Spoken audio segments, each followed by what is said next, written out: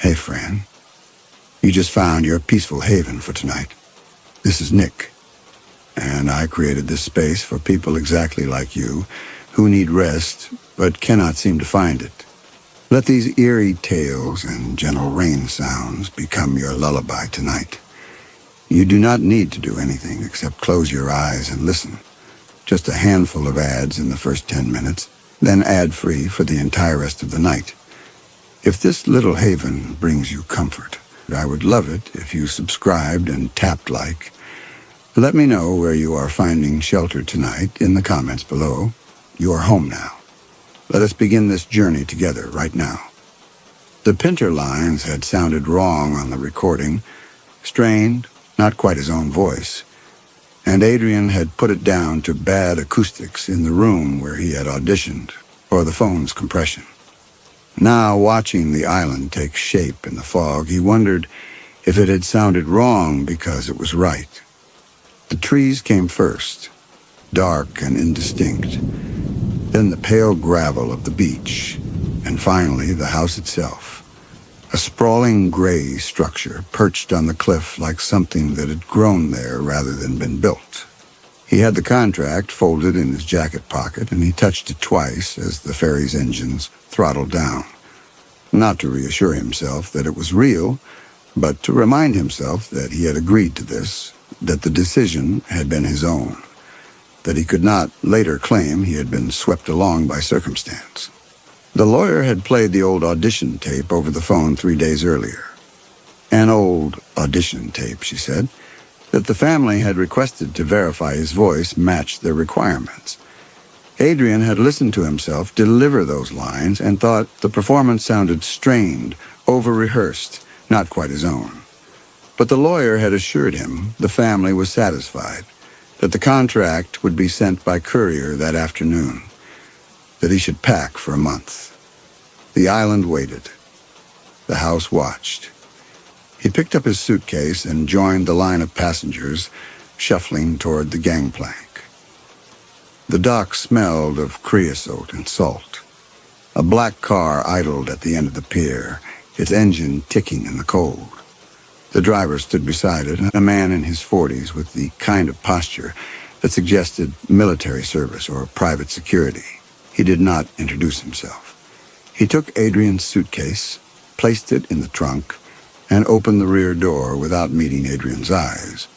Adrian climbed in.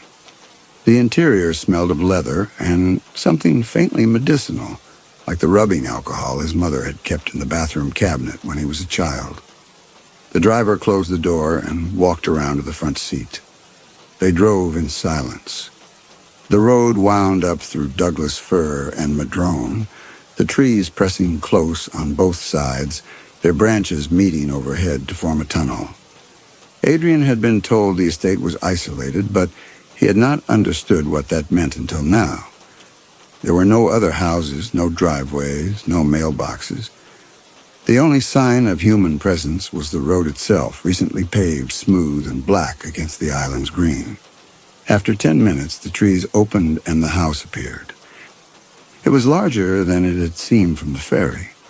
3 stories, gray stone, with a slate roof and tall windows that reflected the sky in uneven squares of pale light. Ivy covered the eastern wall. A flight of stone steps led to a double door painted black.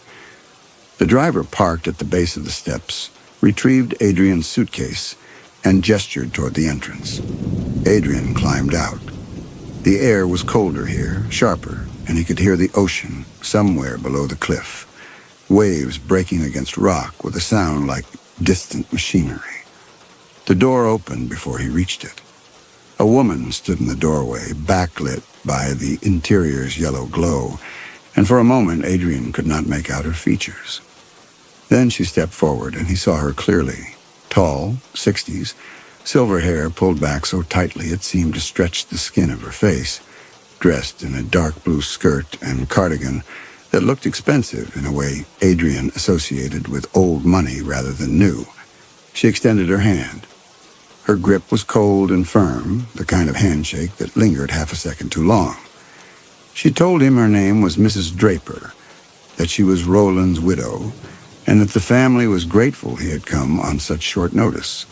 Her voice was careful and measured, each word separated from the next by a microscopic pause, as if she were reading from a script she had memorized, but not entirely internalized. She led him inside. The entry hall was high-ceilinged and dim, lit by a chandelier that needed more bulbs than it currently held. A staircase curved upward to the left. To the right, an open doorway revealed a sitting room where two people sat watching him.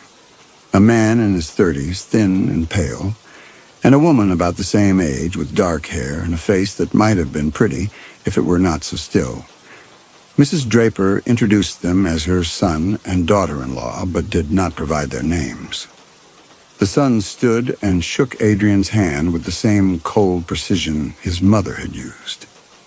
The daughter-in-law remained seated, but inclined her head in what might have been a nod. Mrs. Draper explained that dinner would be served in an hour, that Adrian's room was on the second floor, that he should rest after his journey.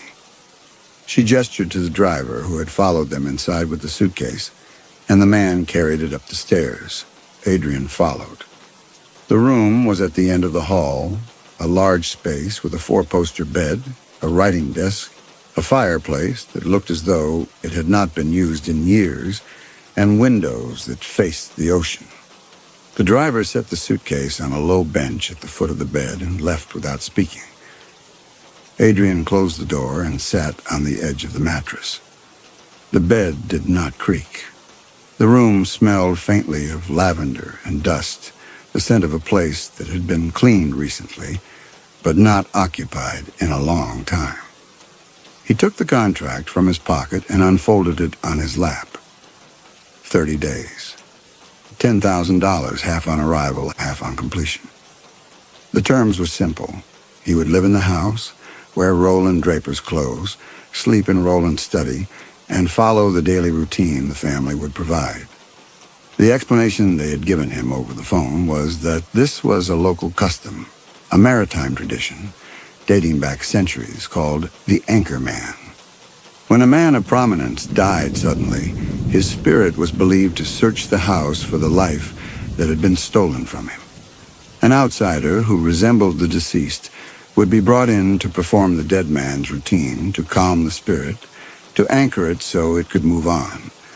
The woman who had hired him, a lawyer acting on the family's behalf, had been apologetic about the eccentricity of it, but Adrian had needed the work. His agent had recommended him personally. It would have been professional suicide to decline. Now, sitting in the dead man's guest room with the fog pressing against the windows, he tried to remember his agent's exact words when describing the opportunity. He could remember the phone call happening. He could remember agreeing, but the specifics would not resolve into clarity. He folded the contract and returned it to his pocket. Downstairs, a bell rang. Dinner. The dining room was on the first floor, a long, narrow space with a table that could seat 12 but was currently set for 5. Mrs. Draper sat at the head. The son and daughter-in-law sat to her right.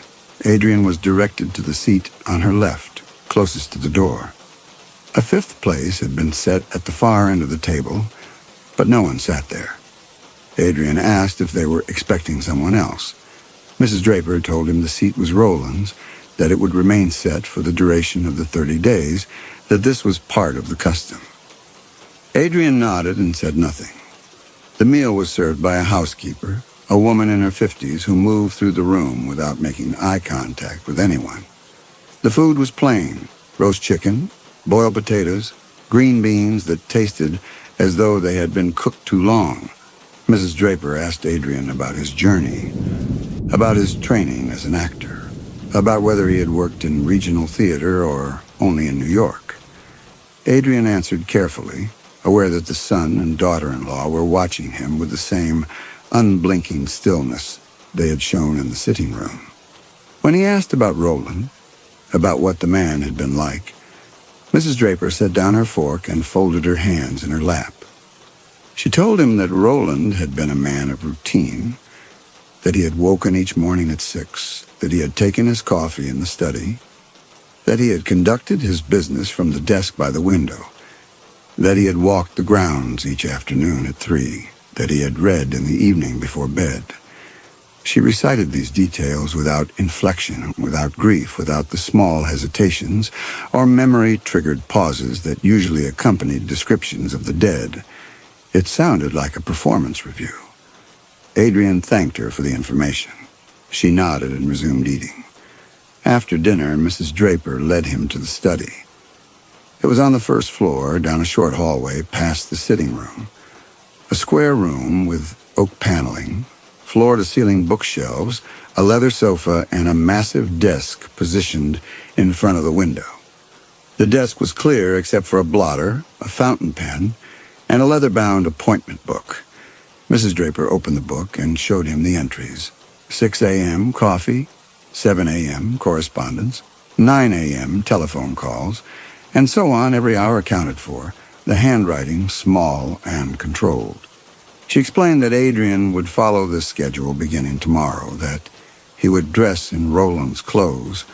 She gestured to the closet in the corner, which she said had been stocked with Roland's suits, and that he would conduct himself as Roland had conducted himself down to the smallest detail. Adrian asked how long Roland had been dead. Mrs. Draper paused, her hand still resting on the appointment book, and for the first time since he had arrived, her expression shifted. Something tightening around her mouth and eyes. She told him Roland had died 11 days ago, that the funeral had been private, that the family had waited until after the burial to begin the anchorman ritual, because the custom required the house to be empty of mourning before the proxy could arrive. Adrian wanted to ask how Roland had died, but the way Mrs. Draper closed the appointment book and stepped back from the desk made it clear the conversation was over. She told him he should sleep in the study tonight, that there was a cot behind the sofa, that Roland had sometimes slept there when he worked late. She wished him good night and left, closing the door behind her. Adrian stood in the center of the room and listened to her footsteps recede down the hallway. The house settled around him with small creaks and shifts, the sounds of old wood adjusting to the evening cold. He walked to the window and looked out at the grounds. The fog had thickened. He could not see the ocean, could not see the trees, could see only the faint glow of the porch light reflected in the glass, and beyond that, nothing. He found the cot behind the sofa, unfolded it, and lay down without undressing. The leather cushions of the sofa blocked his view of the door. The room smelled of old paper and tobacco, though he had not seen an ashtray anywhere. He closed his eyes and tried to sleep, but the house would not let him. Every few minutes there was a sound, a door closing somewhere upstairs, footsteps in the hallway, the creak of floorboards overhead, and each time he opened his eyes and stared at the ceiling, waiting for the sound to resolve into something he could identify. It never did. The sounds came and went without pattern, without explanation, and eventually he stopped opening his eyes and simply lay there in the dark, listening until exhaustion pulled him under. He woke to a knock on the study door. Gray light filtered through the window. He sat up, disoriented, his neck stiff from the cot's thin pillow, and called out that he was awake. The door opened, and the housekeeper entered, carrying a silver tray with a coffee service and a folded newspaper. She set the tray on the desk without looking at him, turned and left. The door clicked shut. Adrian checked his watch. 6 a.m. exactly. He poured the coffee and drank it standing at the window, watching the fog lift slowly from the trees. The grounds were extensive, he could see now. Manicured lawns, gravel paths, a stone wall at the property's edge, and beyond that, the cliff dropping away to the invisible ocean. At 6:30, Mrs. Draper entered without knocking. She carried a dark suit on a hanger, a white shirt, a tie, and a pair of polished black shoes. She laid them on the sofa and told Adrian he should dress now. that breakfast would be served at 7, that the day's schedule would begin immediately afterward. She remained in the room while he changed, standing by the desk with her hands folded, watching him with the same evaluative stillness he had seen in her son and daughter-in-law the night before. Adrian unbuttoned his shirt, acutely aware of her gaze, and pulled on Roland's clothes. The suit fit reasonably well. The shoulders were slightly tight, the sleeves a fraction too long, but the shoes pinched. He tied the laces and stood. Mrs. Draper walked in a slow circle around him, examining the fit from all angles, and then stepped close and adjusted his collar with quick, practiced movements. Her fingers were cold. She smelled faintly of lavender soap. She told him his posture was wrong, that Roland had stood differently, that he needed to pull his shoulders back and lift his chin. Adrian adjusted. She shook her head and placed her hands on his shoulders, pushing them into the position she wanted, then moved her hand to the small of his back and pressed until his spine straightened in a way that made his lower back ache. She stepped back, studied him, and nodded. She turned and left.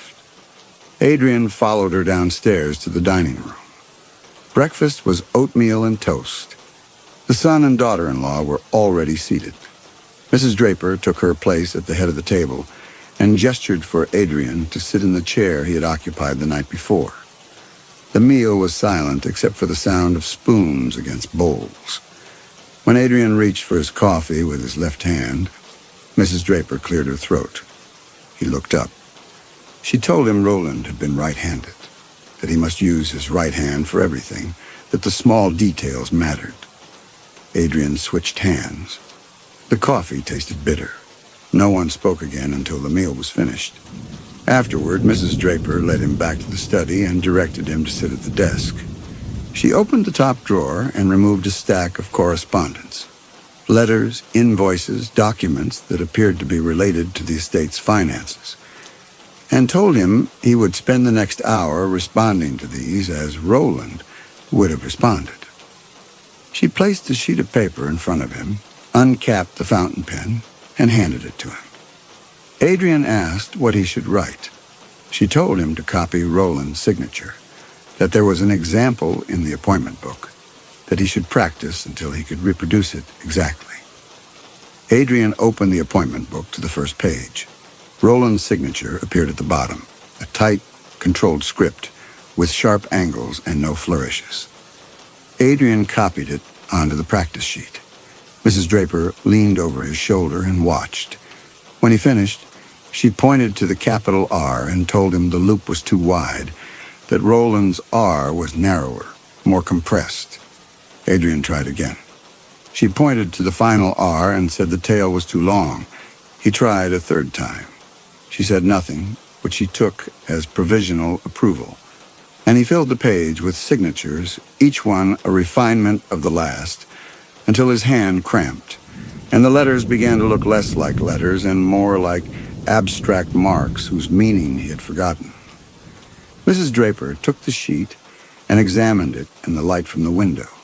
She selected one signature near the center of the page, circled it with her own pen, and told him this was acceptable, that he should use this as his model going forward. She returned the sheet to him and left the room. Adrian sat at the desk and stared at the circled signature. It looked nothing like his own handwriting. It looked like something he had forged. The morning passed in a series of small, relentless corrections. At 9, the son entered and told Adrian it was time for the telephone calls. He handed Adrian a leather-bound address book and a list of names and numbers written in what Adrian now recognized as Roland's handwriting. The son explained that these were business associates, that Adrian should call each one in turn and confirm appointments, relay information that the son would provide. Adrian asked what he should say if someone asked about Roland. The son told him to say that Roland was unavailable, that Adrian was calling on his behalf, nothing more. Adrian picked up the phone and dialed the first number, A woman answered, her voice brisk and professional, and asked who was calling. Adrian hesitated, then said he was calling for Roland Draper. The woman asked if Roland was available. Adrian said he was not, that he was calling to confirm an appointment for the following week. The woman put him on hold. Adrian looked at the son, who stood near the door watching him with the same unblinking intensity the family seemed to share. The woman returned and confirmed the appointment. Adrian thanked her and hung up. The son nodded and gestured for him to continue. He made 6 calls over the next hour. Each time he felt the words coming out of his mouth as though someone else were speaking them, as though he were performing a scene he had not adequately rehearsed. The son stood by the door through all of it, listening, occasionally making notes on a small pad he carried in his jacket pocket. When the last call was finished, the son told Adrian he had done well, but that his voice was too hesitant.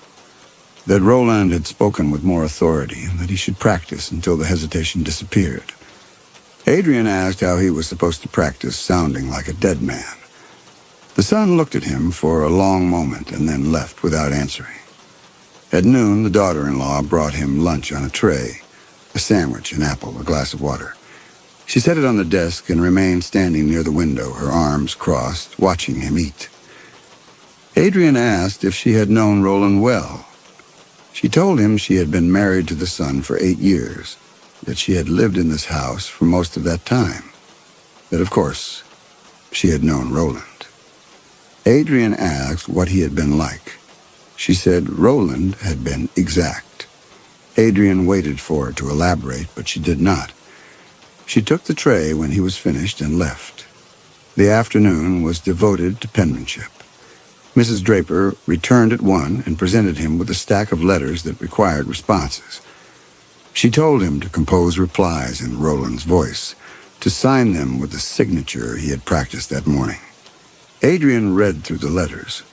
Condolences from colleagues, inquiries from business partners, a request from a charity for donation, and began drafting responses on the stationery Mrs. Draper had provided. She sat in the chair by the fireplace and watched.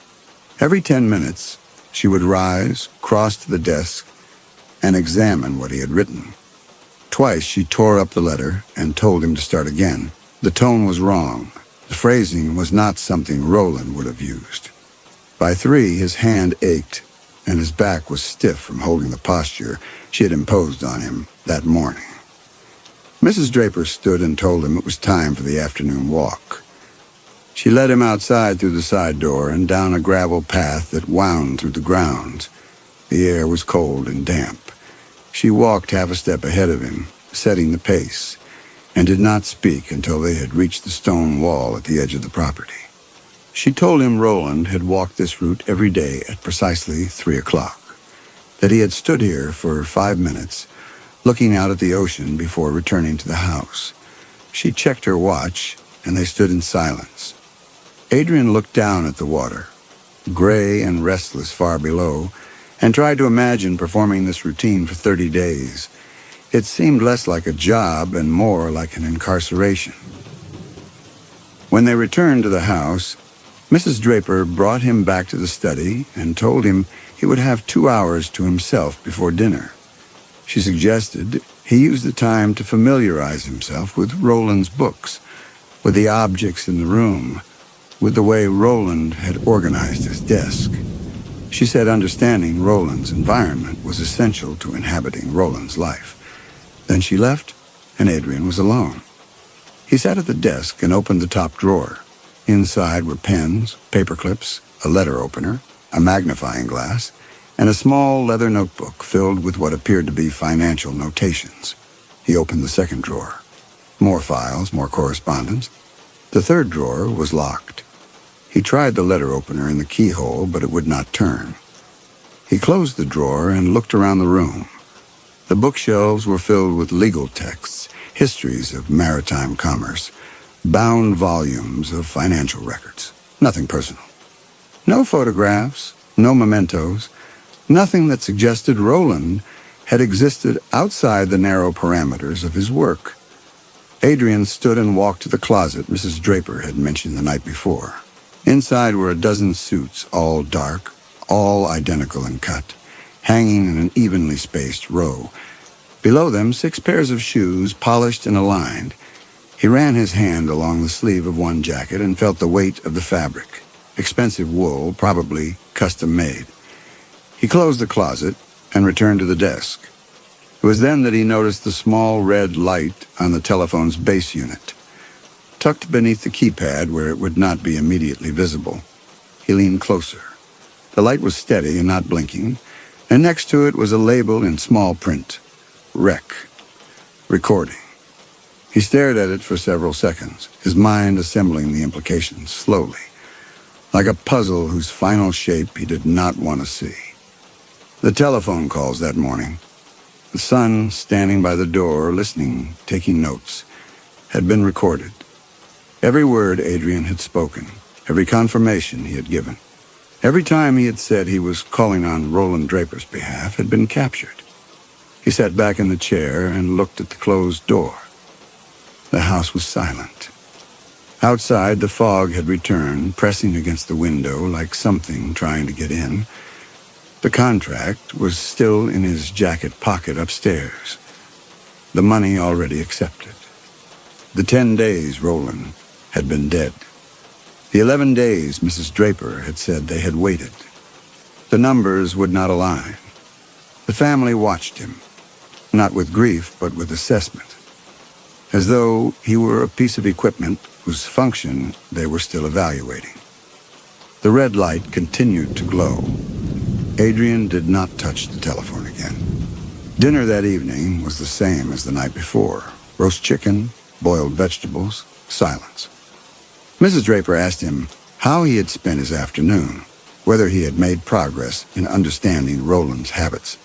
Adrian said he had reviewed the correspondence, that he had examined the books on the shelves. He did not mention the recording light. Mrs. Draper nodded and told him tomorrow would be more demanding, that he would be making additional telephone calls.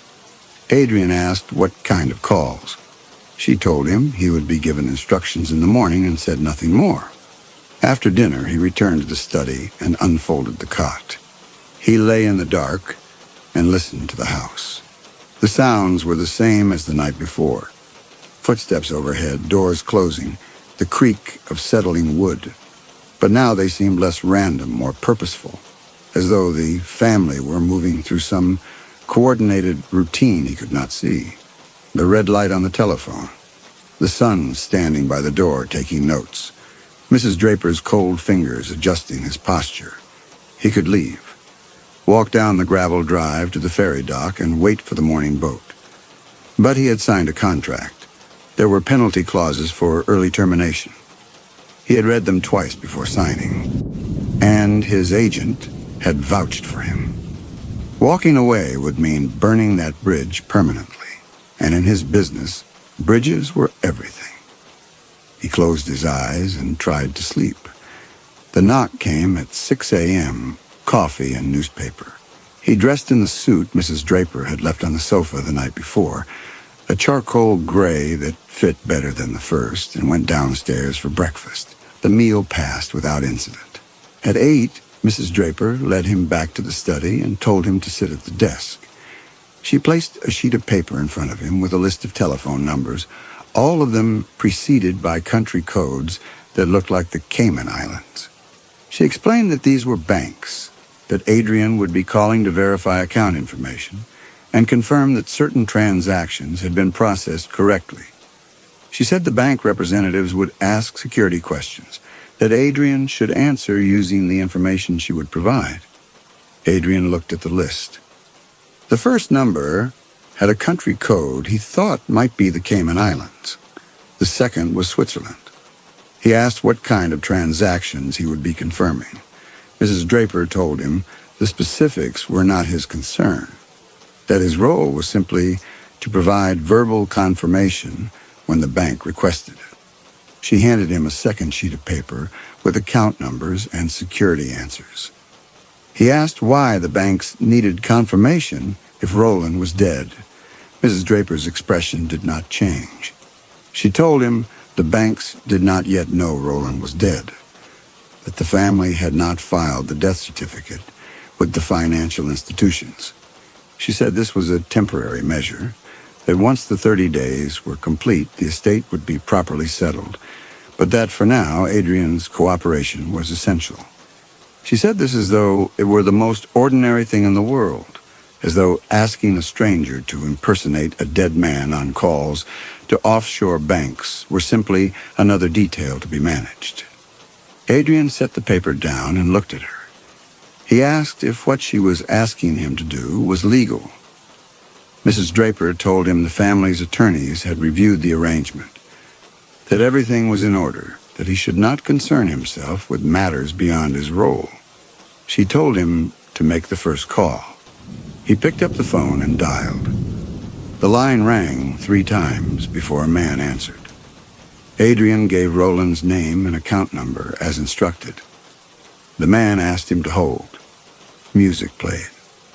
Adrian looked at Mrs. Draper, who had taken the chair by the fireplace and was watching him.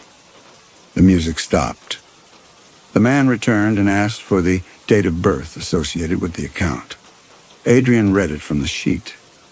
The man asked for the city of birth. Adrian answered. The man thanked him and said the information had been verified. Adrian hung up. Mrs. Draper made a note on a small pad. She told him to proceed with the second call. Adrian dialed. A woman answered this time, Swiss accent. He gave Roland's name. She asked the security questions. He answered. She thanked him. He hung up. The pattern repeated 4 more times. Each call was nearly identical. By the 4th call, Adrian's voice had steadied, and the words came automatically, as though he had been doing this for years. By the 6th call, he had stopped thinking about what the words meant, and was simply reading them, performing them. Mrs. Draper made notes after each call. When the last one was finished, she stood and told him he had done well, that there would be more calls tomorrow. She left. Adrian sat at the desk and stared at the telephone. He had just verified account information using a dead man's identity while being recorded. The red light glowed steadily beneath the keypad. He thought about the attorney who had hired him, about the contract he had signed, about the explanation he had been given. A local custom, a maritime tradition. None of it made sense now. Customs did not require calls to offshore banks. The days that followed developed a rhythm. Coffee at 6 when the housekeeper unlocked the door. Breakfast at 7.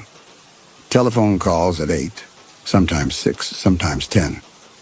Mrs. Draper's corrections grew less frequent. His signature had stabilized into something nearly identical to Roland's. His posture had become automatic.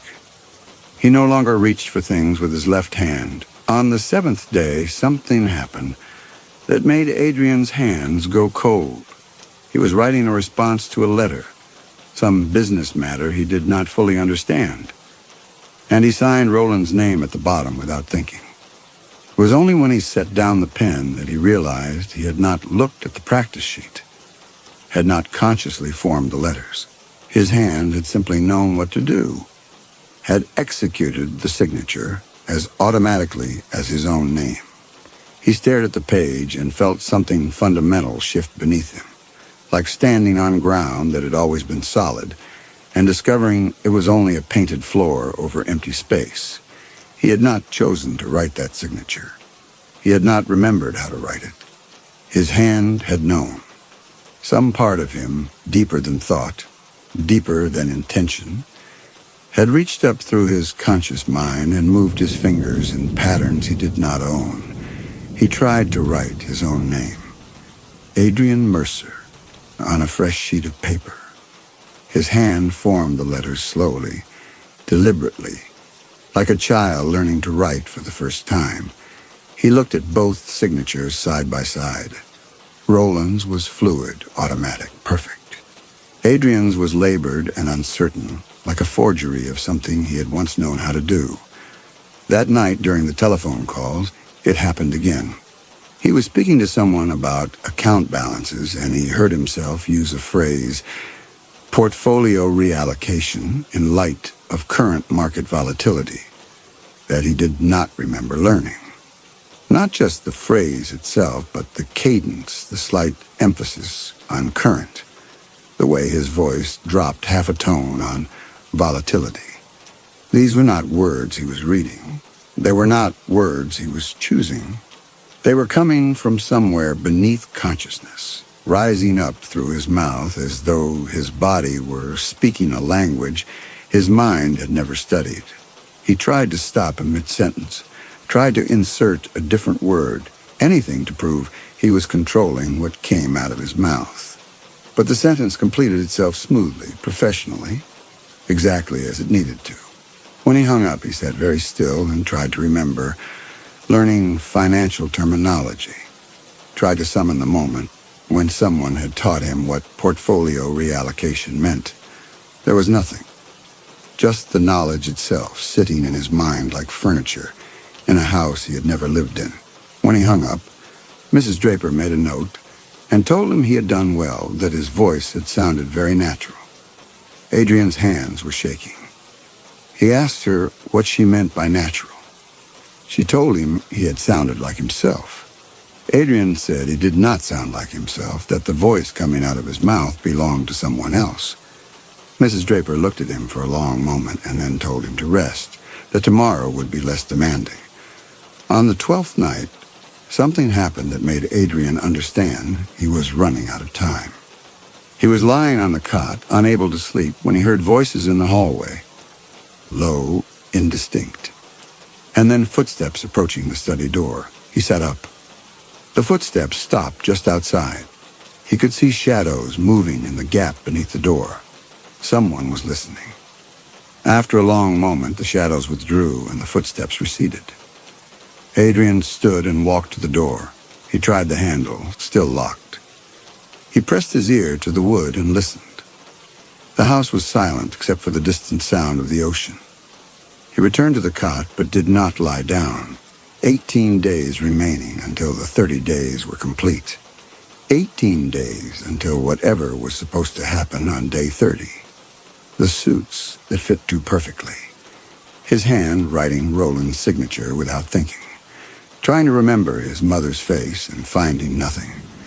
The apartment in New York that felt more like a description he had read than a place he had lived. The next afternoon, while Mrs. Draper was reviewing his correspondence, the housekeeper entered carrying a small recording device. She set it on the desk without a word and pressed play. Adrian's voice emerged from the speaker, calm, professional, speaking to someone about account balances and portfolio adjustments. But it was not a voice Adrian recognized. The tone was right, the words were his, but there was something in the cadence, in the slight emphasis on certain syllables, that felt like listening to a stranger who had learned to imitate him perfectly. Mrs. Draper told the housekeeper that would be sufficient. The woman turned off the recording and left. Mrs. Draper made a note and told Adrian his voice had stabilized nicely, that he sounded very natural now. Adrian asked what she meant by stabilized. Mrs. Draper said merely that his early calls had been hesitant, but that he had found his confidence. She moved on to the next letter. That night, Adrian stood at the mirror above the fireplace and looked at his reflection. His face looked back at him. He tried to see someone he recognized. The person looking back wore Roland's suit, stood with Roland's posture, spoke with Roland's voice. Adrian pressed his hands against the mirror, leaving prints on the glass, and tried to remember a single moment from his life in New York that felt completely real. He found nothing solid, just descriptions, just photographs he might have seen, just a story someone might have told him about a person named Adrian who had never actually existed. Adrian left the study and walked down the hallway to the front door. He tried the handle, locked. He had not noticed the lock there before. He walked to the side door, also locked. He returned to the entry hall and climbed the stairs, checking doors as he went. His room, locked from the outside. Every exit he could find had been sealed. He went back downstairs and found the housekeeper in the kitchen.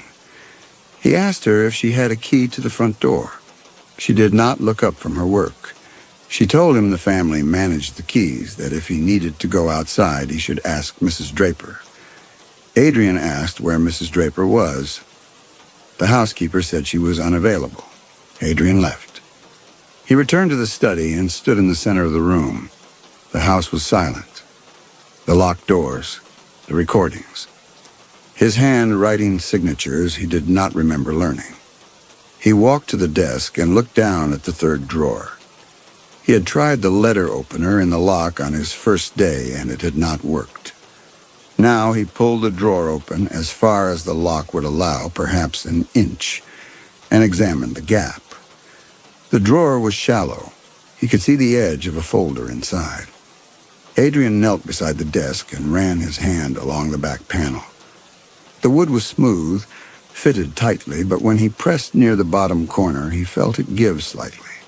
He retrieved the letter opener from the top drawer and worked the blade into the seam. The panel was held by small nails. He pried carefully, and after several minutes, the panel came free. Inside the cavity behind the drawer, he found a folder. He pulled it out and opened it on the desk. 3 documents. The first was a medical bill from a clinic in Vancouver, dated 6 months earlier, billed to Roland Draper for psychiatric services.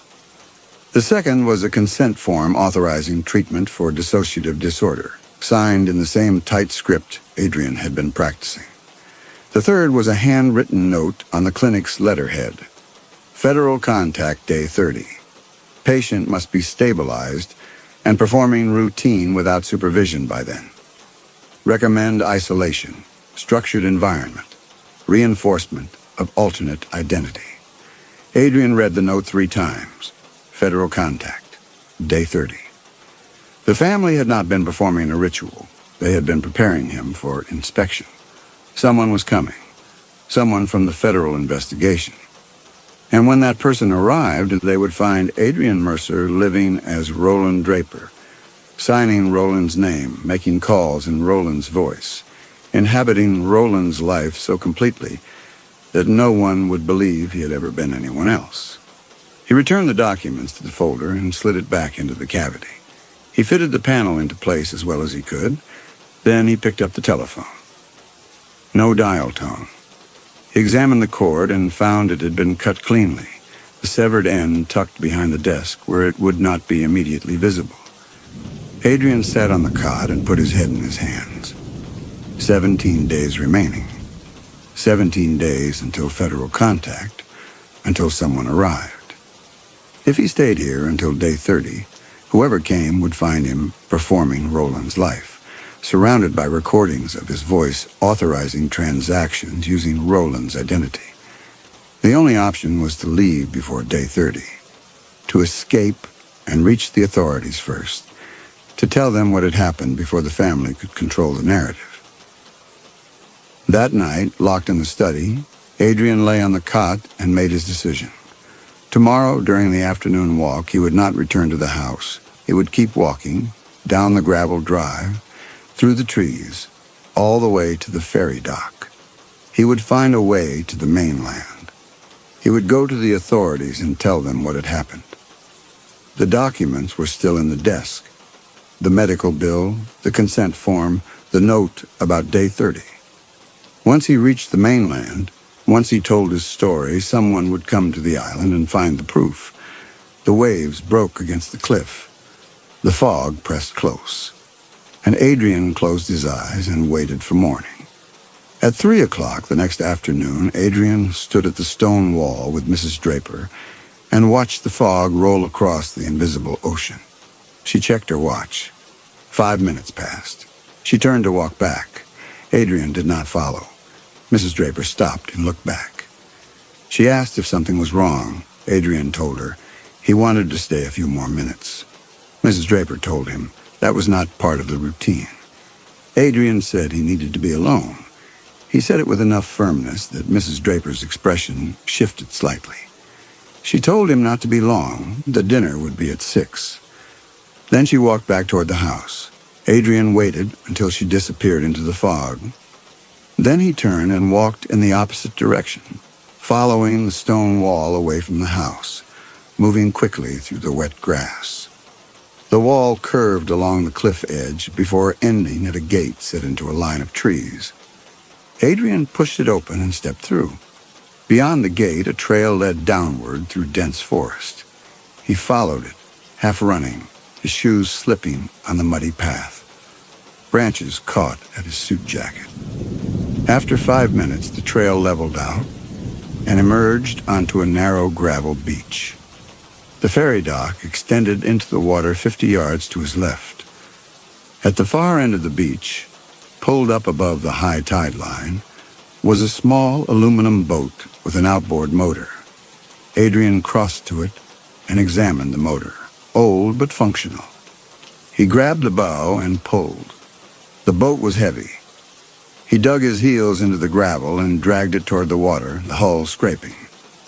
Halfway to the waterline, he heard voices from the direction of the house, faint, distorted by fog, but unmistakably calling his name. Adrian pulled harder. The boat reached the water's edge. He shoved it into the shallows and climbed in. He looked back. 2 figures stood on the beach, the son and the daughter-in-law. The son was already running into the water. Adrian grabbed the oars and rowed 3 hard strokes.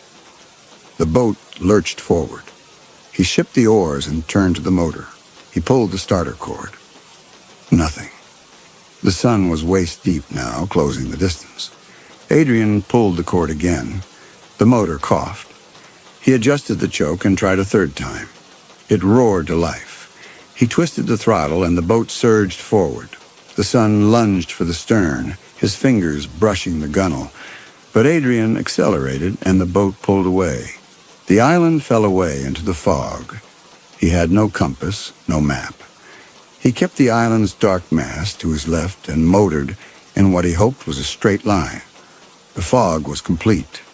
The water was choppy and the boat slammed against the waves.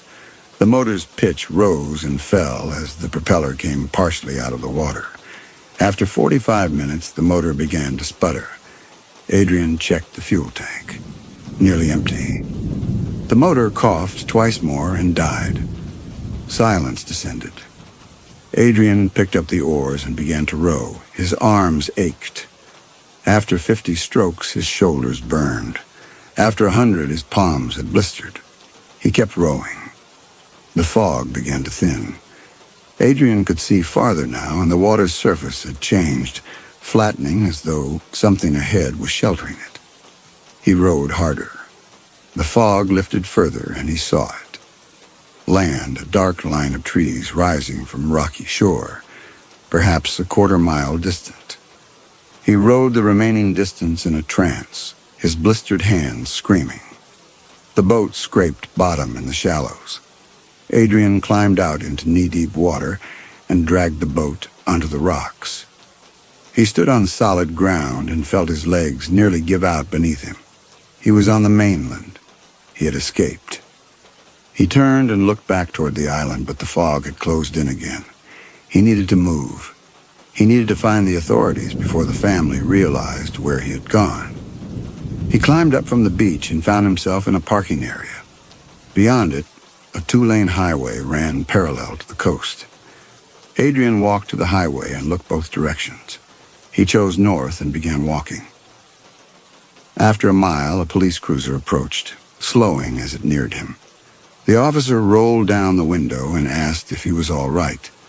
Adrian said he needed help, that he needed to get to Seattle, that it was urgent. The officer looked at his soaked suit, at his blistered hand, and asked if he had been in an accident. Adrian said no, that he needed to speak to federal authorities. The officer asked why. Adrian said there had been fraud, that he had information. The officer's expression changed. He told Adrian to get in the car. Adrian climbed into the back seat.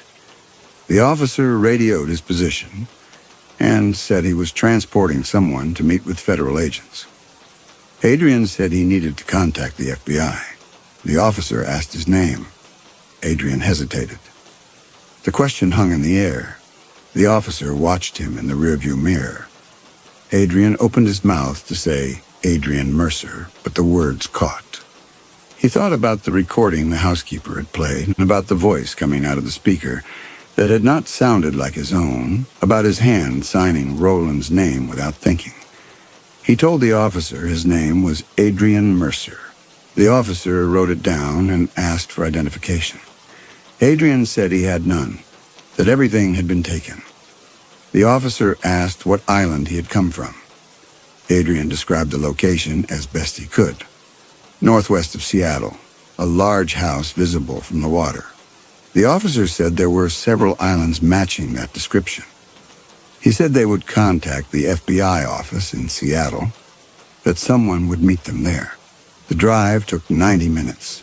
The officer brought Adrian to a building in downtown Seattle, led him inside and into a conference room. A small space with a table, 4 chairs, no windows. The officer told him federal agents were on their way, that he should wait. Adrian sat alone. After 20 minutes, the door opened and 2 men in dark suits entered. One was in his 40s, trim, with the close-cropped hair. The other was older, softer around the middle, with tired eyes. They introduced themselves as FBI agents and sat across from Adrian. The younger one placed a digital recorder on the table and pressed record. He asked Adrian to state his name. Adrian opened his mouth to say Adrian Mercer, but hesitated. The words felt thin in his mouth, unconvincing even to himself. He said the name anyway. The younger agent asked for his Social Security number. Adrian recited the number he remembered. The agent wrote it down and said they would verify it. The older agent asked where Adrian lived. Adrian said, New York, Washington Heights. The agent asked for the address. Adrian gave it. The 5th floor walk-up, the radiator that clanked at night. The agent asked for his landlord's name. Adrian opened his mouth and found he could not produce it. He said he would need to check his records. The agent asked where those records were. Adrian said they were in his apartment. The agent asked if there was anyone in New York who could verify Adrian's identity. Adrian tried to remember his agent's name and found only a blank space. The younger agent asked about the island. Adrian described the house, the family, the anchorman ritual, the telephone calls using Roland Draper's identity. He said the family had been keeping him there, that they had locked all the doors, that something was supposed to happen at the end of 30 days. He said his own voice on a recording had not sounded like him, that his hand had started writing signatures he did not remember learning, that he could not recall his landlord's name, or his agent's name, or his mother's face. The agents listened and took notes. When Adrian finished, the 2 agents looked at each other. The older agent asked if he had any of the documents with him. Adrian said they were in the house, that he had fled without taking anything.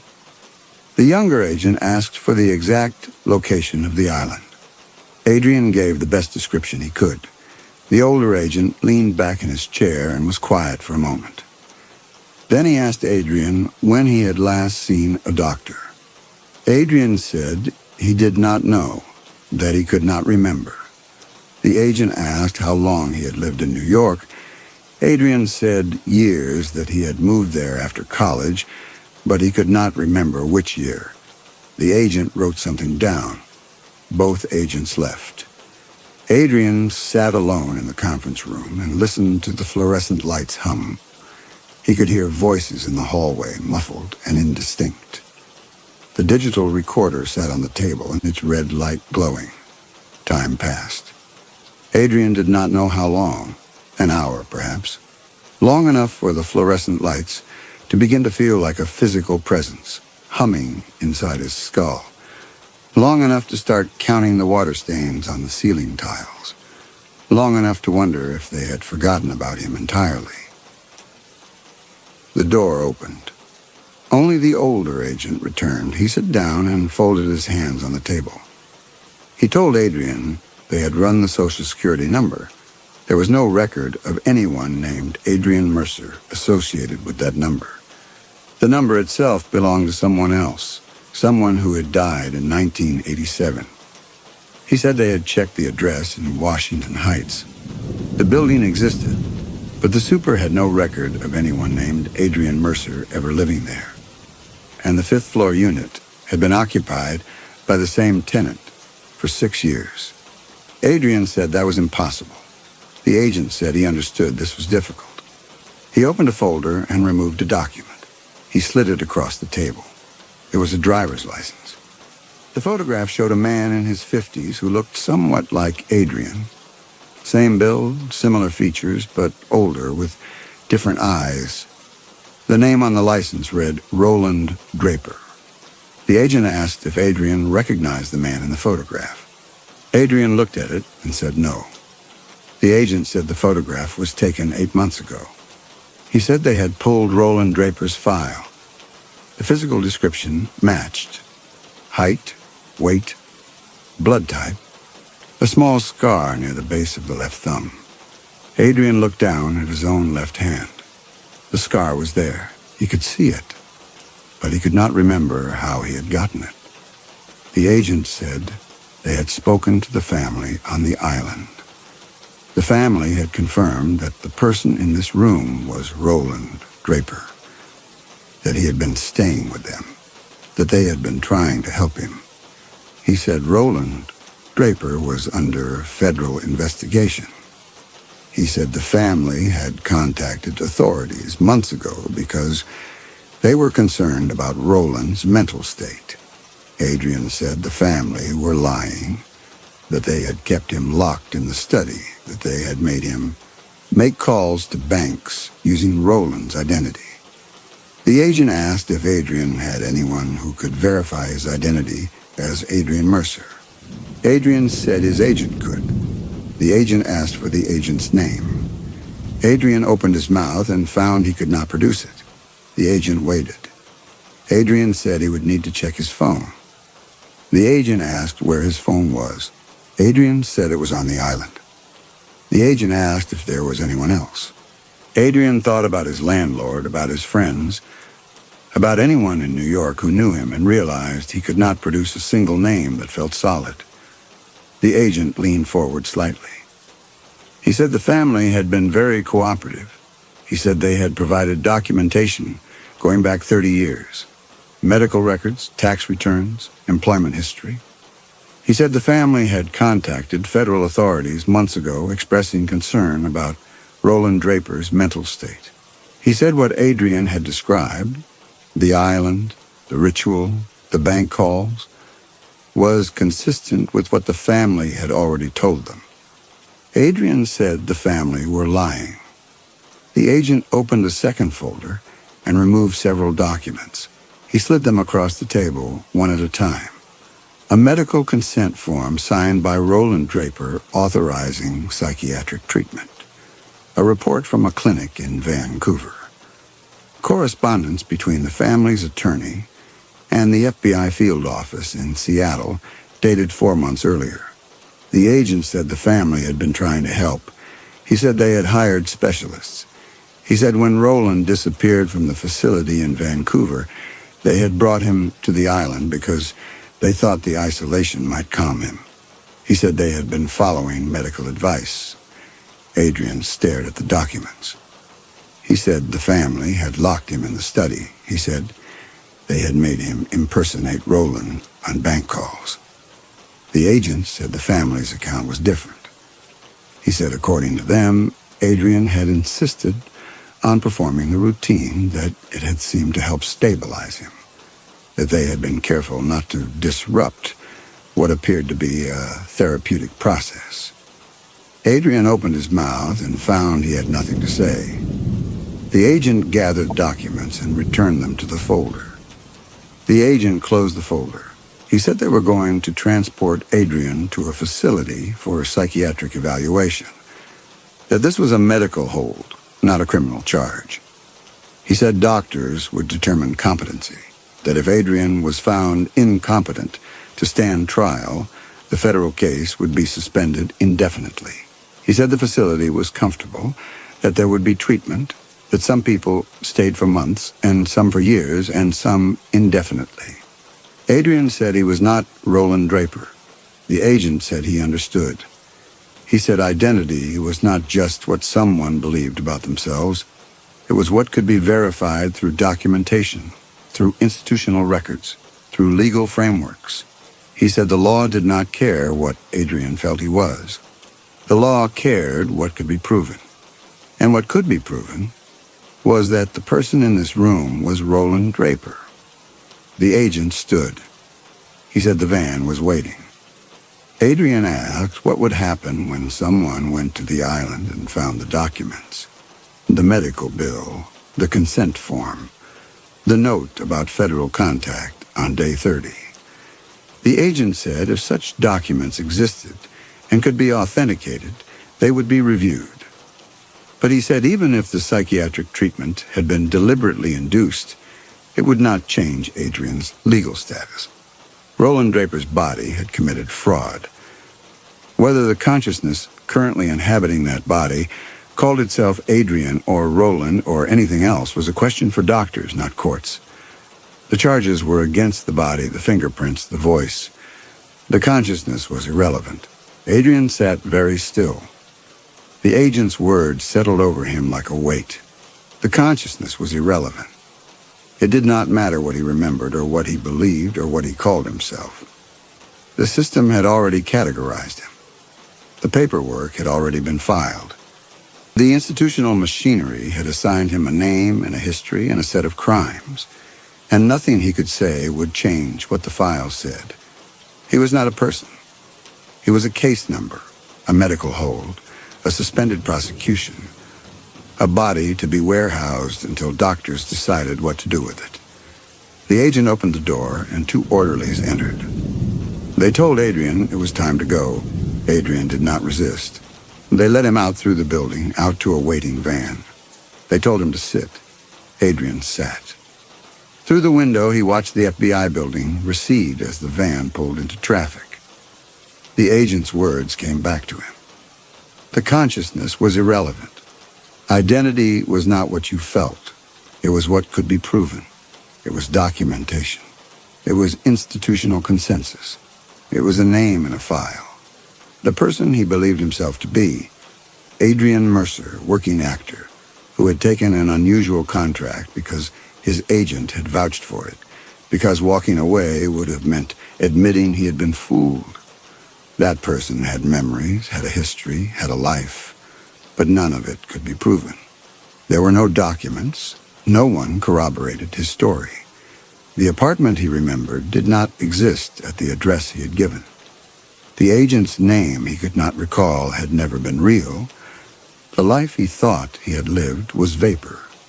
And against that vapor stood the institutional weight of Roland Draper. Bank records, tax returns, a driver's license, medical records, a family who confirmed his identity, recordings of his voice, fingerprints on documents, a body that matched the description, down to the scar on his left thumb. The entire machinery of the state had looked at him and said, "You are this name. You are this file. You are these crimes." He had thought escaping the island would save him. He had thought reaching the authorities first would let him control the narrative. But there was no narrative to control. There were only facts, and the facts said he was Roland. The facts said Adrian had never existed. And facts, he understood now, were not things you could argue with. They were things that simply were, immovable and final, and the consciousness experiencing them had no weight, no leverage, no ability to push back. The agent had called him Roland, had spoken the name as though it were obvious, as though there had never been any question. And Adrian had felt, in that moment, the last thin thread connecting him to the person he thought he was finally snapped. Because the agent was right. Of course he was Roland. What else could he be? A person who did not exist, a ghost, piloting a criminal's body? He looked at his hands resting on his knees. They had rode him to freedom. They were blistered and bleeding. They were real. He could feel them. But whose hands were they? The person who had rowed the boat called himself Adrian. The person the state recognized was Roland. And sitting between those two names was just a consciousness, adrift, with no mooring, no proof, no way to demonstrate that it had ever been anything other than what the file said it was. The fight went out of him all at once, not dramatically, not with any sense of surrender or decision, but simply as a fact. There was nothing to fight. You could not fight a filing system. You could not argue with institutional consensus. The world had decided who he was, and the world did not care what he believed about it. He pressed his blistered palms against his knees and stared at the floor. The van drove through Seattle. Somewhere the Draper family was being released from whatever hold Roland had over them. Somewhere a federal prosecutor was moving a file to storage, stamped with words like incompetent and suspended. Somewhere in a clinic in Vancouver, a doctor was adding a final note to a case file about experimental treatment and irreversible outcomes. And here, in the back of a van heading to a facility whose name he did not know, sat a consciousness that had no past it could prove, no future beyond institutional care, no name that meant anything. Not Adrian, because Adrian had never existed outside of Roland's construction. Not Roland, because Roland had made sure Roland would never exist again. Just this present moment, this breath, this heartbeat, these hands resting on these knees, blistered and bleeding, beginning to heal. The van turned a corner. Through the window, he could see the sky, gray and heavy. He closed his eyes. In a few days, the blisters would heal completely, would leave scars he would not remember acquiring. Marks on a body whose history belonged to someone else.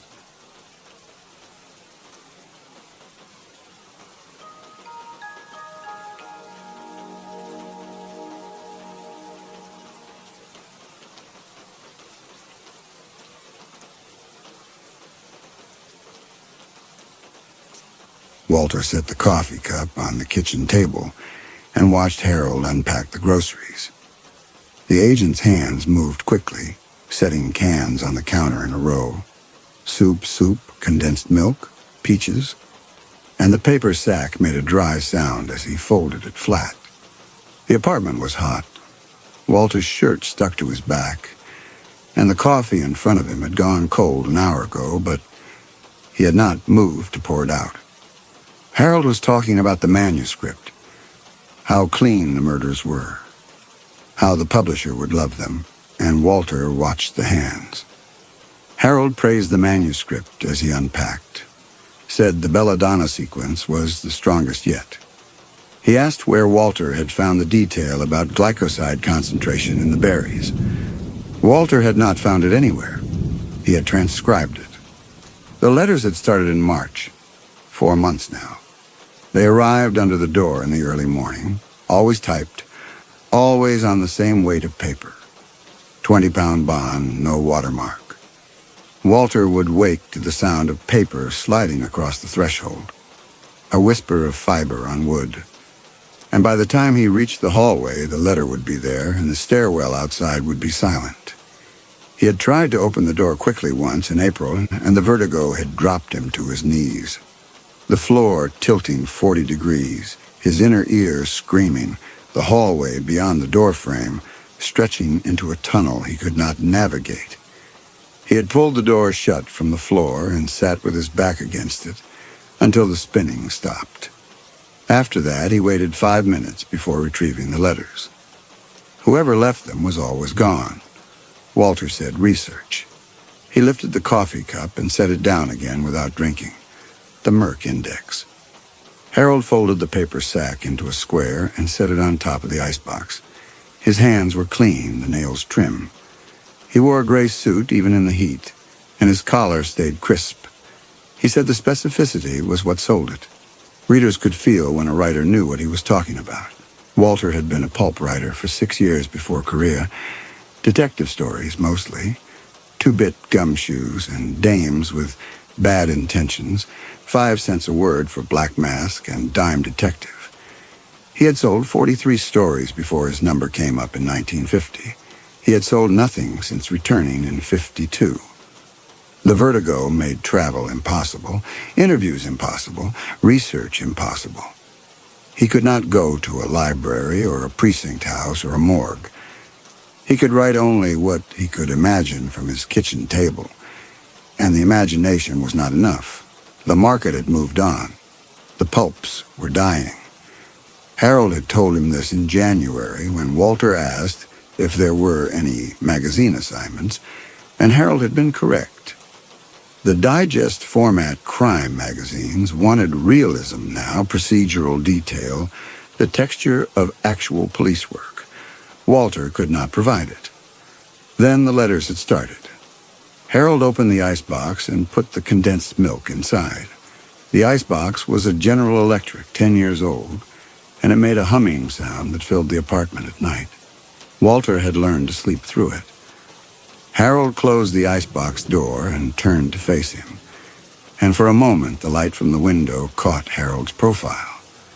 The clean line of his jaw, the way his mouth stayed level when he spoke. Harold asked about the page count. Walter told him 190 pages, Chapter 11. He had finished Chapter 10 yesterday. Harold nodded. He moved to the sink and washed his hands, the water running thin and loud in the pipe. Outside the window, the city stretched south toward downtown, a grid of rooftops and telephone wires shimmering in the heat. Walter could see 3 blocks from his kitchen window, no further. The buildings cut off the horizon. He had not seen the ocean in 14 months. Harold said he wanted to take the manuscript to New York next week, show it to an editor at Simon & Schuster. They were looking for something dark. Walter said it was not finished. Harold said they would buy on proposal if the pages sang, asked if Walter trusted him to pitch it. Walter did not trust anyone anymore, but he had no alternative. He nodded. Harold smiled. It was a small smile, controlled, the smile of a man who had expected the answer. He said he would return Friday with groceries. 2 chapters a week, and they would have it wrapped by September. 2 chapters a week. Walter had been managing one. The letters did not arrive on a schedule. Sometimes 3 days between them, sometimes 10. The last letter had come 6 days ago, the one about the belladonna. He had stretched the transcription across 12 pages, adding description, slowing the pacing. But he had finished it yesterday, and now the notebook was empty. He needed another letter. He did not say this to Harold. Harold picked up his hat from the counter and set it on his head, adjusting the brim.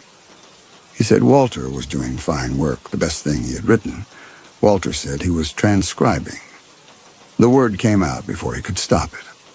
Harold paused, his hand still on the brim of his hat. He asked what Walter meant. Walter looked down at the coffee cup. The surface of the liquid was still a brown mirror. He could see the ceiling fixture reflected in it, a white disc distorted by the curve of the porcelain. He said nothing, just that it felt like the work was writing itself. Harold said that was inspiration.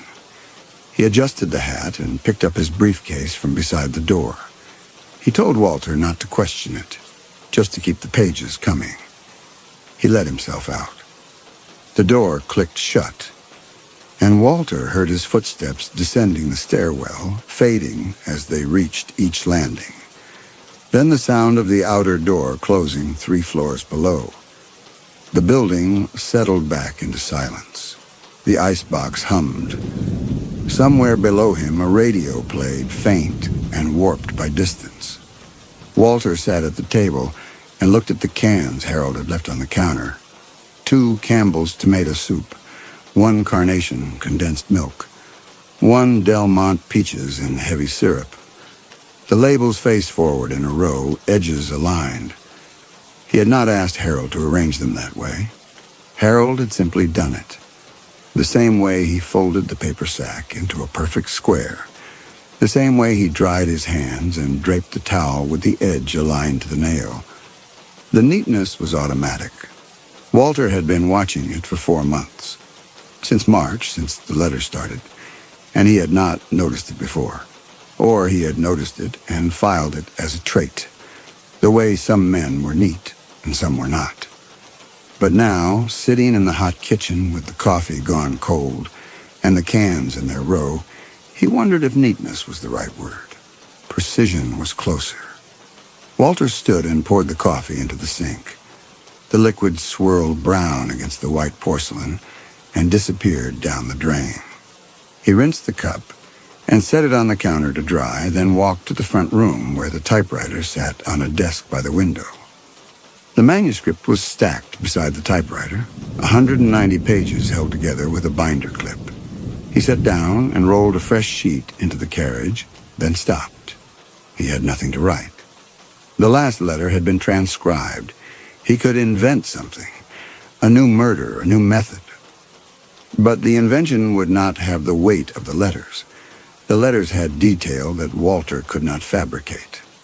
The exact glycoside concentration in belladonna berries, the diameter of a wood chipper's intake hopper, the angle required to push a man into industrial machinery without leaving defensive wounds. Someone was writing these things from knowledge, not imagination. Walter pulled the sheet from the typewriter and set it aside. He opened the desk drawer and took out the letters. 14 of them now, stacked in the order they had arrived. He spread them on the desk in 2 rows and looked at them. The typing was clean, no strikeouts. Each letter single-spaced on a half-sheet of bond paper. No signature, no salutation. Just the description of a murder, beginning to end, in the voice of someone who had done it. The first letter had described a man pushed into a wood chipper at a construction site in Boyle Heights. The second letter had described a woman poisoned with belladonna at a boarding house on Temple Street.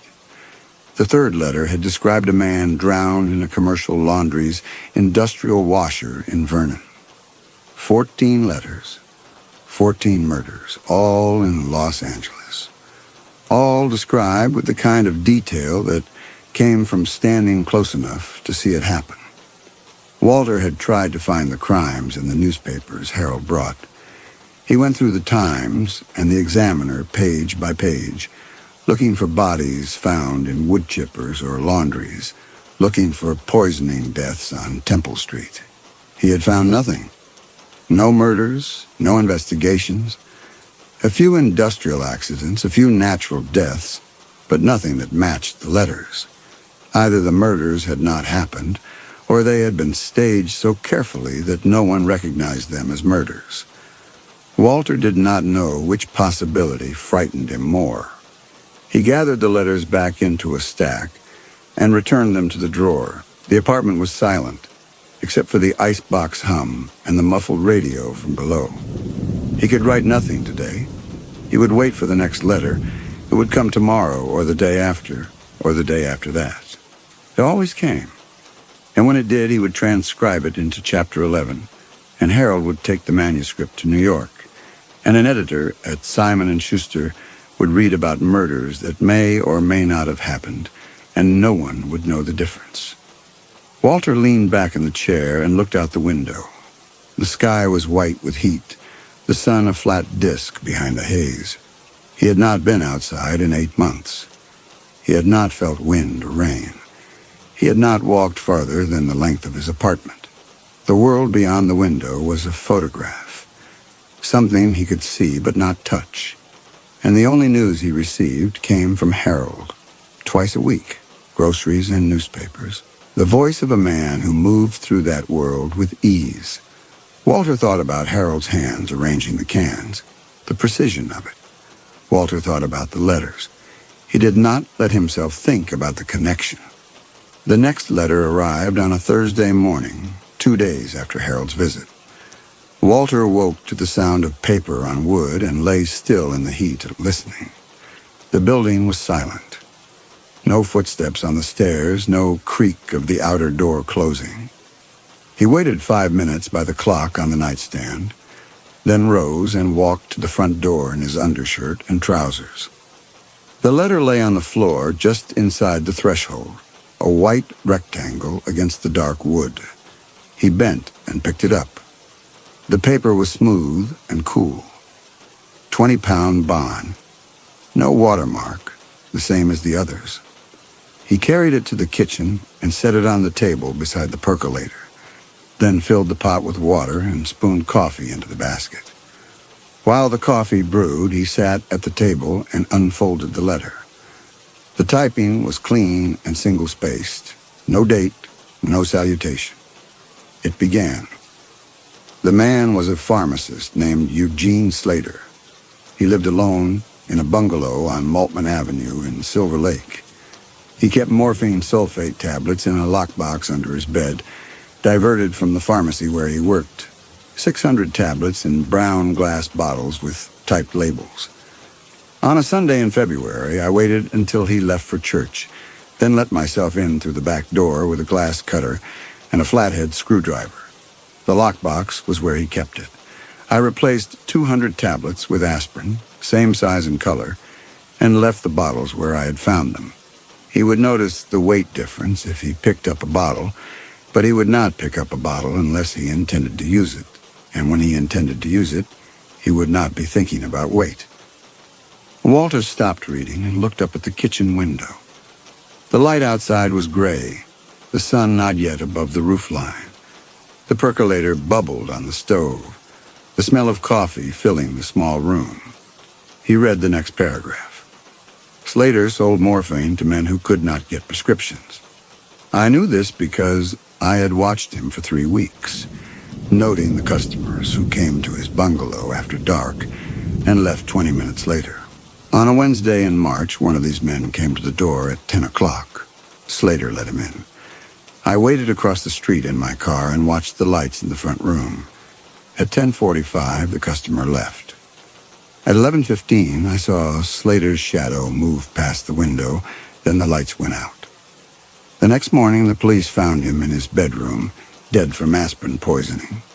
He had taken 20 tablets, believing them to be morphine.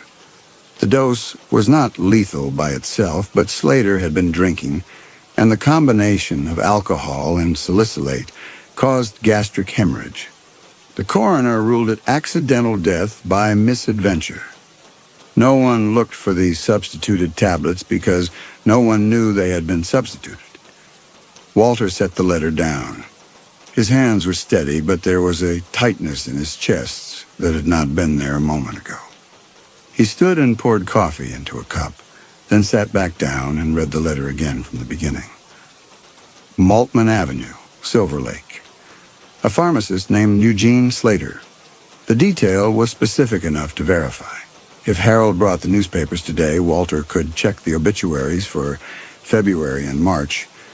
Look for a pharmacist who died of accidental aspirin poisoning.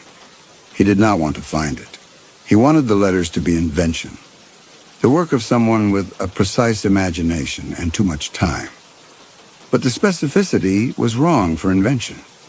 No one invented a lockbox under a bed, and 600 diverted morphine tablets and the exact mechanism of aspirin alcohol toxicity unless they had seen it.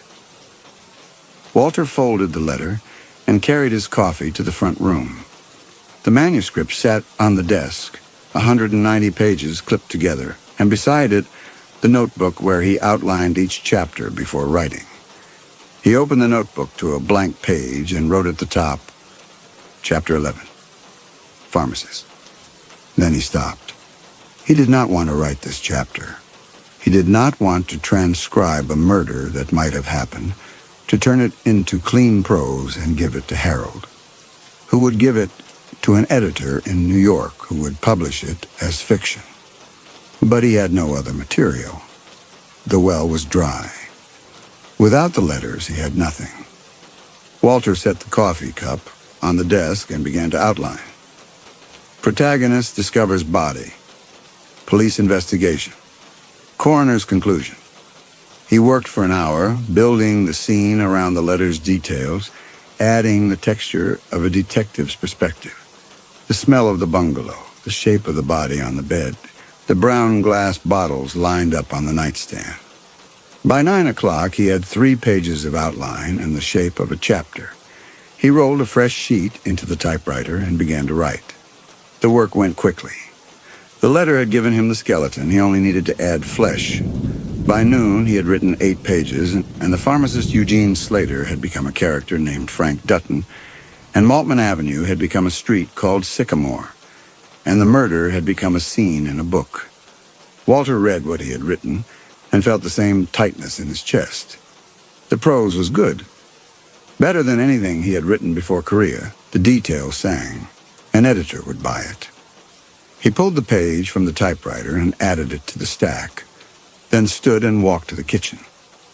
The letter still lay on the table where he had left it. He picked it up and read it a third time, looking for anything that felt invented, any detail that seemed like decoration rather than fact. He found nothing. The letter read like a report, clinical and exact, the work of someone documenting an event they had caused. Walter opened the drawer beneath the silverware and took out the previous 14 letters. He spread them on the table and arranged them in chronological order. March, April, May, June, July. 14 murders in 5 months. 2 in March, 3 in April, 4 in May, 3 in June, 2 in July. The frequency was increasing. Whoever was writing them was accelerating. Or Walter was inventing a pattern where none existed. He gathered the letters into a stack, added the new one to the top, and returned them to the drawer. The apartment was hot, the air thick and still. He opened the kitchen window an inch and stood with his face close to the gap, breathing the outside air. It smelled like exhaust and hot tar, the smell of the city in summer. He closed the window and sat down at the table. Harold would come tomorrow with groceries and newspapers. Walter would ask him, casually, if there had been any news about a pharmacist in Silver Lake. Harold would say no, or he would say yes, and show Walter the obituary, and either answer would tell Walter something he did not want to know. He did not sleep well that night. He lay in the heat and listened to the building settle, the icebox hum, the muffled sound of the radio from below. At some point, he rose and walked to the front door and stood with his hand on the knob, listening for footsteps in the stairwell. There were none. He opened the door an inch, and the vertigo took him immediately. The floor tilting, the hallway stretching, his inner ear screaming. He closed the door and sat on the floor with his back against it until the spinning stopped, then returned to bed and lay awake until the sky turned gray. Harold arrived at 10 the next morning with 2 bags of groceries and a rolled newspaper under his arm. Walter let him in and watched him unpack the groceries in the kitchen. Bread, butter, eggs, a jar of Folgers instant coffee, a tin of corned beef. Harold set each item on the counter with the label facing forward, then folded the paper bags into squares and stacked them on top of the icebox. Walter poured 2 cups of coffee and set one in front of Harold. Harold sat at the table and unrolled the newspaper, smoothing it flat. The masthead read, Los Angeles Times, Friday, July 31st, 1953. Walter wrapped his hands around the coffee cup and asked if there had been any news about Silver Lake. Harold looked up. His expression did not change. What about Silver Lake? Walter said he had heard something on the radio about a death, a pharmacist. Harold held his gaze for a moment, then looked back at the newspaper. He turned through the pages slowly, his fingers precise on the thin paper. After a minute, he shook his head and pushed the paper across the table. Walter could check the obituaries if he wanted. Walter took the newspaper and opened it to the obituary page. He scanned the columns, looking for the name Eugene Slater, looking for Silver Lake or Maltman Avenue. There was a retired school teacher, a bus driver, a woman who had died at 73, no pharmacist, no Slater. He closed the newspaper and set it aside. Harold asked about the manuscript. Walter told him Chapter 11. Harold said he would take what Walter had on Thursday, drive to New York on Sunday. He stood to rinse his cup at the sink. 2 chapters a week, and they would be done by Labor Day. Walter nodded. Harold let himself out, and Walter sat alone at the kitchen table with a newspaper in front of him. He went back through the old newspapers Harold had brought and checked the first letter against the March issues. On page 7 of the March 12th edition, worker killed in accident. Francisco Ruiz, construction site, Soto Street, wood chipper. The second letter matched an April obituary. Claire Goetz, heart failure, Temple Street. The third, the fourth, the fifth. Every letter matched a death in the newspapers. 15 letters, 15 deaths. All ruled accidents or natural causes. Someone was killing people in Los Angeles and documenting it. And Walter was transcribing it into fiction. He tried to leave. He made it 3 steps down the stairwell before the vertigo took him.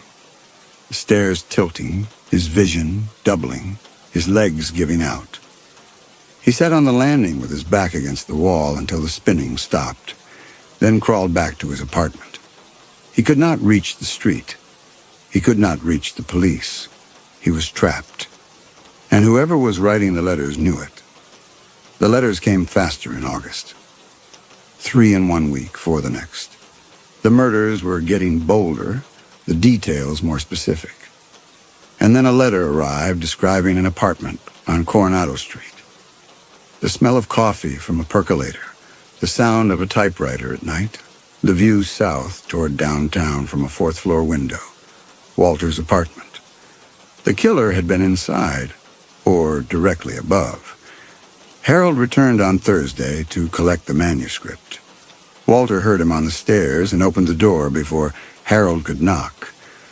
Harold stood on the landing with his briefcase in one hand and his hat in the other, and for a moment they looked at each other without speaking. Then Harold smiled and stepped inside. Walter had spent 3 days thinking about what he would say. He had rehearsed questions, discarded them, rehearsed others. He needed to know if Harold had noticed anything strange about the manuscript, if Harold had recognized any of the details from the newspapers, if Harold knew that the murders in the book were real. But he could not ask directly. If Harold was delivering the newspapers and had not noticed the connections, then Walter would sound paranoid. If Harold had noticed and said nothing, then asking would reveal that Walter knew. Walter did not know which possibility was worse. He closed the door and followed Harold to the kitchen. Harold set his briefcase on the table and his hat on the counter, then turned and looked at the stack of newspapers piled beside the icebox. He said Walter had been reading. It was not a question. But Walter answered anyway, said he was keeping up with the news. Harold nodded and opened his briefcase. He took out a manila folder and set it on the table, then looked at Walter with the same calm expression he always wore. He asked where the manuscript was. Walter went to the front room and returned with the manuscript. 206 pages now, the new chapter clipped to the top. He handed it to Harold and watched Harold's face as Harold flipped through the pages, scanning the text. Harold's expression did not change. He read without moving his lips, his eyes tracking left to right with mechanical steadiness. And after a minute he nodded and set the manuscript in his briefcase. Harold said it was strong work. He closed the briefcase and looked at Walter. He asked where Walter was getting the technical details for the pharmacist chapter. It had the same specificity as the others. Walter kept his face still and said the library sent books, medical references, lending service for shut-ins. Harold studied him for a moment, then nodded and picked up the manila folder from the table. He said to keep doing that. The realism was what made it work. He opened the folder and took out a single sheet of paper, typed and single-spaced. Contract from Simon & Schuster. Option on the book. $1,500, half on signing, half on delivery. Deadline October 1st. Walter took the contract and read it. The terms were standard. Copyright assignment, royalty split after the advance earned out. At the bottom was a line for his signature and a line for the date. Harold took a pen from his jacket pocket and held it out. Walter did not want to think about it. He wanted to ask Harold where the letters came from. He wanted to ask if Harold had ever been to Silver Lake, to Boyle Heights, to Temple Street. He wanted to ask if Harold knew a man named Francisco Ruiz or a woman named Claire Getz. But he took the pen and signed the contract, and Harold countersigned as his agent, and that was that. Harold put the contract back in the folder and the folder back in his briefcase. He said he would mail it today. First check by next week. He picked up his hat and set it on his head. Back Tuesday with groceries. 2 chapters a week. Walter nodded.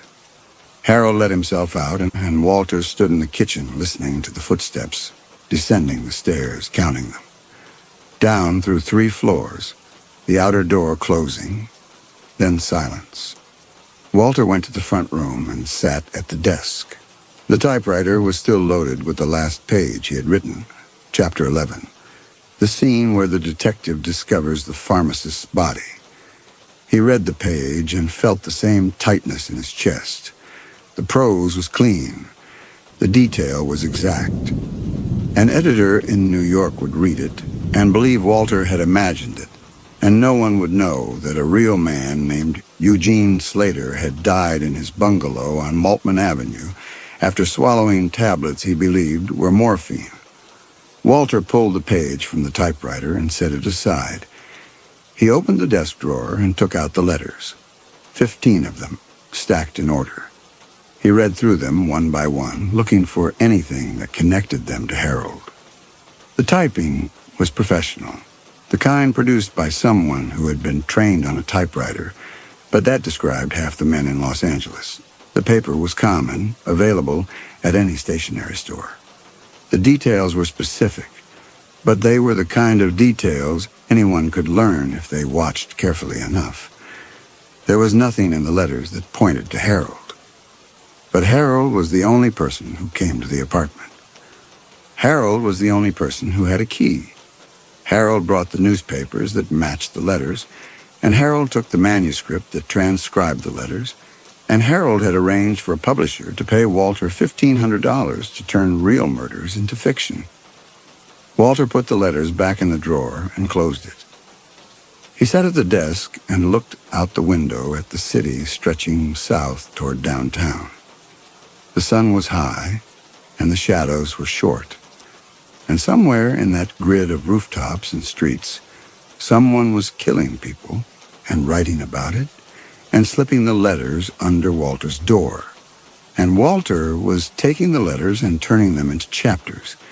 And an editor in New York was going to publish them, and no one was going to stop it because no one knew it was happening. Walter thought about calling the police. He could use the telephone in the hallway, the one Mrs. Kovacs' tenants shared. He could tell them about the letters and the newspapers and the manuscript. But what would he tell them? That he had received anonymous letters describing murders, and the murders matched accidents reported in the newspapers. The police would ask to see the letters. They would ask why he had not reported them sooner. They would ask how he knew the accidents were murders, and Walter would say he did not know, he only suspected, and the police would thank him for his time and leave. Or they would take the letters and investigate, and they would find that the deaths were accidents, just as the newspaper said, and they would ask Walter if he was feeling all right, if he had been under stress, if he needed help. And Harold would find out that Walter had gone to the police, and Harold would stop bringing the letters, and Walter would have no material for the manuscript, and the $1,500 advance would disappear. Walter could not afford to lose the advance, not because of the money, though the money mattered, but because the manuscript was the only proof he had that something was happening. If he lost the contract, he would lose the connection to Harold, and the letters would stop, and he would be left with nothing but his own suspicion and a stack of typed pages that proved only that someone knew how to use a typewriter. He told himself that the deaths were accidents. He told himself that the letters were the work of someone with an imagination and a typewriter. Someone who read the newspapers and elaborated on the details. Someone who wanted to see their stories published and had chosen Walter because Walter was desperate enough to use them. He told himself that when the book was published and the murderer, if there was a murderer, saw his work in print, he would stop writing letters and Walter would find some other way to write. That night, Walter woke to the sound of paper on wood. He lay in the dark and listened, his heart beating hard enough to feel in his throat. The building was silent. He rose and walked to the front door and stood with his ear against the wood, listening for footsteps. There were none. He waited 5 minutes, then opened the door and looked down at the threshold. The letter lay on the floor, white against dark wood. Walter bent and picked it up. His hands were shaking. He closed the door and carried the letter to the kitchen, turned on the light, and unfolded it. The typing was clean and single-spaced. No date, no salutation. It began. The man was a night watchman named Raymond Lusk. He worked at a warehouse on Alameda Street, south of 4th. On a Tuesday in June, I waited until he made his rounds at midnight, then followed him into the building through a service door he had left unlocked. The warehouse stored automotive parts, and the aisles were narrow and stacked high with crates.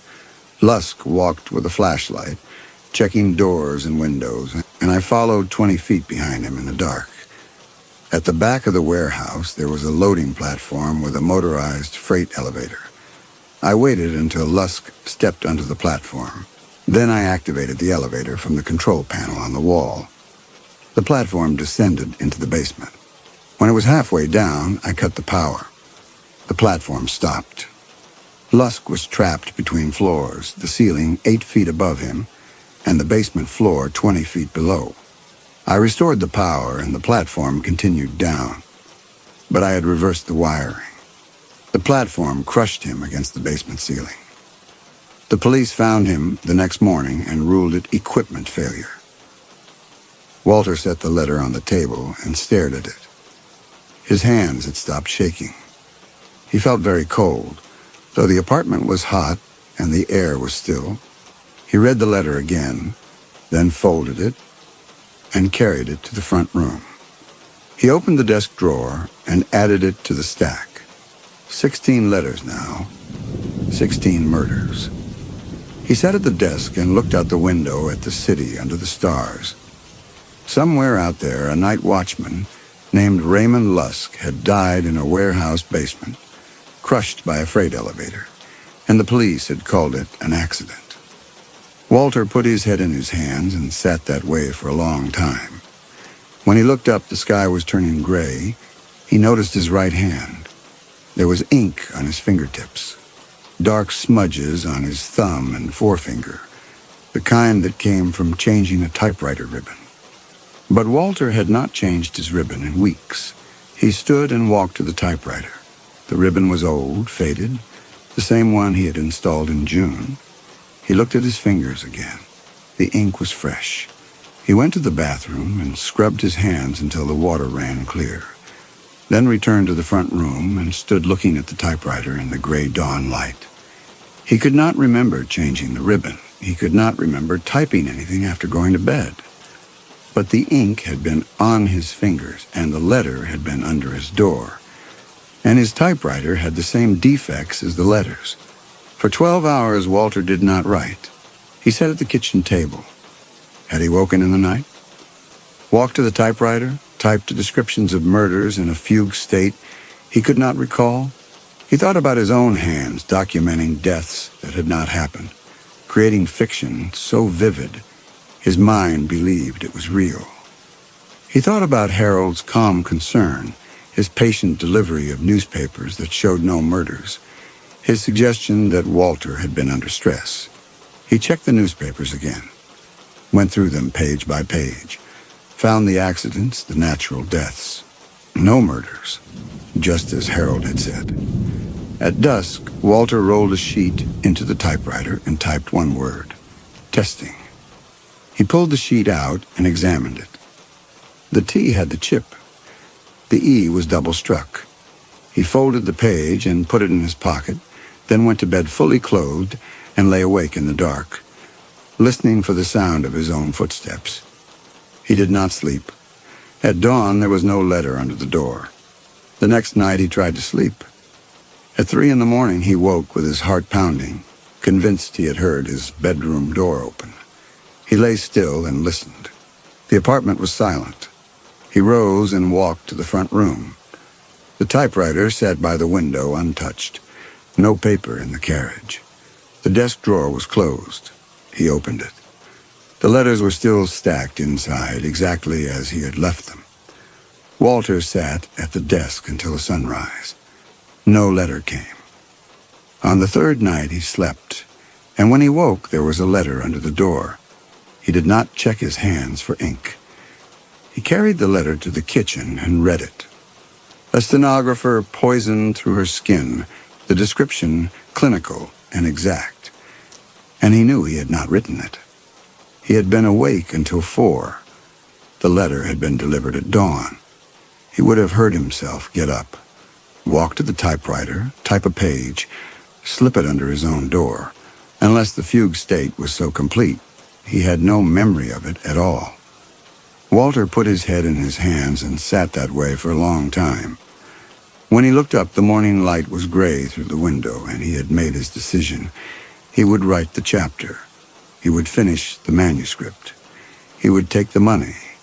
And when the book was published, he would find a way to tell someone what he knew, even if it meant losing everything. But first he had to finish the book. He rolled a fresh sheet into the typewriter and began to write. The weeks folded into each other, and the manuscript grew. Walter wrote 2 chapters a week, sometimes 3 when the letters came quickly. Harold visited every Tuesday and Thursday, bringing groceries and newspapers and taking away finished pages.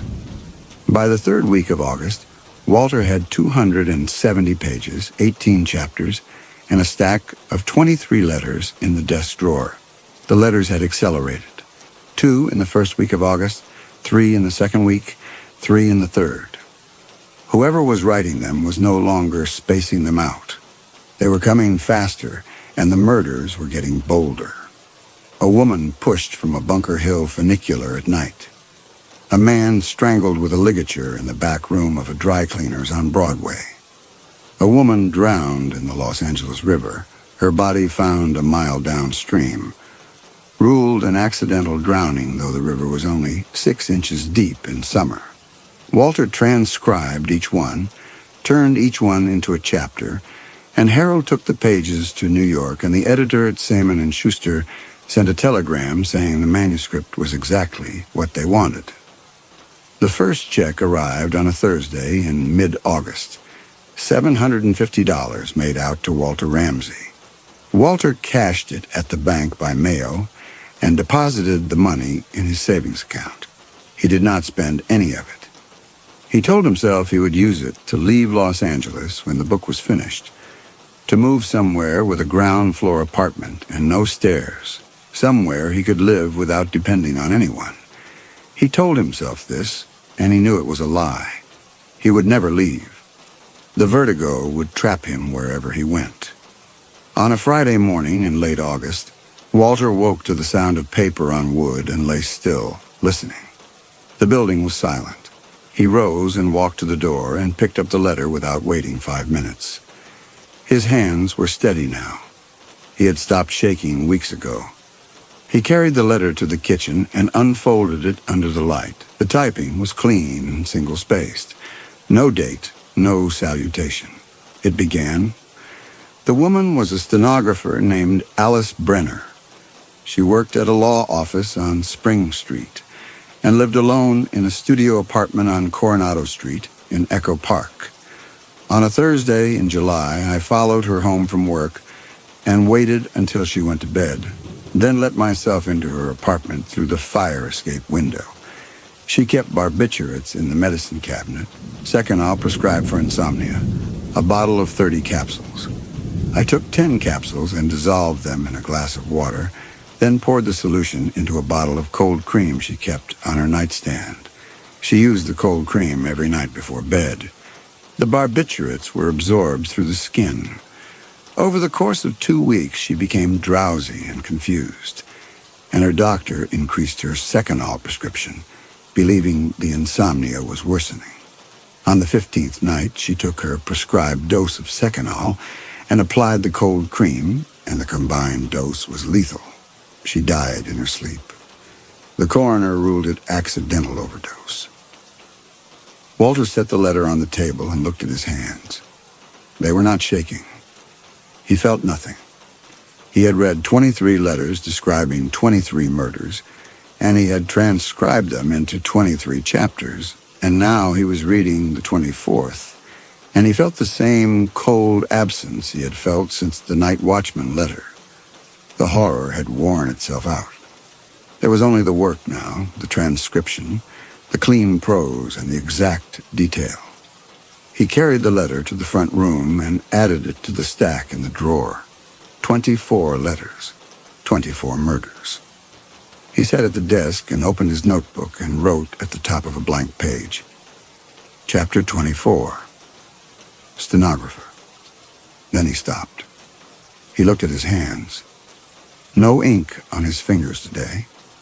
But there had been ink 3 weeks ago, and he still did not know where it had come from. He looked at the typewriter. The keys waited, clean and ready. The same keys someone used, or he used, to type the letters. The same keys he would use now to turn Alice Brenner's death into fiction. Walter rolled a sheet into the carriage. His hands were steady, but his throat was tight. He began to type the opening line. The detective found her in the morning. His fingers moved across the keys in the familiar pattern, muscle memory taking over. And for a moment, he felt a sickening vertigo that had nothing to do with his inner ear. What if his fingers remembered? What if, when he typed, she kept barbiturates in the medicine cabinet, his hands were not transcribing from the letter, but remembering the act of typing the letter itself? What if the clinical exactness of the description came not from reading it, but from having written it in a state he could not recall? Walter stopped. His hands hovered over the keys. He looked at the letter beside the typewriter, then at the page in the carriage. 4 sentences. The words were his own. He had changed the names, changed the setting, but the method was exact. Barbiturates dissolved in cold cream, absorbed through the skin. He did not remember researching this. He did not remember learning that barbiturates could be absorbed dermally, but he had typed it, and now he was typing it again, and his fingers moved with a confidence that terrified him. Walter pulled the page from the typewriter and stared at it. Then he fed it back in and kept typing. He had signed a contract. He had taken the money, and every keystroke felt like either summoning a killer or confirming his own madness. The work went slower now. Every page took twice as long because Walter had to stop frequently and check his hands for ink that was not there. He wrote 4 pages and stopped, made coffee, sat at the kitchen table, and stared at the wall. Alice Brenner had died in her sleep because someone had dissolved barbiturates in her cold cream. How long had it taken for the barbiturates to absorb through her skin? How many nights had she rubbed the cream on her face and felt herself growing drowsy, gone to her doctor and asked for stronger sleeping pills because she did not know she was being poisoned? Walter went to the front room and took the letter from the drawer and read it again. Coronado Street in Echo Park. He lived on Coronado Street. The stenographer had lived in the same neighborhood, maybe the same block. Walter walked to the window and looked down at the street. There were 3 apartment buildings on his block, all 4 stories, all with fire escapes. The stenographer could have lived in any of them. She could have lived in this building. Walter returned to the desk and opened the stack of old newspapers. He went back to July and searched the obituaries. On July 23rd, he found it. Alice Brenner, 29, died at her residence on Coronado Street. Services private. Survived by a sister in Pasadena. Walter closed the newspaper. The stenographer had lived in this building, downstairs maybe, or across the hall. Someone had climbed the fire escape and let themselves into her apartment and poisoned her cold cream. And 2 weeks later she had died, and Walter had walked past her door every time he opened his own door to retrieve a letter. He could have heard her moving in her apartment. He could have heard the radio she played, the footsteps she made crossing the floor. He could have heard her die. Walter stood and walked to the hallway. He had never been to the 5th floor. He had lived here for 14 months, and the only person he had spoken to besides Harold was Mrs. Kovach, the superintendent. And that had been once in April, when she found him collapsed on the stairs trying to descend to the street. He put one hand on the banister and looked up. One flight of stairs. Ascending was different from descending. The visual drop, the shifting perspective. That was what triggered the worst of it. Climbing, he could keep his eyes on the next step, manage the tilt. Walter climbed, slowly. The banister solid under his hand. At the landing, he paused, breathed, continued. The 5th floor hallway was identical to his own. 4 doors, all closed. He walked to the front apartment, the one that would be directly above his, and stood outside the door. There was no nameplate, no sound from inside. He knocked. No one answered. He waited a minute and knocked again. Still nothing. He tried the knob, and it turned, the door opened. The apartment was empty. No furniture, no curtains, just bare walls and bare floors and sunlight coming through the window. Walter stepped inside and looked around. The layout was the same as his apartment. Front room, kitchen, bedroom, bathroom. The front room had a desk pushed against one wall, and on the desk was a typewriter. Walter crossed the room and looked at the typewriter. It was a Royal Quiet Deluxe, black enamel, the same model he used. He touched the keys. They were clean, the metal cool under his fingers. He rolled the carriage and looked at the platen. There was no paper loaded, no ribbon installed. The typewriter was not in use, but it had been used. Walter could see the faint impressions on the platen where keys had struck, the kind of marks that built up over time. He opened the desk drawer. It was empty except for a box of 20-pound bond paper, no watermark, and a spool of black ribbon. Walter took a sheet of paper from the box and held it up to the light. It was the same weight as the letters. He set the paper on the desk and looked around the apartment. The kitchen was empty, the bedroom was empty, the bathroom was empty. There was no sign anyone had lived here. But the typewriter was here, and the paper was here, and the apartment was directly above his own, where no one would hear the keys striking at 3 in the morning. Walter returned to the front room and stood beside the desk. The apartment was directly above his own. If someone was typing here at night, Walter would not hear it. The floors were thick, and the icebox hum in his apartment covered most sounds. Someone could sit at this desk and type letters and carry them downstairs and slip them under Walter's door, and Walter would never know. Walter left the apartment and pulled the door closed behind him. He went back to his own apartment and sat at the desk, and his hands were shaking again.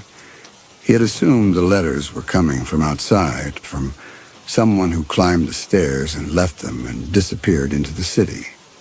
But they were coming from inside the building, from the apartment directly above him, from someone who had access to a typewriter and paper and the knowledge of 24 murders.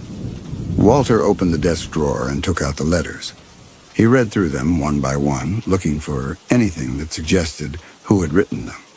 The typing was professional, but not perfect.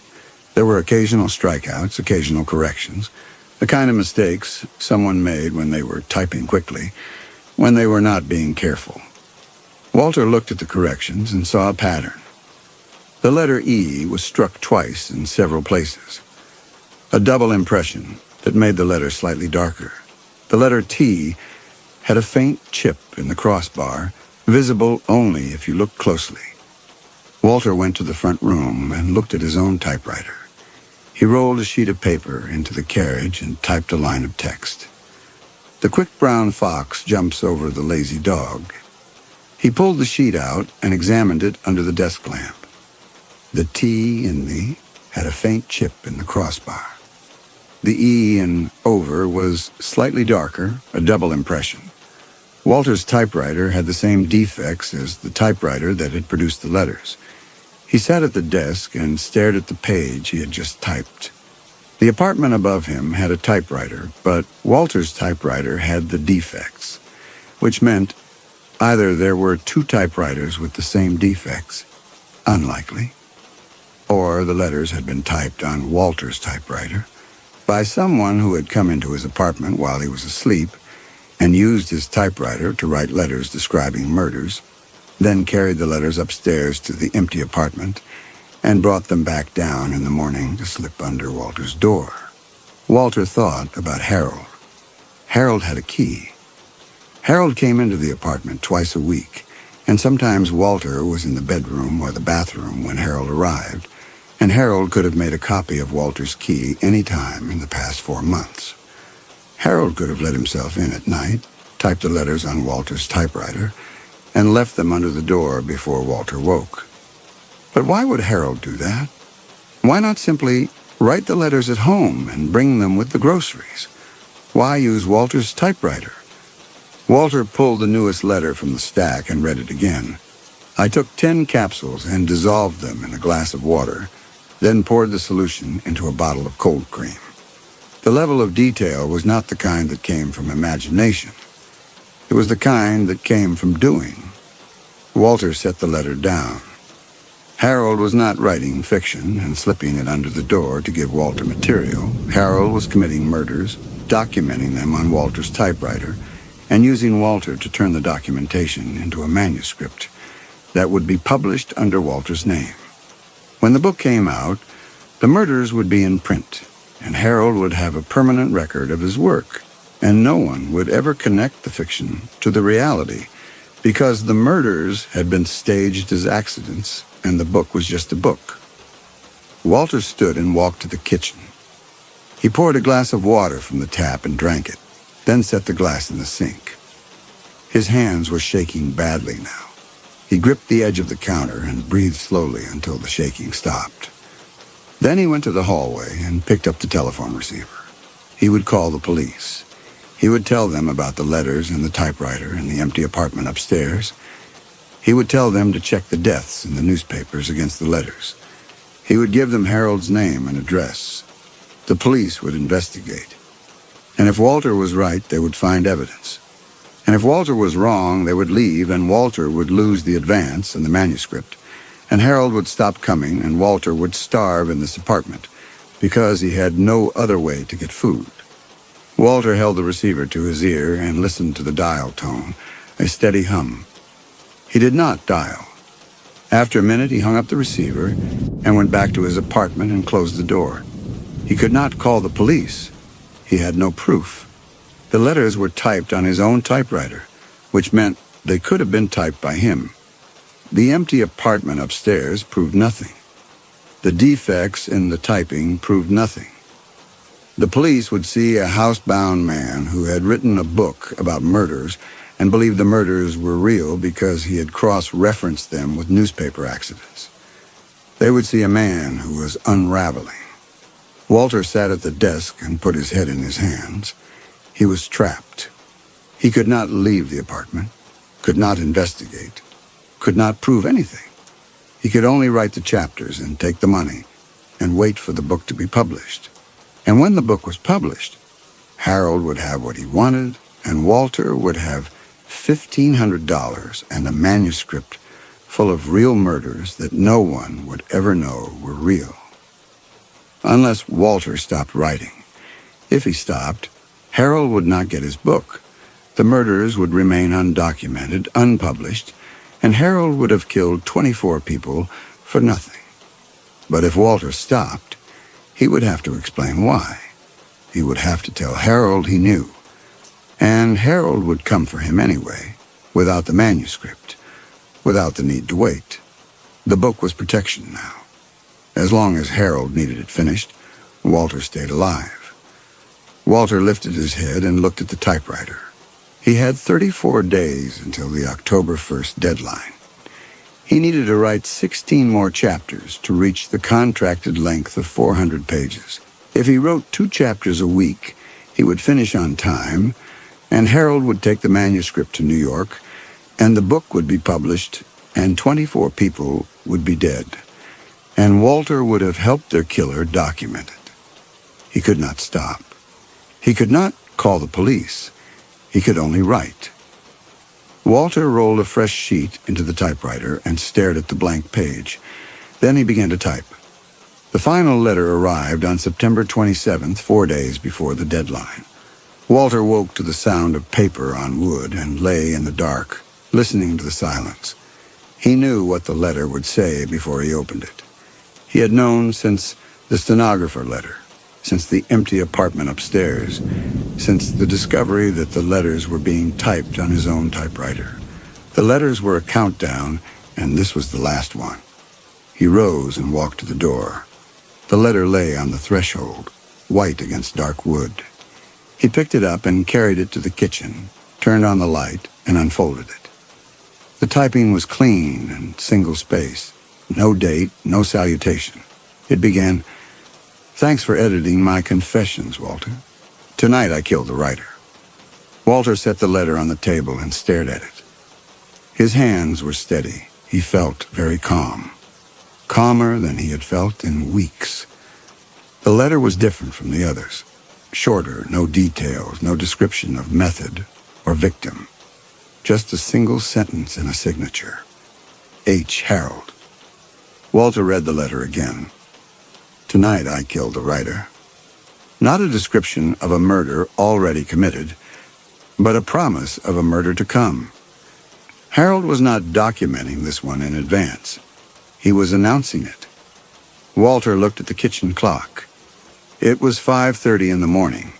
Harold came on Tuesdays and Thursdays, and today was Thursday. Harold would arrive at 10 with groceries and the second half of the advance, and he would collect the finished manuscript, 400 pages, 40 chapters, the documentation of 24 murders, and then Harold would kill him. Walter stood and walked to the front room. The manuscript sat on the desk, 400 pages clipped together, ready for delivery. He had finished the last chapter 2 days ago. Chapter 40. A drowning staged as suicide in the Los Angeles River. The book was done. Walter had fulfilled the contract. All that remained was to hand over the manuscript and collect the money and die. He could call the police now. He had the final letter with Harold's initial on it. He could tell them Harold was planning to kill him. But the letter was typed on Walter's typewriter, which meant Walter could have typed it himself. And the letter said nothing specific. No method, no time, just a threat. The police would ask why Harold would threaten him, and Walter would say Harold was a serial killer who had used Walter to document his murders, and the police would ask for proof, and Walter would have none. Walter went to the hallway and picked up the telephone receiver. He listened to the dial tone, then set the receiver back in the cradle. He could not call the police. He could only wait. He returned to the kitchen and sat at the table with the letter in front of him. The apartment was silent except for the icebox hum and the first sounds of the city waking below. A car starting, a door closing, footsteps on the sidewalk. The night watchman crushed between floors. The stenographer poisoned through her skin. The day laborer pushed into the wood chipper. 24 people dead, and now Walter would be the 25th, unless he barricaded the door. Walter stood and went to the front room. He pushed the desk across the floor until it was wedged against the door, then dragged the bookshelf from the wall and set it in front of the desk. He brought the kitchen table and chairs and stacked them on top, and then added the floor lamp and the coat rack and everything else he could move. When he was finished, the door was blocked by 400 pounds of furniture, and Walter stood in the center of the front room, breathing hard, his shirt soaked with sweat. Harold would not be able to get in. He had a key, but the key would not move the barricade. Walter would be safe inside, and Harold would leave, and Walter would call the police and tell them Harold had tried to break in, and the police would investigate, and maybe they would believe him. Walter looked at the barricade and felt the same cold certainty he had felt reading the letters. Harold would not try to break in. Harold was meticulous, careful, patient. If the door was barricaded, Harold would leave and wait and come back another day. And Walter would have to stay barricaded inside forever, or he would have to open the door eventually. And when he did, Harold would be waiting, unless Walter called Harold and asked him to come now, before Walter lost his nerve. Walter went to the hallway and picked up the telephone receiver. He dialed the number Harold had given him in March, the first time they had spoken about the manuscript. The phone rang twice, then Harold's voice answered, calm and even. Walter did not wait for Harold to speak. He told Harold he had received a letter, a threatening letter, and he needed Harold to come now, to come immediately, to help him call the police. His voice shook when he said it, and the shaking was not an act. He was terrified, and he let the terror show, and Harold said he would be there as soon as he could. Walter hung up the receiver and returned to his apartment. He stood in front of the barricade and waited. His hands were shaking again. He told himself that when Harold arrived, he would let Harold inside, and he would show Harold the letter, and Harold would reveal himself. Through a word, a gesture, a look, Walter would see the truth in Harold's face, and then he would know for certain, and then he could act. He told himself this, but he did not believe it. He knew the truth already. Harold was coming to kill him, and Walter had called him because Walter could not live with the not knowing anymore. The wait stretched. Walter paced the barricaded room, sat at the window, stood again. The sun climbed higher. At 10:15, Walter heard footsteps on the stairs climbing toward the 4th floor, a knock on the door. Walter crossed the front room and stood behind the barricade. Harold's voice came through the door, calm and concerned. Walter, are you all right? Walter put his hands on the desk. His heart was beating so hard he could feel it in his throat. He thought about Alice Brenner downstairs, about the cold cream poisoned over 2 weeks, about dying without knowing what was happening. He thought about the fact that Harold was on the other side of the door waiting. He thought about 24 people dead. Walter pushed the desk aside and dragged the bookshelf away. He unstacked the chairs and the table and piled them against the wall. Then he unlocked the door and opened it. Harold stood on the landing with his briefcase in one hand and a paper bag in the other. He wore a gray suit despite the heat. His expression was calm and concerned, the expression of a man who had received a distressing phone call. He looked at the furniture pushed against the wall, then at Walter. What happened? Walter stepped aside. Harold came in and set the briefcase on the floor, the paper bag on the kitchen table. He turned to face Walter, waiting. His mouth had gone dry. He went to the desk and picked up the letter, his hands shaking. He gave it to Harold. Harold read it. His expression did not change. He looked up. When did this arrive? It was morning. Harold read the letter again, then folded it and set it on the table. You're frightened. Walter nodded. Harold took off his hat and set it on the counter. Walter, I need to show you something. He went to the desk and examined Walter's typewriter. He pointed to the letter T. There's a chip here. See it? In the crossbar. Walter saw it. He had seen it 100 times. Harold picked up the letter from the table and held it under the desk lamp. The same chip is in this letter and in all the others. He looked at Walter.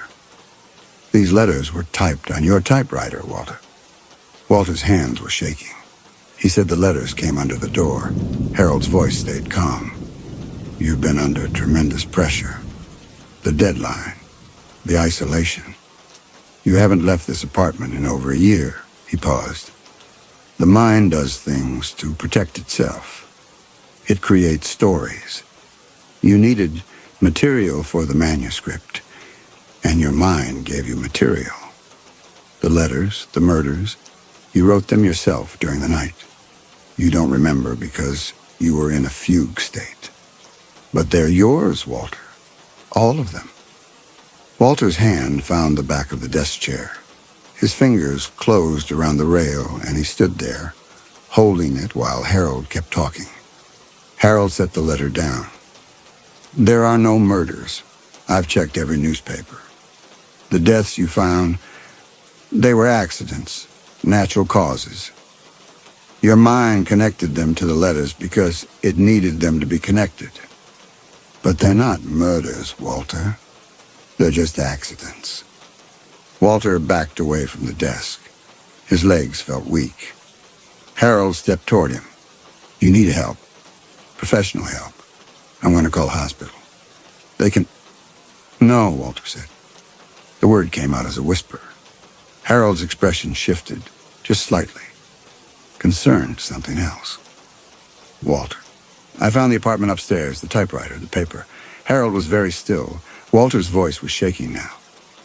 You've been typing the letters here. On my typewriter. At night, you have a key. For a long moment, Harold did not move. Then he smiled. It was a small smile, controlled, and it did not reach his eyes. Walter, listen to yourself. You think I'm sneaking into your apartment at night to type letters about murders I didn't commit, using your typewriter so you'll transcribe them into a manuscript I'm already being paid to represent? Do you hear how that sounds? Walter heard how it sounded. It sounded insane. Harold took a step closer. Let me help you. The hospital can... Get out. Harold stopped. Walter's hands were shaking violently now. Get out of my apartment. Harold looked at him for a long moment. Then he picked up his hat from the counter and his briefcase from the floor. I'll come back Tuesday, when you're feeling better. He walked to the door and then turned. Finish the manuscript, Walter. You're almost done. Don't let this unravel now. He let himself out. The door closed, and Walter heard the footsteps descending through the stairwell, the outer door closing 3 floors below. Walter stood in the front room and stared at the closed door. His hands would not stop shaking. He went to the bathroom and turned on the faucet, splashed cold water on his face. He looked at himself in the mirror above the sink. His face was pale, his eyes hollow. He looked like a man who was losing his mind. He left the water running and stood with his hands on the edge of the sink, breathing slowly. The water ran loud and thin in the pipes, filling the small bathroom with noise. The bathroom door was ajar, not closed, just pushed nearly shut. And in the mirror he could see a thin slice of the front room through the gap. The closed front door, the empty hallway. Then the doorknob turned. Walter's breath stopped. Through the mirror's reflection, through the crack in the bathroom door, he watched the front door open.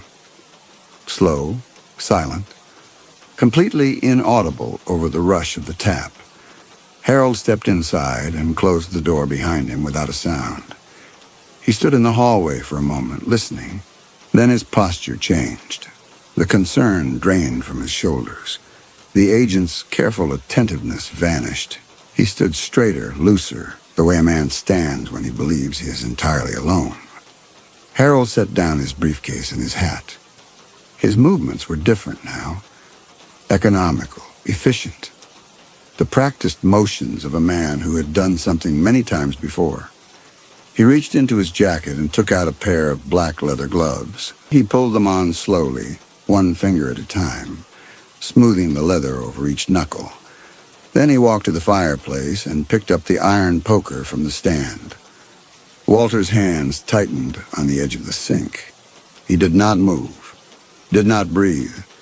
Through the gap in the door, through the mirror's reflection, he watched Harold test the poker's weight. turn it in his gloved hands, check the balance. Harold walked to the kitchen, picked up the manuscript from the table, 300 pages, and flipped through it with the calm satisfaction of a man reviewing completed work. He nodded once, set it in his briefcase. Then Harold turned and looked directly at the bathroom. For one terrible moment, Walter thought Harold could see him. But Harold's gaze was unfocused, calculating. He was looking at the bathroom door, not through it, measuring distance, planning approach. Harold's face, in profile through the mirror, was blank, empty. The face of a man alone with his work. Walter stepped back from the mirror. His heart was beating so hard he thought it would burst. Harold knew. Harold knew Walter had seen him. Walter looked at the bathroom. No lock on the door. One small window, too high to reach, too small to fit through. One door, and Harold was between him and it. He heard Harold's footsteps, slow, measured, coming toward the bathroom. Walter grabbed the edge of the sink. He could try to run, make it to the front door. But the vertigo, 3 steps, and he would collapse, and Harold would be on him before he could stand. The footsteps stopped outside the bathroom door. Walter looked in the mirror. Through the gap in the door, he could see Harold's shadow on the wall. Harold pushed the door open. Walter spun around. Harold stood in the doorway, the poker in his gloved hand, his face calm and empty. They looked at each other. Harold spoke quietly. "You saw." Walter's voice came out hoarse. "Don't." Harold stepped into the bathroom. "I can't leave you now. You understand that." Walter backed against the sink. There was nowhere else to go. The bathroom was 6 feet across. Harold filled the doorway. Walter's mind was racing. The window, too small. The door, blocked. The poker. Harold was between him and any weapon. He had one chance. Get past Harold. Get to the front door. Get to the stairs. Walter threw himself sideways, a graceless scramble toward the doorway. Harold turned unhurried and swung the poker in a wide arc. Walter felt the air move as it passed behind his head. He was already falling, momentum carrying him past Harold's legs, his shoulder hitting the door frame. He clawed at the hallway wall, pulled himself forward on hands and knees toward the front door. Harold's footsteps behind him, slow, patient. The sound of a man with all the time in the world. Walter reached the door, grabbed the knob, hauled himself to his feet, took one step toward the landing. The vertigo hit him like a hammer. The floor didn't tilt. It dissolved. The floorboards turned to water beneath his feet. Gravity pulled sideways, dragging him toward the wall instead of down. The hallway stretched, the walls bending inward, his vision splitting into doubles. His legs betrayed him mid-step, and he went down hard, his cheek hitting the wood. He heard it behind him. The iron poker dragging across the floor, a slow scrape, deliberate. Walter forced his head up.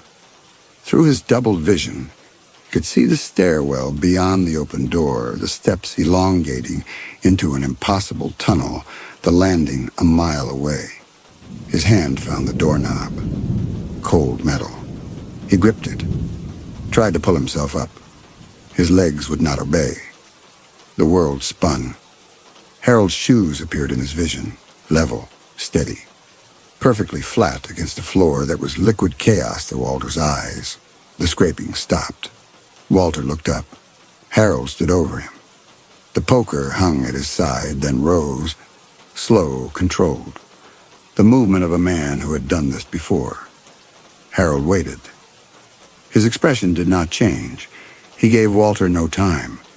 He was not interested in what Walter had to say. Harold's face was calm, empty. The face of a man finishing a task. Walter's hand tightened on the cold doorknob. He could not run. He could not stand. He could not leave.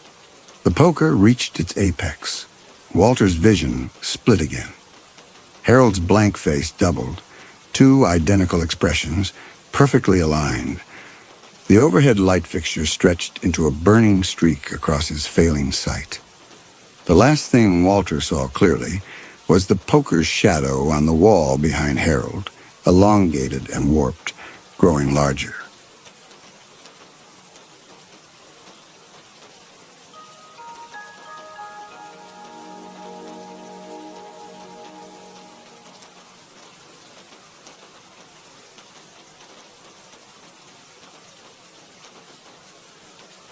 The air in the library tasted of salt. Not the fresh salt of spray blown inland on a clean wind, but something older, something that had soaked into leather bindings and stone walls and waited. Florence sat at the desk in the pale morning light and turned the pages of the logbook Mrs. Gable had left for her. Its edges curled where water had soaked through the binding months ago, and the taste grew stronger as she read, coating her tongue like she had licked the rim of a glass left too long beside the sea. The room smelled of dust and something sharp and mineral that she could not name.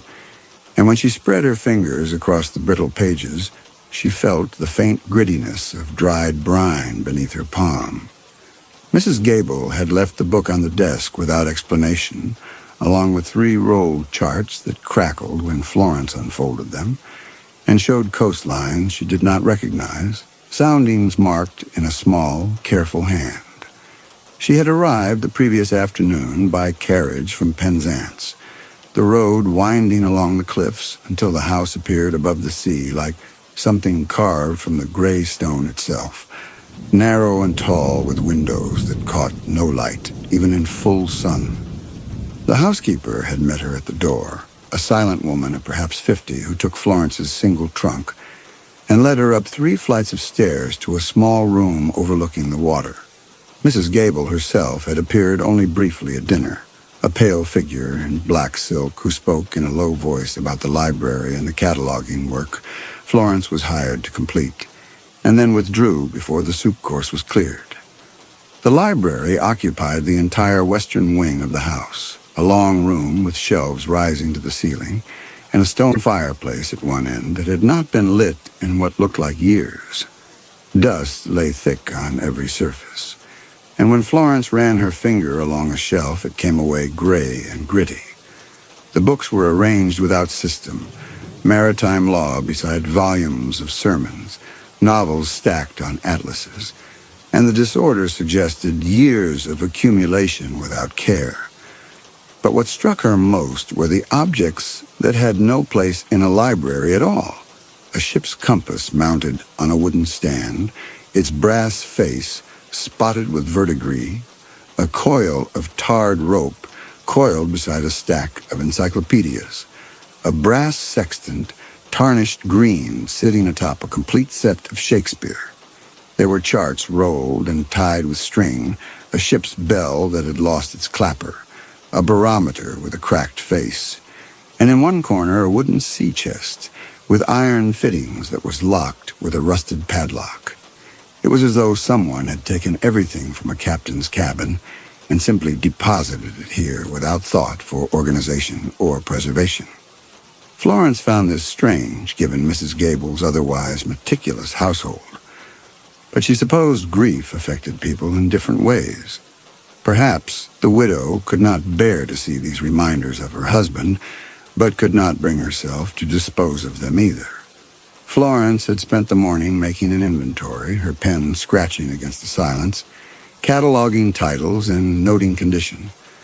The work was soothing in its methodical nature, and she had almost forgotten the strangeness of the house and its remote situation when she came to the desk and found the logbook waiting there, open to its final pages as though someone had just been reading it. The entries were dated from the previous year, January through October, written in the same small, careful hand as the charts. The ship was named the Ceres, a merchant vessel out of Plymouth, and the captain's name appeared on the first page in firm black ink, Jonathan Gable. She turned the pages slowly, reading the terse notations of weather and position. Cargo loaded and discharged. And then near the end, the writing changed, became hurried and irregular. The final entry was dated October 15th. Heavy seas. Hull strain amidships. Pumps at capacity. And then nothing. She knew from the letter Mrs. Gable had sent through the employment agency that the widow's husband had perished at sea the year before, but the letter had offered no details, and Florence had not pressed. The position had seemed straightforward. Catalog a private library in a remote coastal estate, room and board provided, wages generous. The isolation had not concerned her. She had worked in remote houses before, and found the solitude conducive to focused work. But now, sitting with the evidence of Captain Gable's death beneath her hand, the first stirrings of unease began. The house was too quiet, too empty. She had seen the housekeeper only twice since her arrival, and Mrs. Gable herself seemed to move through the rooms like a ghost, pale and silent. There were no other servants, no gardeners or stable hands, no signs of life beyond the three women who inhabited this vast gray pile of stone overlooking the sea. And Mrs. Gable had placed this logbook here deliberately, had left it open to the final entries, and Florence could not shake the sense that this was a test of some kind, that she was meant to understand something the widow would not say aloud. The housekeeper brought lunch on a tray at 1 o'clock and set it on a small table near the fireplace without speaking. The woman moved with complete silence, her shoes making no sound on the wooden floor, and when Florence thanked her, she only nodded and withdrew, pulling the library door closed behind her with a soft click that seemed somehow final.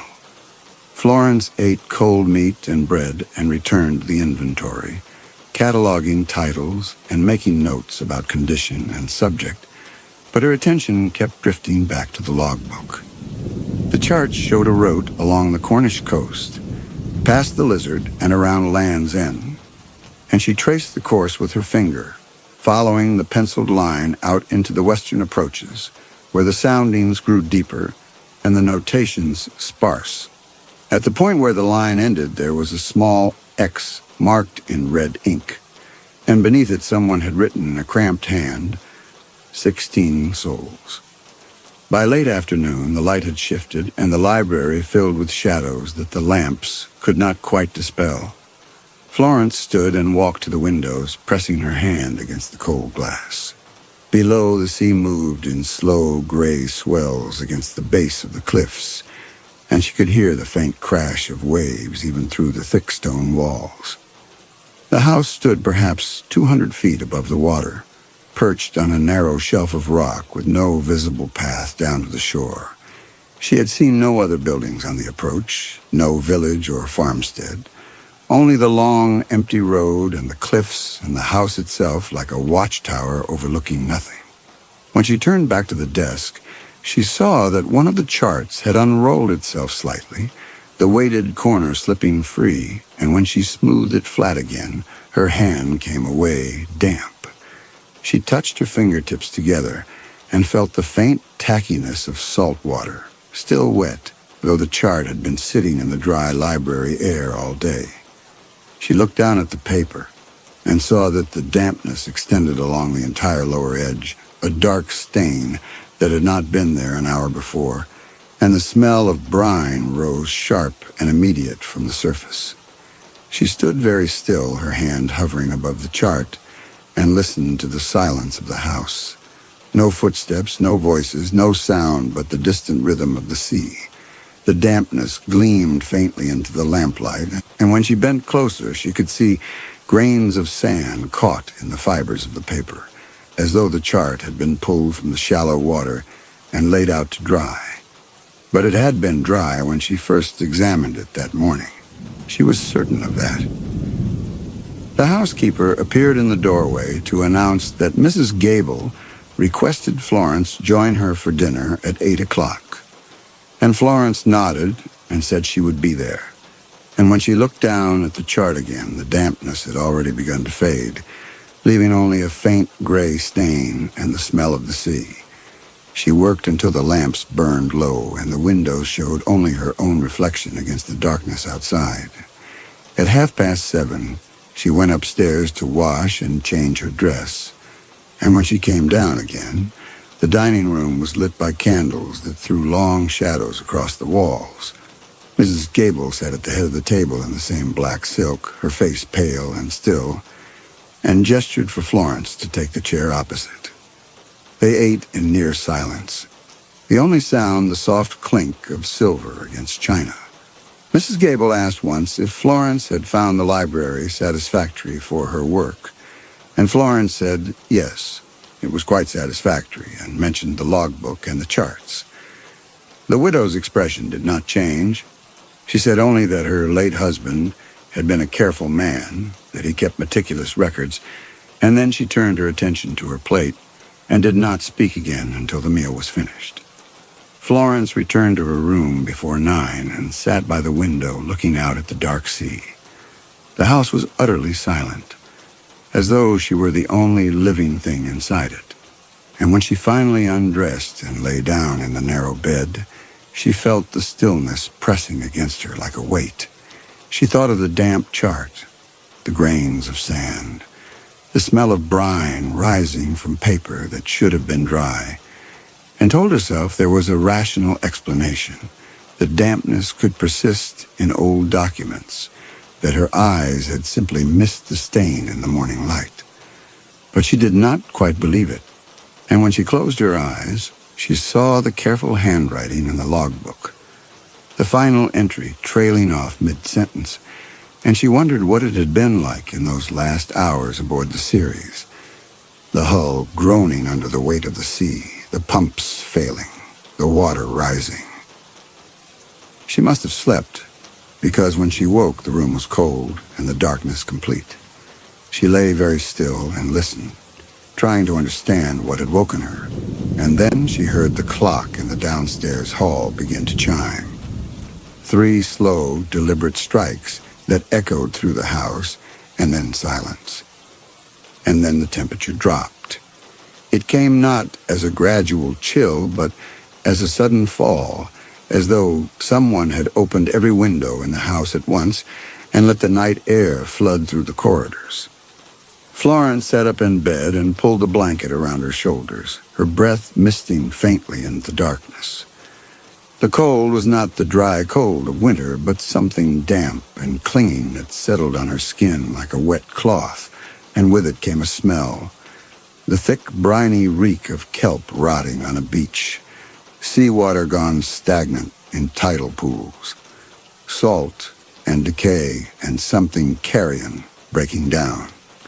She had smelled that smell before as a girl, walking along the strand at low tide, where the storm rack gathered in drifts higher than her head. Dead crabs and fish guts and the bloated corpses of gulls, all mixed together in the July heat until the air itself seemed poisonous. But this was worse somehow, more concentrated, as though the sea itself had been distilled down to its most corrupt essence and poured into the corridor outside her room. She fumbled for the lamp on the bedside table and managed to light it, her fingers clumsy with cold and shaking so badly that she nearly dropped the match. The small flame pushed back the darkness just enough to show her room unchanged, the window closed tight, the curtains hanging motionless, the door shut as she had left it. No draft, no open window, no visible source for the cold or the smell, but the smell grew stronger, filling her nose and throat until she could taste it, a thick coating on her tongue, like she had been drinking seawater, and the temperature continued to fall until her teeth began to chatter and the joints in her fingers ached. She pulled the blanket higher and noticed that the fabric was damp now, though it had been perfectly dry when she lay down.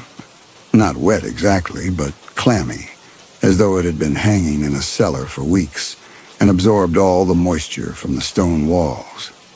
When she touched it to her face, the smell intensified, and she threw it off with a gasp and stood beside the bed in only her nightgown, her bare feet on the cold floor.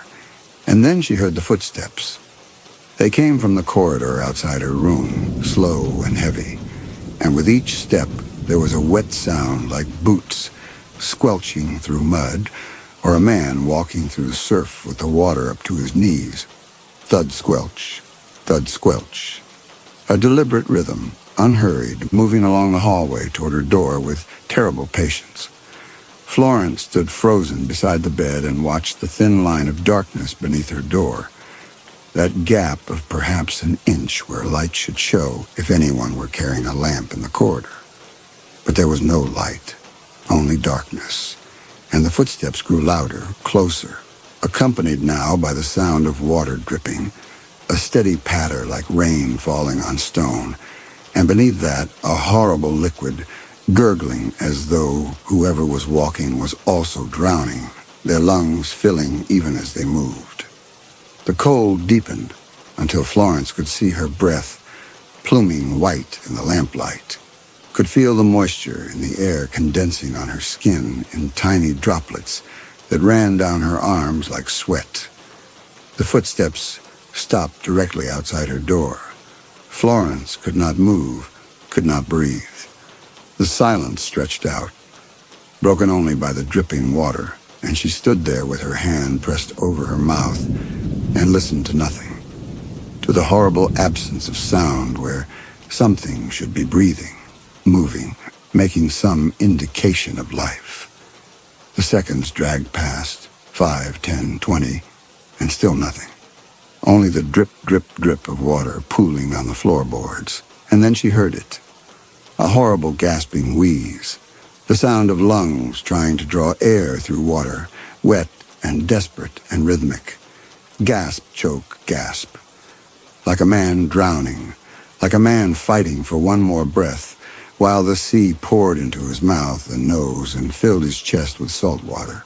It went on and on, a choking struggle that seemed to fill the entire house, the sound echoing off the stone walls and coming back doubled, tripled, until Florence could not tell if it was one voice or many, could not tell if the dying man was outside her door or inside the room with her. She pressed her hand over her mouth to stifle her own breathing and stared at the door, willing herself not to make a sound, not to draw attention to herself. Though some part of her mind knew that whatever was outside already knew she was there, could probably hear her heart beating against her ribs like a fist pounding on wood. The gasping continued, relentless and terrible, and beneath it she could hear the wet drip of water pooling on the floorboards, the sound changing as the puddle grew deeper, from drip to splash to the soft liquid plop of drops falling into standing water. The smell of brine was so thick now that her eyes watered and her nose ran, and when she wiped her face, her hand came away wet, not just with tears, but with moisture from the air itself, as though she were standing in fog so dense it was almost rain. The cold had deepened until she could see frost forming on the inside of the window pane, delicate patterns spreading across the glass like fingers reaching, and the lamp flame guttered and jumped as though a wind were blowing through the sealed room. And then, as suddenly as it had begun, it stopped. The gasping cut off mid-breath. The dripping ceased. The smell began to fade, and the temperature slowly climbed back toward something tolerable. Florence sat in her bed and listened to her own heartbeat loud in her ears, and the silence that followed the horror was somehow worse than the sounds had been, because now she had to decide whether to open the door, whether to look and see what had been standing outside her room. When she finally gathered the courage to stand and cross to the door, her legs shook so badly she had to steady herself against the wall.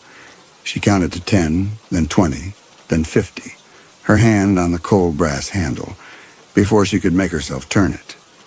She pulled the door open, holding the lamp high, and her breath caught. The corridor was empty. No figure stood waiting. No drowned man reached for her with waterlogged hands. But the floorboards were not dry. They gleamed with moisture in the lamplight, a trail of wet footprints leading from the stairs to her door, and then away again, down the hall toward the far end of the corridor. And scattered in the puddles were things that should not be there. Dark fragments of seaweed, grains of sand, and small white objects that Florence realized with a jolt of revulsion were pieces of barnacle shell, the same kind she had seen growing on the pilings below the harbor at Polruan. She knelt and touched her fingers to the nearest puddle, and the water was ice cold and tasted of salt when she brought her fingers to her lips without thinking. Not the brackish taste of seawater mixed with rain, but the deep salt of the open ocean, bitter and clean. Florence stood and followed the trail of footprints down the corridor. They led to a window at the far end of the hall, which stood open to the night air, and when she looked down, she saw nothing below but a sheer drop to the rocks and the sea. No ledge, no way for anyone to have climbed up or down. The window should have been latched from the inside, but it stood wide open, and the cold wind that blew through it smelled of brine and deep water. She closed and latched the window with shaking hands, and then she walked back to her room slowly, her lamp throwing long shadows on the walls. She did not look at the footprints again, did not examine the seaweed or the barnacle fragments. She went into her room and closed the door and sat on the edge of the bed until dawn, the lamp burning low beside her, and told herself again and again that there was a rational explanation, that someone in the house had done this, that it was stagecraft and nothing more. But her nightgown was damp with cold sweat, and when she finally stood to dress for the day, she saw that her hands were still trembling. And when she opened her door again in the full light of morning, the corridor was dry, and all traces of the water and the seaweed and the impossible footprints had vanished as though they had never been. Mrs. Gable did not appear at breakfast. The housekeeper brought tea and toast to the library without comment, and Florence sat at the desk and tried to focus on her work. But the logbook seemed to pull at her attention, the final entry with its ominous notation of hull strain and failing pumps, and she found herself reading it again and again, imagining the water pouring in, the ship listing, the crew scrambling in the darkness. She worked through the morning in a kind of numb exhaustion, cataloging titles and making notes, but her mind would not settle. At midday, she asked the housekeeper if there were any other records related to Captain Gable's ship, any correspondence or documents that might provide more information, and the woman looked at her for a long moment before saying that Mrs. Gable kept certain materials in her private study and did not wish them disturbed. Florence let the matter drop, but she could not shake the sense that she was meant to pursue it, that the widow had placed the logbook and charts in her path deliberately, and expected her to ask questions. That evening at dinner she tried to raise the subject again, mentioning that she had found the captain's final entries troubling, and wondered if there had been an inquiry into the wreck. Mrs. Gable's expression remained perfectly still. She said only that the ship had gone down in a storm, that these things happened at sea, and that she did not care to discuss it further. The second night began exactly as the first had ended. Florence lay awake in her bed watching the darkness, and when the clock struck 3, the cold descended like a wave. The smell of brine filled the room, thick and choking, and the footsteps began again in the corridor outside. Thud squelch, thud squelch, slow and deliberate, dragging closer, and then the terrible gasping wheeze of a man drowning on dry land. This time, Florence forced herself to remain still, to listen, to try to understand what she was hearing. The footsteps paced back and forth outside her door, the wet sound of boots never varying, and the gasping seemed to come from directly on the other side of the wooden panels, so close she could almost feel the spray of water on her face. She counted the seconds between each gasp, noted the rhythm, the way the sound rose and fell as though the unseen presence were struggling against some terrible weight.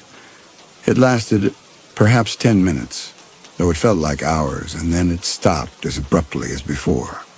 The cold lifted, the smell faded, and Florence lay in silence and felt her heart slowly return to its normal rhythm. When dawn finally came, she rose and dressed, and went down to the library with her lamp still burning, unwilling to trust the darkness even after the sun had risen. The logbook was exactly where she had left it, open to the final page. But now there was something new on the desk beside it. A folded nautical chart, edges crisp and dry, that had not been there the night before. She approached it slowly, half expecting it to be damp, and when she unfolded it, she saw a coastline marked in red ink, a route that matched the one in Captain Gable's logbook. And at the bottom, in the same small, careful hand, a single notation. Here.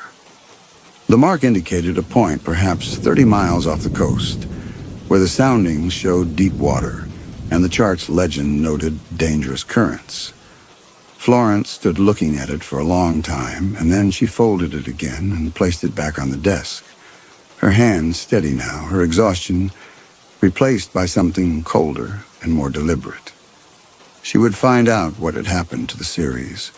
She would understand why these things were being left for her, why the widow would not speak plainly, why the house filled each night with the sounds of a man drowning at sea. And she would do it whether Mrs. Gable wished it or not.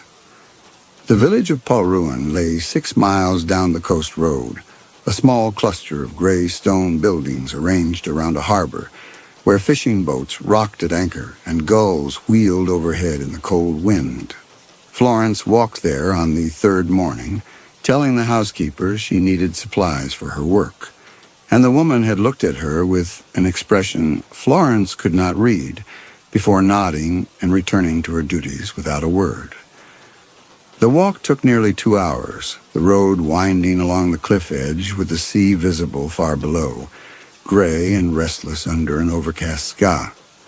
The wind was constant and cold, pulling at Florence's coat and hair, and more than once she had to stop and steady herself when a particularly strong gust threatened to push her too close to the edge. She passed no other travelers, saw no houses or farms, only the empty moorland stretching inland and the cliffs dropping away to the rocks and water below. By the time she reached Polruan, her hands were numb and her face raw from the wind, and she was grateful to step into the harbor master's office where a coal fire burned in the grate and the air smelled of tobacco and wet wool. She spent the afternoon in the reading room, going through shipping records and old newspapers, her fingers gradually warming as she turned the brittle pages. The wreck of the series had made the papers in October of the previous year, though the coverage was brief.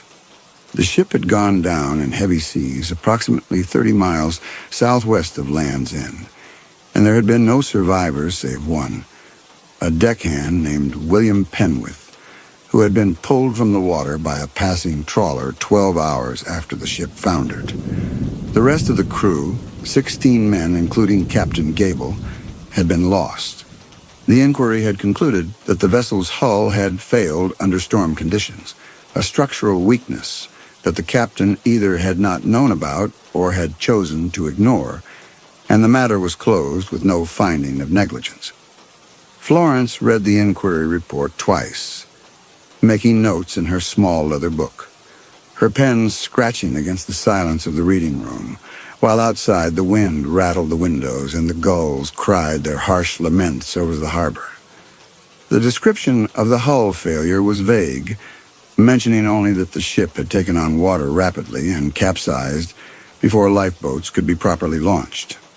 There was no mention of sabotage, no suggestion of anything but tragic misfortune, no indication that anyone had questioned the convenient timing or the unusual circumstances. But she found herself thinking of the logbook's final entry, the careful notation of hull strain amidships, and wondering how a captain as meticulous as Jonathan Gable could have missed a structural flaw severe enough to sink his ship. The more she read, the more the official conclusion felt wrong, like a door that had been painted shut to keep something from being opened. She asked the harbor master if he knew anything more about the wreck, and the old man shook his head and said only that it had been a bad business, that storms in those waters could tear a ship apart faster than a man could pray, and that Captain Gable had been known as a steady sailor who would not have taken unnecessary risks. When Florence pressed further, asking if there had been any question about the condition of the hull before the voyage, the harbor master's expression closed. He said he could not speak to matters outside the official record, and then he paused and looked at her for a long moment before adding, more quietly, that Mrs. Gable had come to his office several times in the months after the wreck. The widow had not asked about her husband, the old man said. She had been very interested in the inquiry proceedings, attending the public sessions, requesting copies of the witness statements, asking to review the technical assessments of the hull damage. Most widows wanted nothing to do with such details, wanted to bury their grief and move forward. But Mrs. Gable had been meticulous, taking notes, asking pointed questions about how such failures were documented and investigated.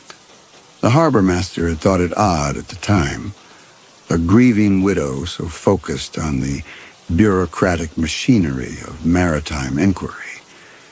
But he had assumed she wanted to understand exactly what had happened, or perhaps was looking to assign blame to the ship's owners. But now, he said, looking at Florence with eyes that had seen 60 years of the sea and its tragedies, Mrs. Gable's new employee had come asking the same questions, wanting to see the same records. He did not say more, but Florence understood the warning in his silence. She walked back to the house as the afternoon light began to fail, the wind off the sea cold enough to make her eyes water, and by the time she reached the estate gates, the sun had dropped below the horizon and left only a dull gray twilight. The house loomed above her on its rocky promontory, every window dark, and as she climbed the long drive, she had the uncomfortable sensation of being watched from those blank panes of glass. The housekeeper was waiting at the door when Florence arrived, which was unusual. The woman did not speak, only took Florence's coat and said that Mrs. Gable wished to see her in the drawing room immediately. There was something in her expression that made Florence pause, something that looked almost like pity. But when Florence asked if something was wrong, the housekeeper only shook her head and turned away. Florence went upstairs to remove her gloves and tidy her hair, moving slowly, delaying the confrontation she knew was coming. When she finally came down to the drawing room, she found the widow standing by the window with her back to the door, her black dress stark against the last gray light of evening. Mrs. Gable did not turn when Florence entered. She asked where Florence had gone that afternoon, her voice perfectly level, and Florence said she had walked to the village for air and to stretch her legs after so many hours at the desk.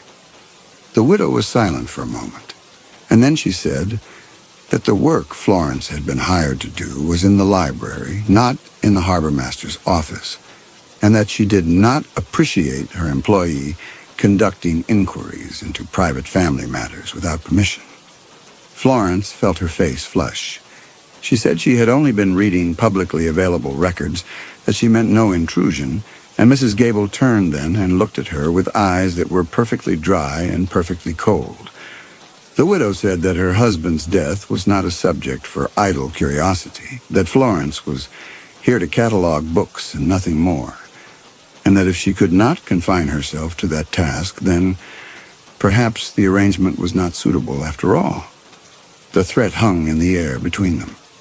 Florence stood very still and felt her carefully maintained composure crack just slightly, enough to let a thread of anger through. She said that she understood, that she would not pursue the matter further, and Mrs. Gable nodded once and dismissed her with a small gesture of one pale hand. That night, Florence did not wait for sleep. She sat in her bed, fully dressed with the lamp burning and a blanket wrapped around her shoulders. And when the clock struck 3, she braced herself for what would come. The cold descended as it had before, but tonight it was different. It came not gradually, but all at once, a plunge into winter, so sudden and deep that frost formed instantly on the inside of the windows, spreading across the glass in patterns that looked almost like hands reaching. The lamp flame guttered and turned blue, and Florence's breath came out in thick white clouds that hung in the air like fog. The smell of brine rose thick and choking, but this time there was something new beneath it. The stench of diesel oil and rust, the sharp mineral tang of blood and seawater, smells that spoke of machinery failing and men dying in the cold Atlantic dark.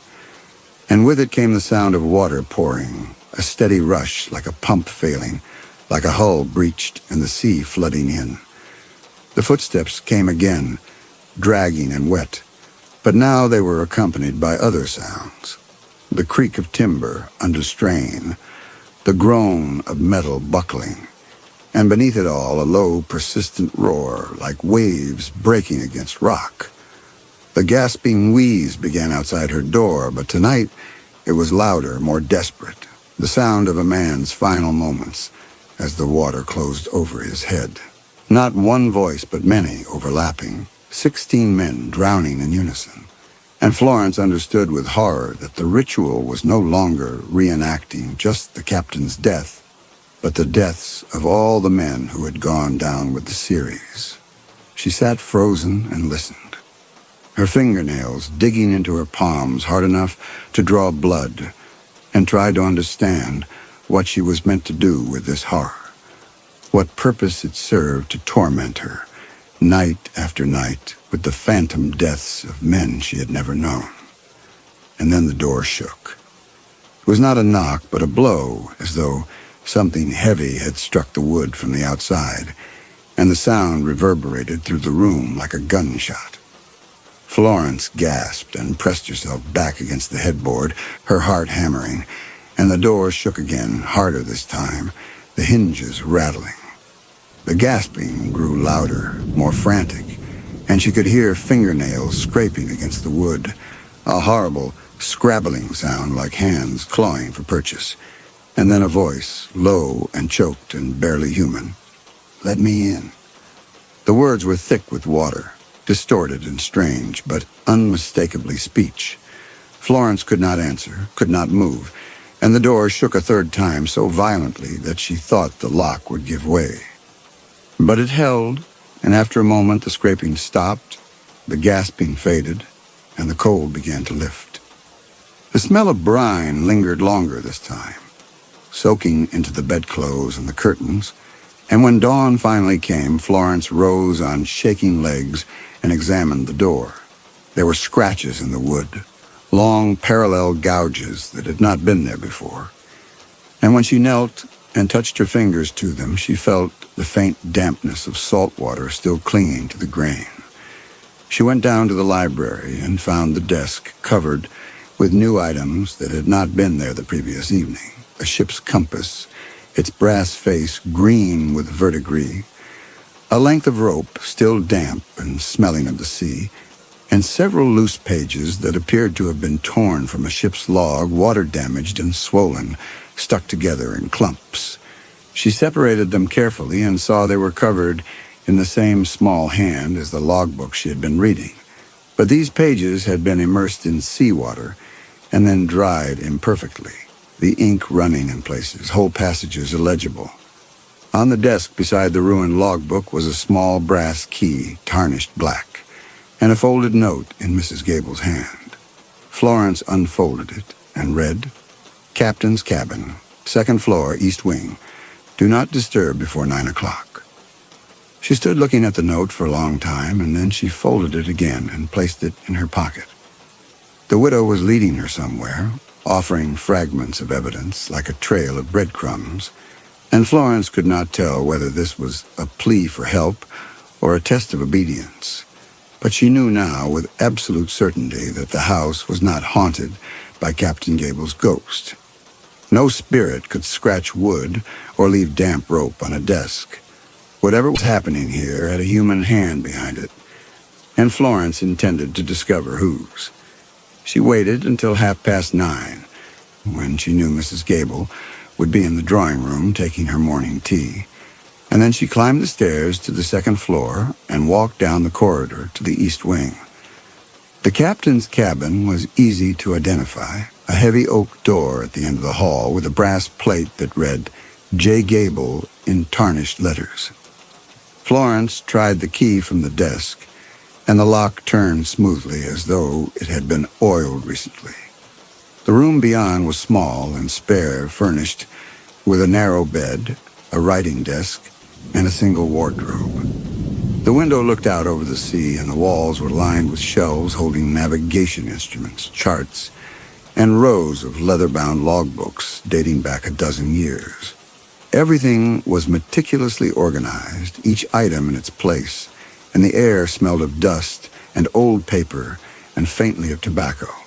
It was the room of a man who had lived at sea and kept his shore quarters as he would a ship's cabin, functional, orderly, devoid of sentiment. Florence crossed to the desk and opened the single drawer. Inside, she found more charts, a box of pens, a stick of sealing wax, and a sheaf of letters bound with string. She untied the string and began to read. The letters were from Mrs. Gable to her husband, written during his voyages, and they were remarkable for their coldness. There were no endearments, no expressions of longing or affection, only practical matters, household accounts, repairs to the estate, questions about when he would return and how much money he would bring. Florence read through a dozen of them and found not a single line that suggested warmth between husband and wife. She replaced the letters and turned her attention to the logbooks on the shelves. They were arranged chronologically, one for each voyage, and she pulled down the volume immediately preceding the final voyage of the series. The entries were similar in tone to the water-damaged logbook she had seen downstairs, terse notations of weather and cargo, no personal observations, nothing that revealed the man behind the writing. But as she paged through the months, she noticed a pattern. Captain Gable had been making the same route repeatedly, Plymouth to Lisbon and back, carrying textiles south and wine north, and each voyage showed a modest profit carefully recorded in the margins. She replaced that logbook and took down the one from 2 years earlier. The route was the same, the cargo similar, but here the profits were larger, the margins more generous. She went back further, 5 years, 10, and saw the same pattern. Captain Gable had been a steady, reliable merchant captain who made a comfortable living from predictable routes and careful management. There was nothing in these records to suggest a man who would take risks with an unseaworthy vessel, nothing to explain why the series had gone down in waters he knew well. Florence was replacing the final logbook when she heard footsteps in the corridor outside. She froze, her hands still on the shelf, and listened as the footsteps approached the door and then stopped. The handle turned slowly, and Mrs. Gable stepped into the room. The widow stood in the doorway and looked at Florence without expression. She did not ask what Florence was doing there, did not seem surprised to find her. She only said very quietly that Florence should not have come here, that the captain's cabin was private, and that the key had been meant for later. Florence felt her face flush with anger and embarrassment in equal measure. She said that Mrs. Gable had left the key for her with explicit instructions, and that if the widow did not wish her to use it, she should not have provided it. Mrs. Gable shook her head slowly and said that Florence did not understand, that she was meant to wait, that everything must happen in its proper order, or it would not work. The words made no sense. Florence asked what would not work, and Mrs. Gable looked at her for a long moment before turning and walking away down the corridor without answering. Florence stood alone in the captain's cabin and felt the last of her patience crack. She was being used for some purpose she could not fathom, led through a performance whose script she had not been given, and she would not tolerate it any longer. She locked the cabin door behind her and went downstairs to the library. And when the housekeeper brought lunch, she asked to speak with Mrs. Gable immediately. The widow came to the library within the hour, pale and silent, and stood by the fireplace with her hands folded. Florence said that she could not continue working in a house where she was subjected to nightly disturbances and cryptic instructions, that she needed to know what was happening and why, and that if Mrs. Gable could not or would not explain, then Florence would leave on the morning coach. Mrs. Gable was silent for a long time, her face utterly still. Then she asked Florence if she believed in ghosts. Florence said she did not, that she believed what was happening in the house each night was the work of human hands, and that she would very much like to know whose hands they were. The widow's expression flickered, something almost like relief passing across her features, and then she said that Florence was correct, that there was no ghost, but that the explanation was not one she could give without risking more than Florence could understand. The conversation circled like that for another 10 minutes, Mrs. Gable offering evasions and half-answers, Florence pressing for clarity, until finally the widow said that she would show Florence the truth, but only if Florence would agree to stay awake tonight and observe what happened at 3 o'clock without interfering. Florence agreed, though every instinct told her this was another manipulation, and Mrs. Gable nodded once and left the library without another word. That night, Florence dressed in her warmest clothes and positioned herself in a chair facing her bedroom door with a lamp burning low beside her. The house was utterly silent, and the hours crept past with agonizing slowness. Shortly after midnight, she heard the first sounds, footsteps on the stairs, soft and deliberate, moving up from the lower floors. She stood and crossed to her door, pressing her ear against the wood, and listened as the footsteps came closer. They stopped just outside her room, and for a moment there was no sound at all. Then she heard the soft slosh of liquid being poured, the wet sound of something heavy being dragged across the floorboards, and the scrape of a window being opened somewhere nearby. The smell of brine began to seep under her door, and she heard the faint creak of a phonograph being wound, the scratch of a needle finding its groove. And then the gasping began. Not outside her door, but from a mechanical speaker. The recorded sound of a man choking and struggling for air played at low volume through a wax cylinder. Florence stood frozen, her hand on the door handle, and listened as the recording played through once, twice, and then fell silent. The footsteps retreated down the corridor, and after a moment, she heard a door close softly. She waited until the sounds had completely faded, and then she opened her door and stepped out into the hallway. The floorboards were wet, puddled with water that gleamed in the lamplight, and the window at the end of the corridor stood wide open, letting in the cold night air. On the floor near her door was a bucket, still half full, and beside it a mop and a coiled length of damp rope. But when Florence knelt and touched her fingers to the water, it was ice cold in a way that made her gasp and pull back. Not the chill of tap water left standing, but the deep cold of the ocean itself. And when she looked more closely at the puddle, she saw things floating in it that had no business being there. Fragments of dark seaweed she did not recognize, fine sand that glittered in the lamplight, and something that looked like barnacle shell. She stood quickly and looked at the bucket.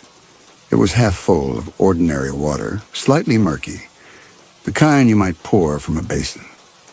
But the puddle on the floor was something else entirely, and as she watched, the smell of brine intensified until her eyes watered, far stronger than it should be from such a small amount of liquid. And the footprints. She could see them now in the wet wood, leading from the bucket toward her door and then away again down the corridor. But they were wrong. The widow's shoes would leave a narrow print, a woman's foot. But these were broad and heavy, and when Florence looked closer, she saw that the edges were too defined, too deep, as though whoever made them had been carrying an impossible weight. Florence walked down the corridor to the door she had heard close and tried the handle.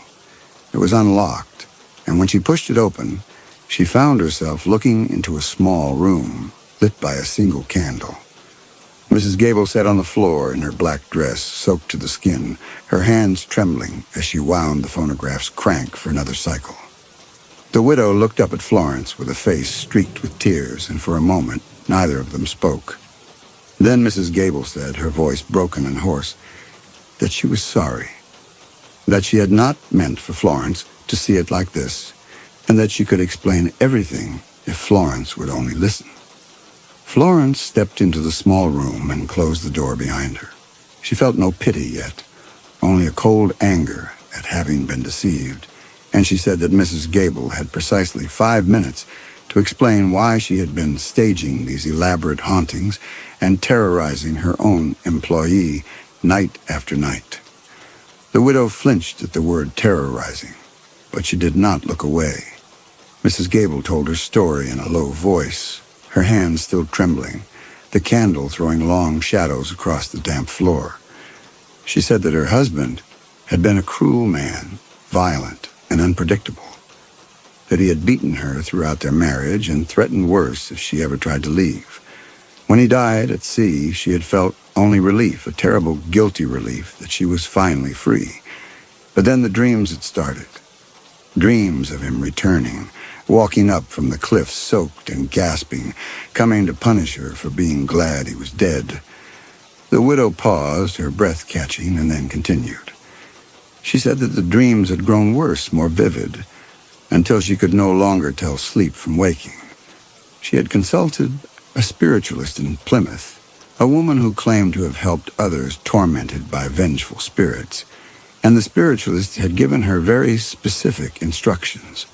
She was to recreate the exact circumstances of her husband's death every night at the hour he died, the cold, the smell of the sea, the sound of a man drowning. The ritual would trap his spirit in that moment, confuse it, prevent it from crossing the threshold into the house to harm her. And it had worked, Mrs. Gable said, her voice dropping to a whisper. For months, the ritual had kept him at bay. But lately something had changed. The water she poured stayed colder than it should, even after she brought it up from the kitchen. Things appeared that she had not placed: the seaweed, the sand, the barnacle fragments. The footprints were too heavy, too deep, and sometimes, when she wound the phonograph, she heard other sounds beneath the recording, sounds that should not be there. Florence listened to this with growing disbelief and growing fear in equal measure. She asked why the widow had hired her if she was so terrified of her husband's ghost, and Mrs. Gable said that the spiritualist had insisted she needed a witness, someone who would see the manifestations and could testify that the ritual was working, that she was doing everything correctly. The widow's voice cracked on the last words, and she pressed her hands over her face and began to weep in earnest. Florence stood watching her and felt the anger slowly drain away, replaced by a deep weariness and something else, something that felt uncomfortably like doubt. She thought of the ice-cold water, the barnacle fragments, the footprints that were too heavy. She knelt beside the widow and said more gently that perhaps the spiritualist was a charlatan who had preyed on Mrs. Gable's grief and fear, but that she needed to see the instructions to understand what was actually happening. Mrs. Gable shook her head and said that Florence did not understand, that the ritual was working but changing, becoming something she could no longer control. The widow's hands were shaking badly now, and when she looked up at Florence, her eyes were wide and terrified in a way that seemed impossible to fake. The conversation went in circles, the widow insisting that she had to continue the ritual or something worse would happen, Florence trying to understand what was real and what was performance, until finally Florence said, that if Mrs. Gable would show her the spiritualist's instructions, perhaps together they could make sense of what was happening. The widow hesitated, her tear-streaked face uncertain, and then she said that she kept the letters in her private study, that she had never shown them to anyone, but that perhaps Florence was right. Perhaps it was time. Florence helped her to her feet, and they walked together down the dark corridor to a small room on the third floor that Florence had not seen before. Mrs. Gable lit a lamp and crossed to her writing desk, unlocking a drawer with a key she wore on a chain around her neck. She withdrew a bundle of papers tied with a black ribbon, and her hands shook as she untied the knot and laid them out on the desk. Florence picked up the first document and began to read by lamplight. It was a printed form from the Plymouth Spiritualist Society, dated October of the previous year, with handwritten instructions filled in for protection against vengeful spirits of those who died by drowning. Recreate circumstances of death nightly at hour passing. Continue until manifestations cease. The instructions were elaborate and specific, with notations in Mrs. Gable's hand in the margins. Too cold. Water wrong temperature. Must be exact. She set it aside and picked up the next paper, a letter from the spiritualist, dated 3 months after the wreck, responding to what must have been an anxious inquiry from Mrs. Gable. You must not deviate from the ritual in any particular. The slightest variation will break the protection.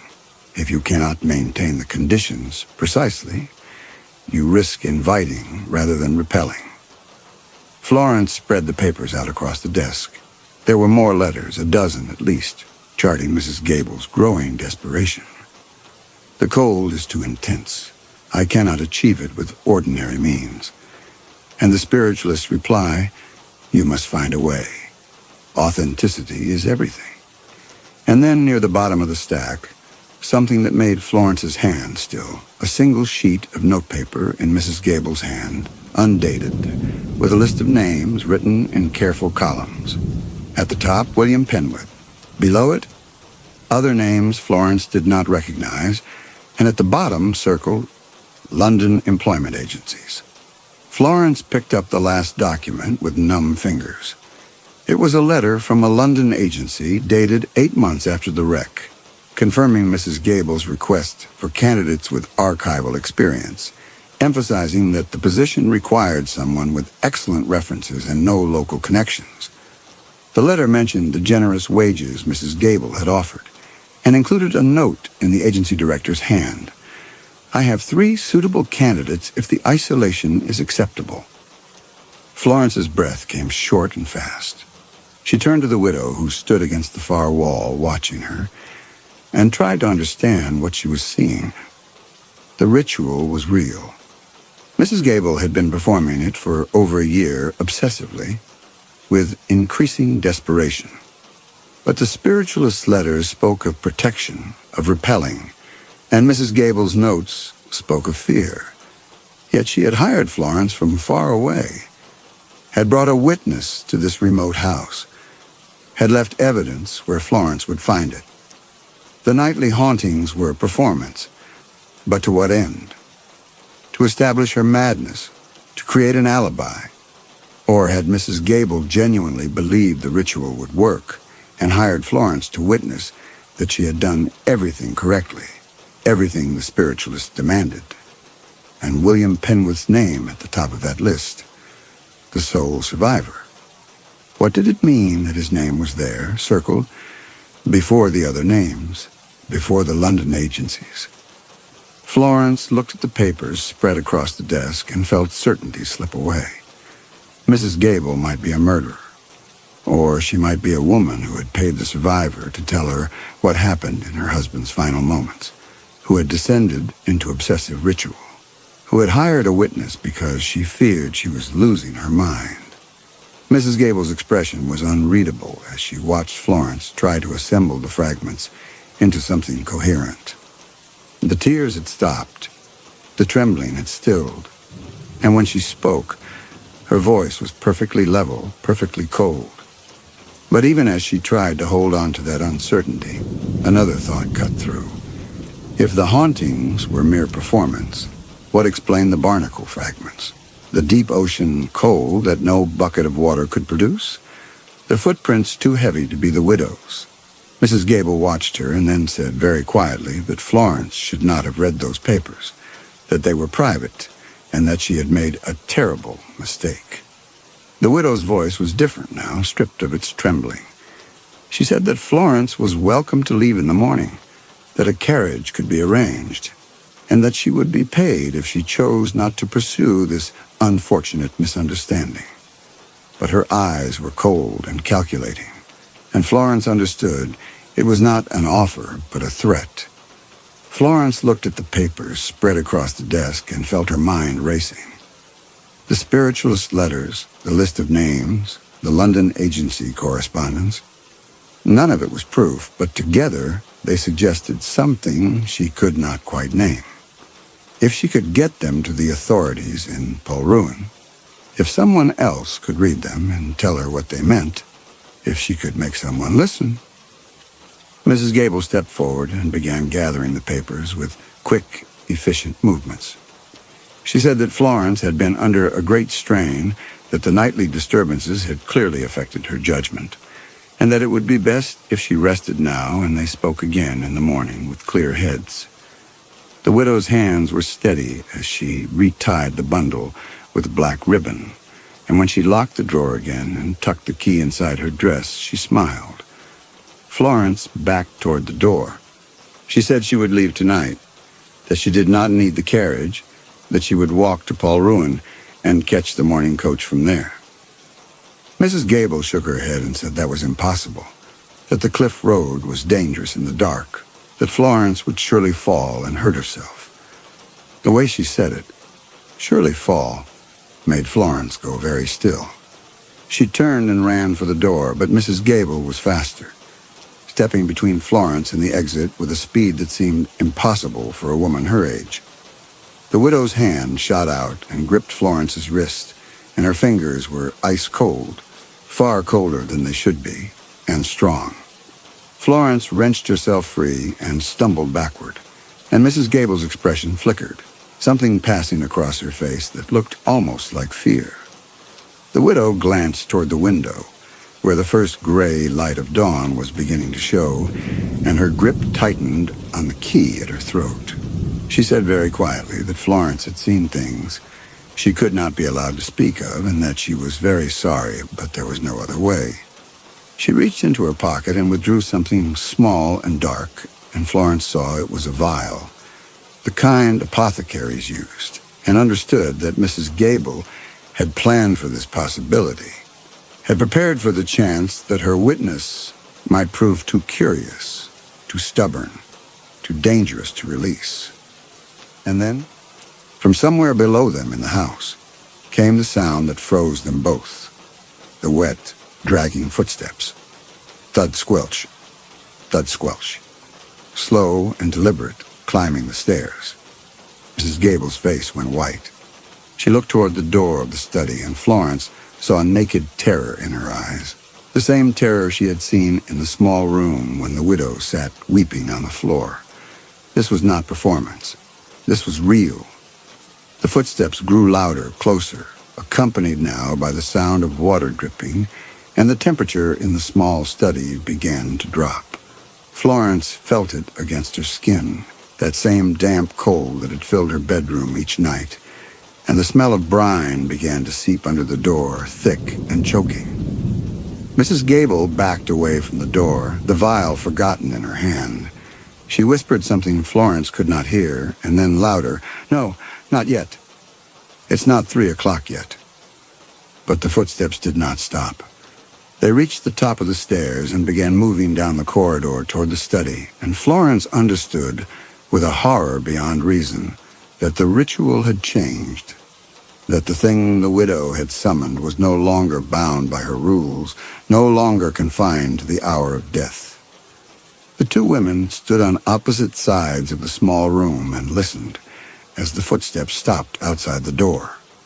For a long moment, there was no sound but the dripping water, and then The door handle began to turn, slowly, from the outside. Mrs. Gable made a sound between a sob and a scream and ran for the window. But it was too small, too high, and she clawed at the glass uselessly while Florence watched the door swing open. Nothing stood in the doorway. Only darkness and the smell of the sea and a cold so deep it hurt to breathe. But the footsteps continued, entering the room, crossing toward them, and Florence saw the floorboards grow dark with seawater where nothing visible walked. Mrs. Gable turned from the window, her back pressed against the glass, and stared at the empty air that dripped and moved. She held up the vial as though it were a talisman and said, her voice breaking, that she had done everything right, that she had performed the ritual exactly as instructed, that she deserved to be protected. The invisible presence moved past Florence without touching her, and she felt the cold intensify as it passed, felt spray against her face like she was standing at the bow of a ship cutting through rough seas. It moved toward Mrs. Gable, and the widow screamed and threw the vial at nothing, and the glass shattered against the far wall. In that moment of distraction, while Mrs. Gable was cornered by the window and the entity's attention was fixed on her, Florence ran. She bolted through the open doorway and out into the corridor, her feet slipping on the wooden floor. And behind her she heard Mrs. Gable cry out, not in anger, but in terror, a sound that rose and broke into a scream. Florence did not look back. She made it to the stairs and half ran, half fell, down to the second floor, her heart hammering, her breath coming in gasps. She could hear the footsteps behind her on the stairs, the heavy, wet thud squelch accompanied by that horrible dripping sound. Mrs. Gable must have slipped past it somehow in the chaos of the study, must have fled down the back staircase while the entity was still occupied with whatever it had been doing in that small room. And now both of them were fleeing, and the thing was following. Something had come. Florence understood with a terror that went beyond reason. Whether Mrs. Gable had summoned it deliberately or called it by accident, whether the ritual was meant to repel or invoke, whether the widow was murderer or victim or both. None of it mattered now. Something had risen from the cold Atlantic waters where the series had gone down, drawn by the nightly performance, the repeated invocation of drowning and brine and gasping death. And now it was in the house. Florence fled down the corridor toward her room, but when she reached her door, she found it locked. She had not locked it. She never locked it. Her fingers closed on the handle and jerked back with a gasp. The brass was ice cold, so cold it burned, and when she looked down, she saw frost spreading across the metal in delicate patterns like fingers reaching. The door would not budge. Whether Mrs. Gable had locked it earlier in the evening as part of some trap, or whether the cold had frozen the mechanism, or whether something else was keeping it shut, Florence did not know and could not waste time discovering. She heard the footsteps coming closer, still on the stairs above, and the smell of brine intensifying. The library. The thought came to her with the force of instinct. The library had a door to the outside, a servant's entrance she had seen near the fireplace. If she could reach it, if she could get outside before the thing caught her. She ran down the main staircase to the ground floor, her stockinged feet silent on the stone, and burst into the library just as the clock in the hall began to chime. 3 o'clock. The hour of death. The library was dark except for the moonlight coming through the tall windows, and Florence ran across the room toward the servant's door, her hands outstretched. But when she reached it and tried the handle, it would not turn. Locked. Of course, locked.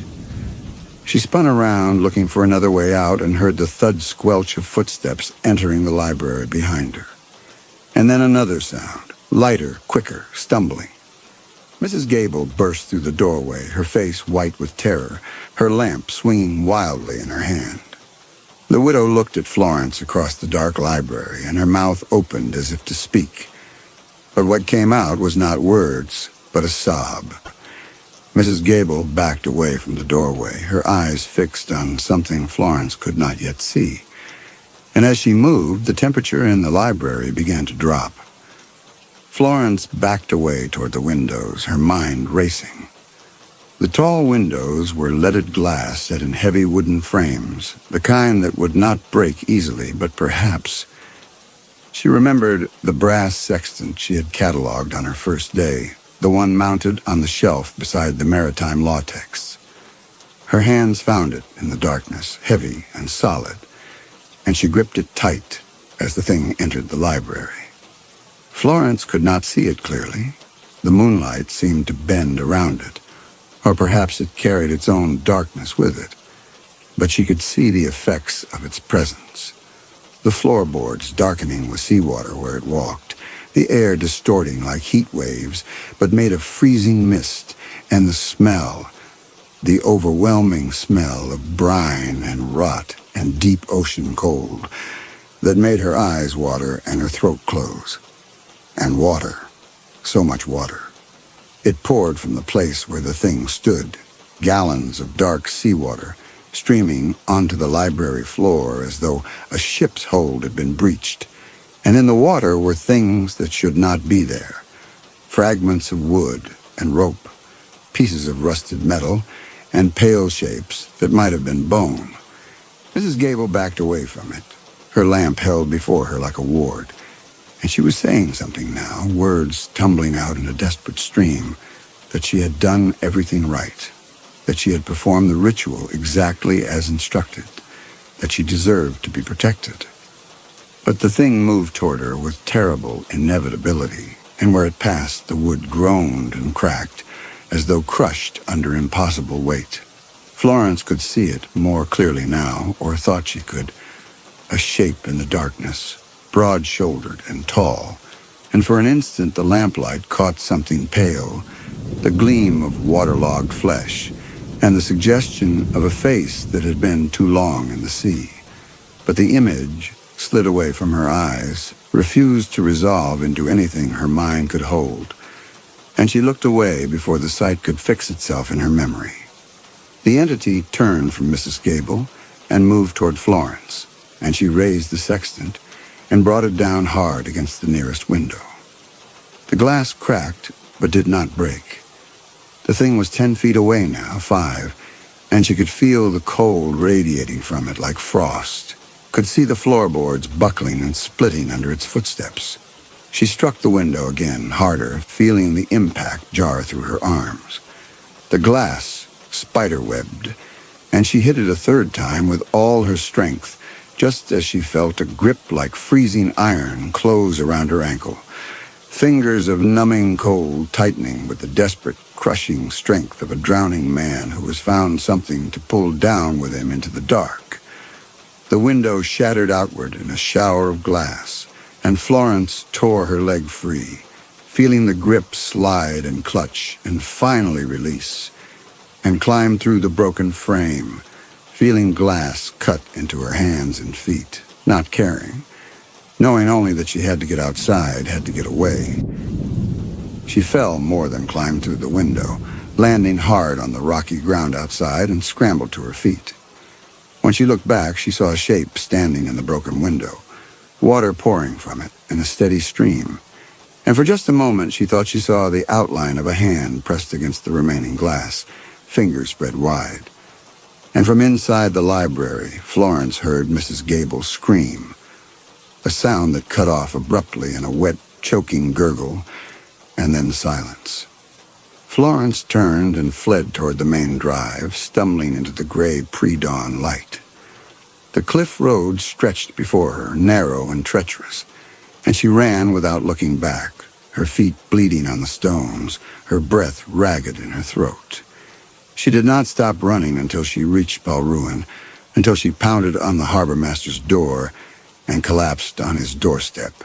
And when they went back to the house 3 hours later with 4 men and a constable, they found Mrs. Gable in the library, drowned on dry land, her lungs full of seawater and her eyes wide with terror.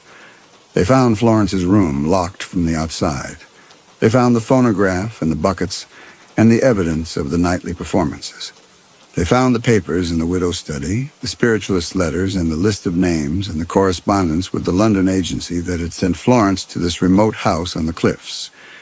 The inquiry concluded that Mrs. Gable had succumbed to grief-induced madness, that she had staged elaborate hauntings for reasons the investigators could not fathom, and that she had died by misadventure in circumstances that defied rational explanation. The case was closed within a fortnight. Florence did not tell them about the things she had seen in the library, about the grip of freezing water around her ankle, about the shape that poured seawater onto the floor. She did not tell them that she suspected Mrs. Gable of anything beyond madness. What would she have said? That she had found letters suggesting the widow might have paid the sole survivor for something, though the papers did not say what. That a list of names proved nothing except that Mrs. Gable had been methodical in her descent into obsession. She kept silent, and the inquiry called it grief, and no one looked any further. Florence returned to London a week after giving her statement to the constable, and she tried very hard to put the house on the cliffs behind her. She found new employment, cataloged new libraries, and took a small flat in Bloomsbury, where the windows faced a busy street, and she could hear the sounds of the city at all hours. But she could no longer sleep with the door closed. Even in summer heat, she kept the door to her bedroom ajar, because a closed door made her chest tighten and her breath come short, made her see again the study door swing open to reveal nothing but darkness and the smell of the sea. Her landlady thought it odd, but Florence could not explain that the alternative, waking in the night to find herself sealed in, was unthinkable. She could no longer bear the sound of a clock chiming. When the church bells rang the hours, she would stop whatever she was doing and count the chimes with her hands pressed flat against the nearest solid surface, and she would not move again until the third chime had passed and the fourth begun. Her employers found this peculiar, but they were kind enough not to comment.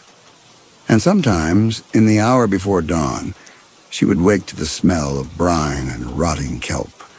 She would feel the temperature drop and hear, faint and far away, the sound of water dripping on wooden floors. She would lie very still in the darkness with the door ajar and the city sounds beyond her window.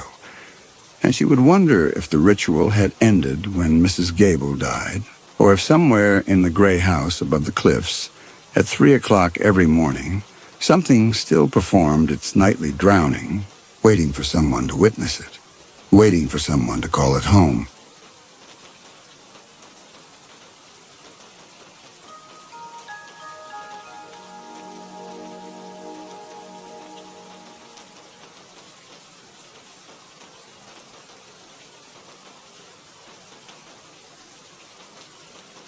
Judith Crane had been looking at the painting for what she later calculated must have been 40 minutes, long enough for the wine in her glass to reach the temperature of the room and the light outside the tall Georgetown windows to finish its passage from amber to the certain shade of urban gray that meant the street lamps on P Street had come on. She did not know what was wrong with the composition. She knew only that something had been, since the morning she had first set the canvas on the easel and stepped back to plan her campaign against 2.5 centuries of grime and amateur varnish. Something in the way the family had been arranged, father and mother and 2 children, that resisted the eye's natural desire to settle. The painting had arrived 3 weeks earlier from the estate of a man named Kessler, the last of a Viennese collecting family whose holdings had been liquidated piecemeal since the 1920s. A probate lawyer in Bethesda had contacted Judith through the conservator's directory, explaining that the estate contained several uncatalogued works that needed cleaning before auction. Most were minor: Dutch still lifes, a mediocre Italian landscape, 2 watercolors of no value. But one canvas, wrapped in acid-free tissue inside a wooden shipping crate that bore custom stamps from 1923, had come with a provenance folder so thin it amounted to confession. Almost nothing was known. An Austrian noble family, name illegible on the acquisition card. Oil on linen, circa 1740, unsigned. Stored in the Kessler family's possession for nearly 40 years because no one could determine who had painted it or why it mattered enough to keep. The lawyer wanted it presentable for a spring auction and was not concerned with method or documentation. Judith had accepted the assignment with the mild professional pleasure of a woman who preferred problems of surface to problems of meaning. Strip the discolored varnish, stabilize the craquelure, reveal whatever the artist had actually put down, and let the auction house argue about the rest. She set down her wine and crossed the room to the easel. The apartment doubled as her workspace, the second bedroom of a converted row house on 34th Street. Fitted with northern light, solvent ventilation, and a magnification lamp clamped to a drafting table she'd purchased from a retired architect on Wisconsin Avenue. The painting, roughly 2 feet by 3, depicted a domestic interior of characteristic 18th century formality, a man standing behind a seated woman, his hands resting on her shoulders, 2 children arranged at the woman's knees. The palette was muted. Browns and ochres darkened further by the degraded varnish, the faces pale ovals above lace collars, conventional in every respect. She had seen 40 paintings exactly like it. What she could not resolve, standing now close enough to smell the linseed and age, was the father's hands. They lay on the woman's shoulders with a heaviness that the period style did not explain. The convention was possession. The husband's hand on the wife's shoulder signaled authority, lineage, the ordinary architecture of property. But these hands seemed to press. The fingers were not displayed but gripped, the knuckles carrying a tension that suggested effort rather than pose. Judith tilted the magnification lamp and the craquelure threw tiny shadows across the surface, a net of fractures that made the painted skin look like something that might, given enough pressure, break apart entirely. She straightened. It was a Tuesday in October, and she had been working too long and drinking wine on a stomach that had received only a sandwich since noon. The father's hands were painted hands. They pressed because the artist had failed to master the anatomy of relaxation, or because the varnish had darkened selectively, or because she was 40 minutes into a stare that would make any image begin to seem intentional in ways its maker never planned. She covered the canvas with a cotton drape, washed her glass, and went to bed. In the morning, the drape was where she had left it. The painting beneath was exactly as it should have been. The test strip she had begun along the lower left border, a small rectangle of clean surface showing brighter color beneath the varnish, looked correct. The blue-green of a tiled floor emerging from under decades of yellowed resin. Judith mixed her solvent, a careful proportion of acetone and white spirit that she had calibrated to how stubbornly the varnish resisted, and resumed work. By noon, she had cleared a band roughly 4 inches wide along the entire bottom edge. The tiled floor was more vivid than she had expected. A deep blue-green that seemed almost to pulse against the muted tones above, less like color and more like the memory of a lit room sealed behind dirty glass. She worked in even passes, rolling tiny cotton swabs across the surface in even strokes. Watching the yellow-brown residue transfer to white cotton, the children's shoes emerged. They were oddly positioned. Both pairs turned slightly inward as if the children were pressing their feet together, toes touching with a deliberateness that the artist had rendered in exact, almost clinical detail. The stitching on the left child's shoe, the crease in the right child's leather, all captured with a precision that exceeded the rest of the composition by a margin she found difficult to explain. Period convention called for generalized footwear. These shoes had been painted by someone who was looking at something specific and was afraid of getting it wrong. She noted the discrepancy in her log and continued. That evening, she stood before the uncovered canvas and felt the first cold movement of something she would not, at that point, have called unease. The father's right hand had changed, not the hand itself. The craquelure was identical, the paint surface undisturbed, but its position on the woman's shoulder had shifted perhaps a quarter of an inch toward the neck. The thumb, which she distinctly remembered lying flat against the collarbone, now hooked slightly inward as though the hand were beginning to close. Judith removed the magnification lamp from the drafting table and held it directly over the shoulder area. The paint was original. No retouching, no fresh material, nothing that would indicate physical alteration. She photographed the area with her Polaroid. She kept one in the studio for documentation and pinned the image to the corkboard above the table. She told herself she would compare it to her cleaning notes in the morning.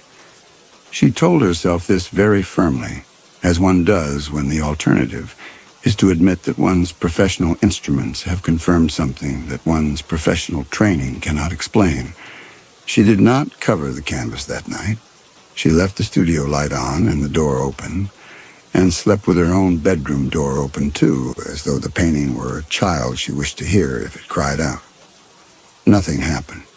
She woke to the sound of the furnace clicking on and the gray October light that Georgetown wore like a permanent expression of mild disapproval. The painting was still on the easel. The father's hand was where it had been the night before. She took the Polaroid from the corkboard and held it beside the canvas under the magnification lamp, then laid her conservation ruler across both, the flat edge bridging the photograph and the painted surface. The millimeter graduations fine enough to settle the question. The thumb had moved 3 millimeters toward the throat. The ruler confirmed it. The photograph confirmed it.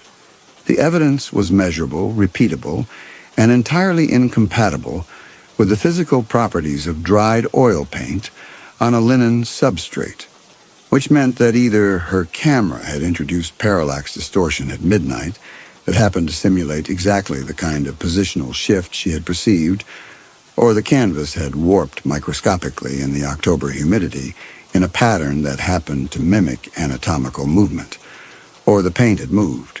She chose the humidity. She chose it the way a person chooses the less frightening diagnosis when the doctor offers 2. Not because the evidence supports it, but because the alternative requires reorganizing everything you know about how the world operates, and she was not ready on a Thursday morning to do that. She cleaned another 6 inches. The woman's hands came clear, folded in her lap, pale, with a stillness that now struck Judith as something other than composure. The hands were pressed flat against each other, the way hands press when they are preventing themselves from doing something else. Judith set down her swab and walked out of the studio and stood in the kitchen drinking water from the tap. Not because she was thirsty, but because the faucet was on the far side of the apartment from the easel, and she found she wanted the distance. The next morning, which was Friday, the father's left hand had moved. Both hands now gripped the woman's shoulders with unmistakable force. The painted knuckles were white, not aged white, not degraded white, but the deliberate, angry white of a man squeezing hard enough to feel bone. And the woman's head, which had faced forward in the proper manner of an 18th century subject, had turned perhaps 2 degrees to the right, as though she were beginning to look over her shoulder at the hands that held her. Judith photographed the painting from 4 angles. She placed the Polaroids beside the earlier image. The change was not quarter-inch ambiguity. It was visible, measurable, and had occurred during the 8 hours she had been asleep in the next room. She called the probate lawyer in Bethesda and asked whether the Kessler estate files contained any conservation history for the painting, prior cleanings, condition reports, anything that might explain unusual behavior in the paint surface. She did not say unusual behavior. She said pigment instability, which was a phrase that meant something specific and technical and would not cause the lawyer to ask the kind of questions she could not answer. The lawyer put her on hold, came back, and read from what he said was a handwritten inventory card filed with the shipping crate. Stable condition, heavy varnish, no restoration recommended. And a note. The original estate agent, in 1923, had advised that the painting remain varnished. No reason given. Judith thanked him and hung up and sat in the kitchen with both hands around a coffee cup, thinking about the word advised, which was not the same as recommended and not the same as requested, and carried in its studied formality the weight of someone who had wanted to say something much stronger and had settled for the most professional language available to convey warning to people who did not believe in warnings. She did not work on the canvas that day. She locked the studio door, which she had never done before, and went to the Phillips Collection on 21st Street and stood in front of Renoir's luncheon of the boating party for a long time, studying the frozen gestures of people permanently at ease and wondering when she had started to think of painted figures as people who might prefer to be doing something else.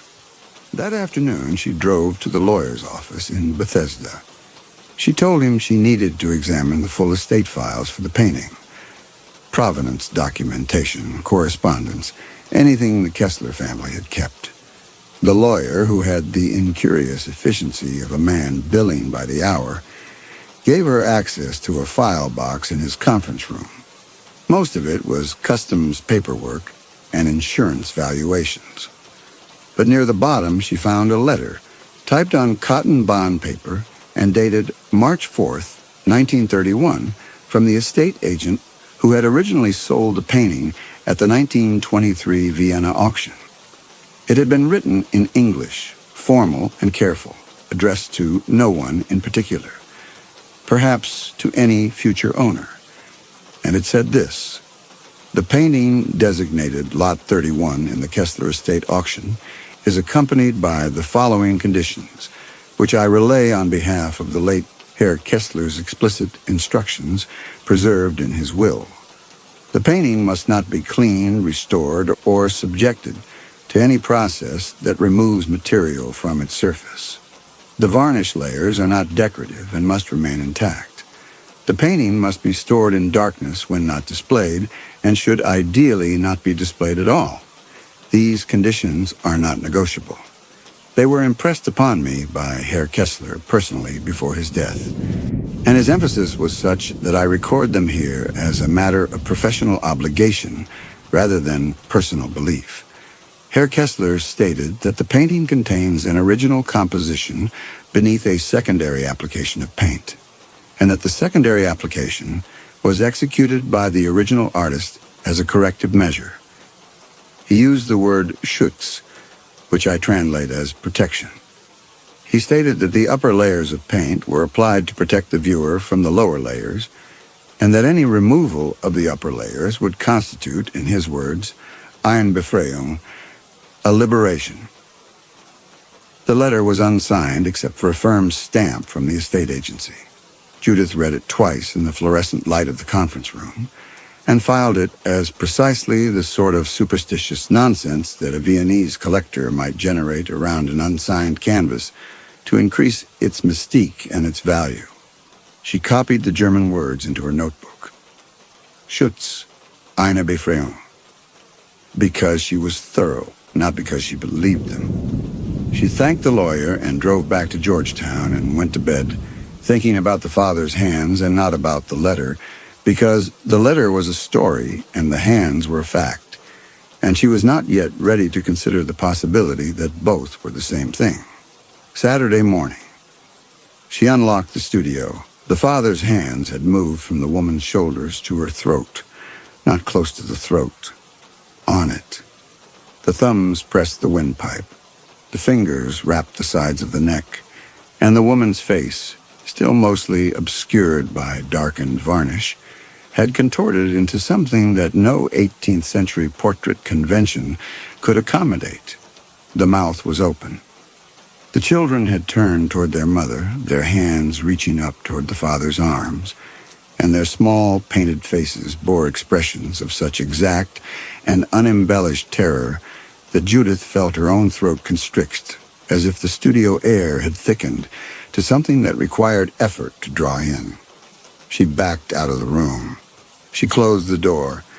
She sat on her bed with her coat still on and her shoes still on and did not move for what she later estimated was an hour and 20 minutes, during which time she considered and rejected the following possibilities: that she was losing her mind, that someone was entering her apartment and altering the painting as a cruel joke, that the Kessler estate had sent her a trick canvas rigged with some mechanism she couldn't detect, that the solvents she used were producing hallucinatory fumes.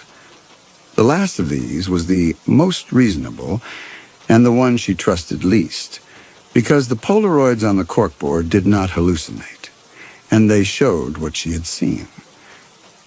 She returned to the studio at noon to photograph the new position, and found that the painting had changed again in the 3 hours since she had left. The father's grip had tightened. The tendons in his painted wrists were visible now, rendered with an anatomical precision that surpassed anything else in the composition, as though the artist had lavished his greatest skill on the mechanics of this particular act. And the children had moved further. They were no longer reaching for their father's arms. One child, the smaller one positioned on the left, had pressed its face into the other child's shoulder. The gesture was so human, so immediately recognizable as a child hiding from something it cannot bear to watch, that Judith had to set down the Polaroid camera because her hands were shaking too badly to frame the shot. She locked the studio again. She left the apartment entirely and walked to the Georgetown branch of the public library, where she spent the afternoon in the periodicals room, with a growing stack of art history journals and auction house catalogs, searching for anything connected to the painting's provenance. The Viennese estate sale of 1923 yielded one mention, a footnote in a dealer's catalog describing the lot as family portrait, unattributed, from the Kessler collection, in deteriorated condition, notable for extensive overpainting, consistent with later amateur restoration or deliberate concealment. The word stopped her. Concealment, not restoration, not correction. Concealment, which implied the presence of something beneath the visible surface that someone had specifically chosen to hide. She searched for the Kessler name across every index available to the Georgetown Library. There was little. A brief mention in a 1919 Viennese newspaper. She could not read German, but the librarian helped her with a dictionary, describing the death of one Friedrich Kessler, collector and dealer, in the influenza epidemic. His estate had been liquidated by a nephew. A secondary mention in an art dealer's memoir from 1935 noted that Kessler had been eccentric in his acquisitions, preferring objects with unusual provenance, and known to store certain items in sealed conditions with explicit instructions against cleaning or restoration. The memoir offered no explanation for this preference. Judith wrote the sentences down in her notebook, underlining explicit instructions against cleaning or restoration twice, and walked back to the apartment in the October dark, feeling the specific chill that attaches to the discovery that someone, decades ago, tried to prevent exactly what you have done. That night, lying in bed with every light in the apartment on and the radio playing low in the kitchen, she heard the sound for the first time. It came from the studio, a wet, compressed noise. The sound of someone choking on something too thick to be air, a gurgling that rose and caught and hitched and rose again, rhythmic as breathing but wrong in the way that a thing can be wrong when it mimics life without containing it.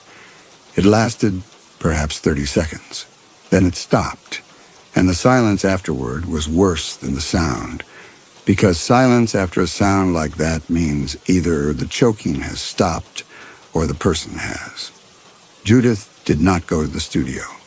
She lay in bed with her hand on her own throat, feeling her pulse beat against her fingers, counting the beats, because counting was something her mind could do instead of imagining what was on the other side of that door.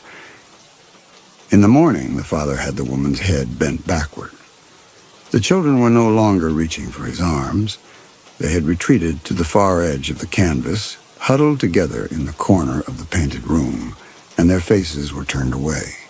Whatever was happening to their mother, they had stopped trying to prevent it.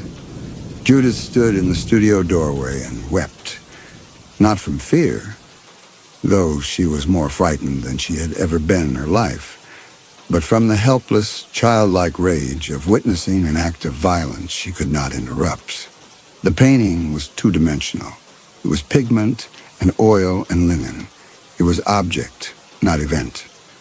But the woman's throat was compressed under painted hands, and her painted mouth was open in a painted scream that Judith could hear now as a thin vibration in the studio air.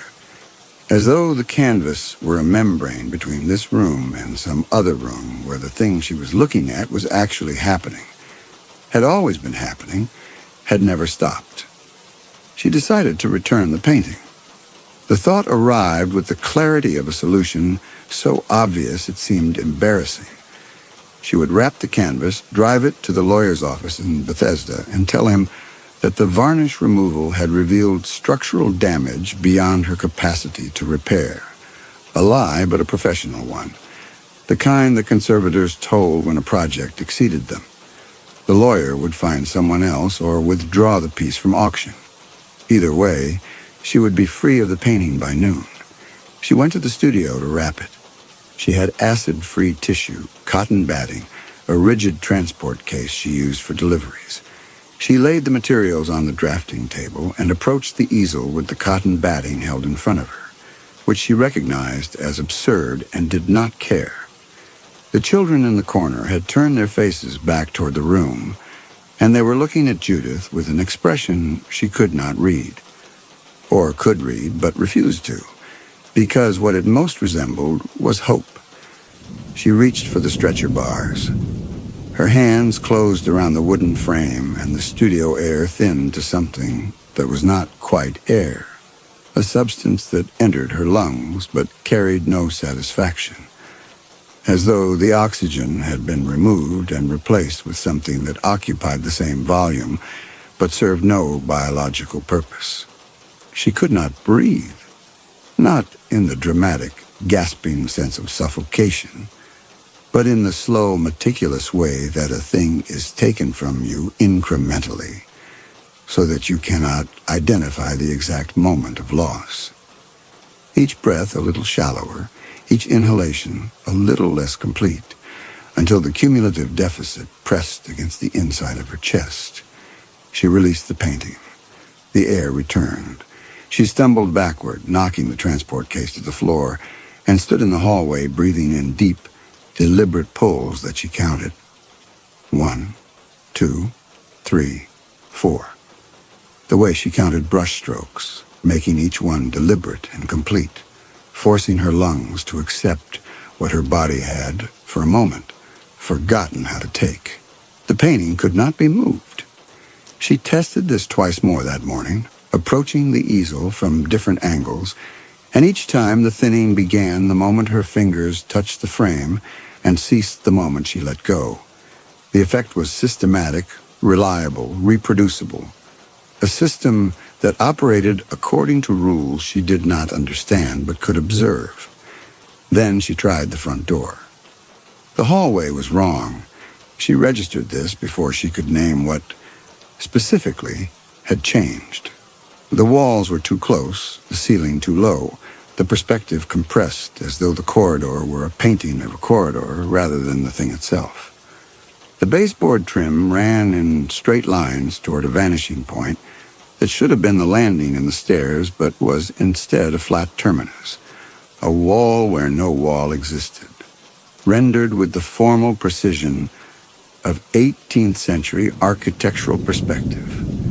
She took 3 steps toward it, and the air thinned again, not gradually this time, but all at once, as though she had walked into a sealed room, and the walls on either side of her seemed to lose their third dimension, flattening, the crown molding becoming a painted line, the door frame to the bathroom becoming a rectangle of muted color with no depth behind it. She retreated. The hallway restored itself, slowly in the way a cramp releases, the depth returning to the walls, the vanishing point reopening into the landing and the staircase that led to the first floor and the street and the world outside, all of which were still there, all of which were still real, but all of which were now on the other side of something she could not cross. She tried 3 more times over the course of that morning, once through the kitchen, which opened onto a narrow back garden. The garden was still visible through the window, but when she opened the door, the garden was flat, 2-dimensional. A painting of flagstones and brown grass, rendered in the exact palette of the canvas in the studio. The same ochres and muted greens, as though the painting's visual logic were spreading outward from the easel into the architecture of the apartment itself, converting every exit into a surface. The third attempt was the living room window, which she unlatched and raised 6 inches before the air outside thinned to nothing, and the view of P Street compressed into a flat image. Cars and trees and pedestrians rendered in pigment, frozen, a street scene in oils that she could see but not enter. She was inside the painting, or the painting was inside her apartment. The distinction had stopped mattering. She lowered the window and sat on the kitchen floor with her back against the refrigerator and a bread knife on the tiles beside her, not because she thought a knife would help, but because the weight of it in her peripheral vision was a fact, a solid and explicable fact, and facts were what she needed. The choking sounds continued. They slid under the studio door and filled the apartment with their wet, compressed rhythm, and the pressure on her throat returned, gentle but continuous, a reminder that whatever was happening on the other side of that door was also happening, in some diminished but detectable way, to her. She sat on the kitchen floor and reviewed what she knew. The painting depicted what she had taken for a family. The painting was changing. The father was strangling the mother. The children were afraid. The changes occurred at night and accelerated in proportion to the amount of varnish she had removed. The estate agent in 1923 had advised against cleaning. Kessler had stored certain items with instructions against restoration. Someone had overprinted the canvas. The dealer's catalog had used the word concealment. And the layers she was removing were not routine varnish, but something applied with purpose, for a reason that had nothing to do with preservation and everything to do with keeping the original composition sealed. She made a decision. She would stop cleaning. She would leave the remaining varnish intact. She would cease all solvent work and wait, in the hope that the painting's changes were connected to the removal of its surface layers and that stopping the removal would stop the progression. It was the only hypothesis available. She did not enter the studio for 2 days. She slept on the living room couch, as far from the painting as the apartment permitted. The choking sounds continued at night.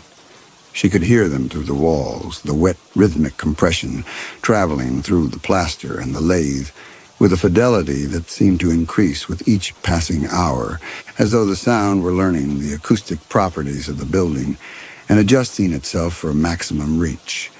By Sunday evening, she could hear it in the kitchen. By Monday morning, she could hear it standing at the front door, which she opened and found had restored its depth. The staircase was real, the landing was real, but the air on the threshold had the flat, tasteless quality of something already breathed. And when she put one foot across the doorframe, her vision compressed at the edges, the stairway narrowing to a painted corridor, and she pulled back. The apartment let her reach the threshold but not cross it. The apartment let her open windows but not climb through them. The apartment had become, in the precise and functional sense of the word, a frame. She returned at dusk from a day spent entirely in the kitchen and the living room, moving between them in a circuit that was not pacey and was not calm, and stood in the hallway outside the studio. She could hear the choking, louder, continuous, and beneath it, a new sound, softer, subtler, a dry whisper that seemed to come from inside the walls themselves. It sounded like canvas moving against stretcher bars. She opened the studio door. The painting had changed. She had done no cleaning. She had not touched the canvas in 48 hours. And yet the figures had advanced beyond anything she could have predicted.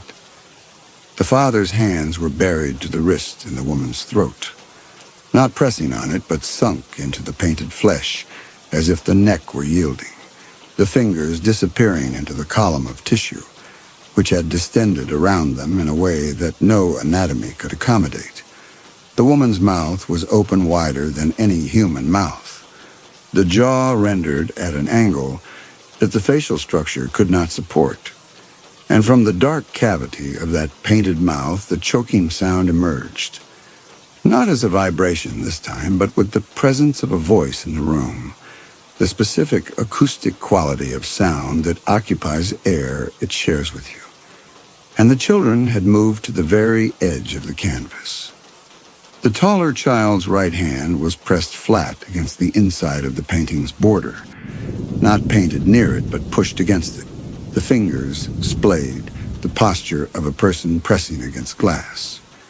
The smaller child's face was turned toward Judith. Its eyes, which she had assumed were the pale, indistinct ovals of an 18th century child, were not indistinct. They were vivid. They were specific. And they were watching her with an attention that she felt land on her skin. She backed out of the studio, and as she did, she looked at the father's face, something she had been avoiding for days, because the face of a man strangling a woman is not a face anyone wants to study. But now she looked, and what she saw stopped her in the doorway.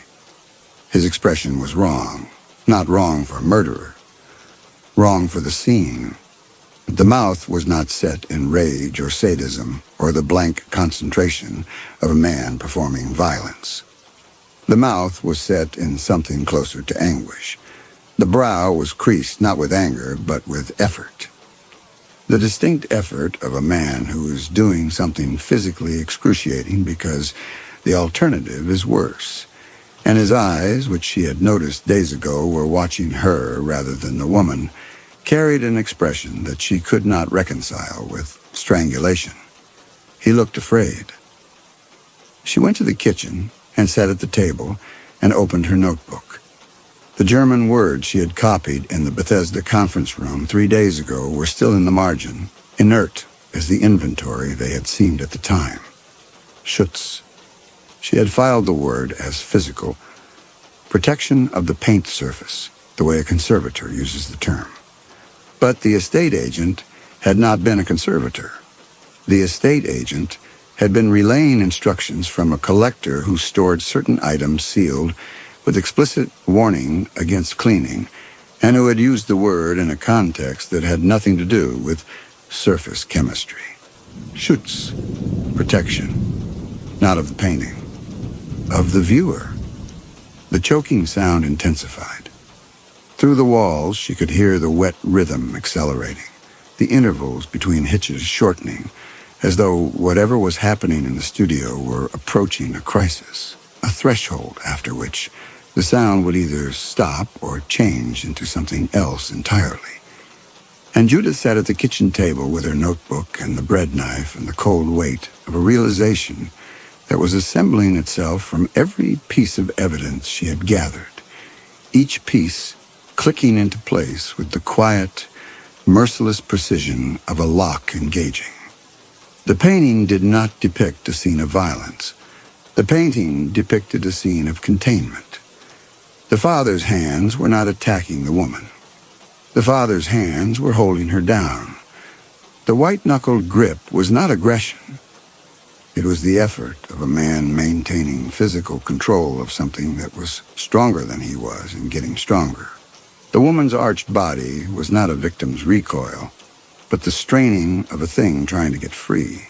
The children pressed against the border of the canvas were not frightened children fleeing violence. They were gathered there because the border was the edge, and beyond the edge was out. And they had been pressing against it for 2 centuries because a man made of paint had been holding their mother in her chair, and they could not leave without her. Every night's progression was not the escalation of an attack. It was the progressive failure of a restraint. The father's grip was slipping. The things he held were getting free, and she, with her solvents and swabs and careful, competent campaign, had been weakening the only structure that kept them down. The choking sound was not the woman being strangled. It was the father losing his grip. Judith closed the notebook. Her hands were steady, which surprised her, because the rest of her body was not. Her legs had developed a fine tremor that she could feel in her kneecaps, and her jaw had clenched to the point where her molars ached. She stood and walked to the studio door and opened it, and looked at the painting with the understanding she now possessed. And what she saw, reinterpreted through this lens, was not a horror scene, but something worse, a last stand. A painted man holding painted things in painted chairs with painted hands that were coming apart because she had applied acetone and white spirit to the surface that gave him strength, and he was losing, and he continued to hold. She had to reseal the canvas. The thought arrived not as an idea, but as an imperative. Physical, urgent, the way the body demands food or air. She had varnish in the studio. She had brushes. She could not replicate 2 centuries of protective layering in a night, but she could apply a coat over the cleaned areas, thicken the paint film, give the father something to hold with. It would be ugly work. It would be unprofessional, sloppy, rushed, an insult to the original surface. It did not matter. Nothing she had ever done in her career mattered less than the quality of this varnish coat, and nothing had ever mattered more than getting it on. She reached for the varnish jar on the drafting table.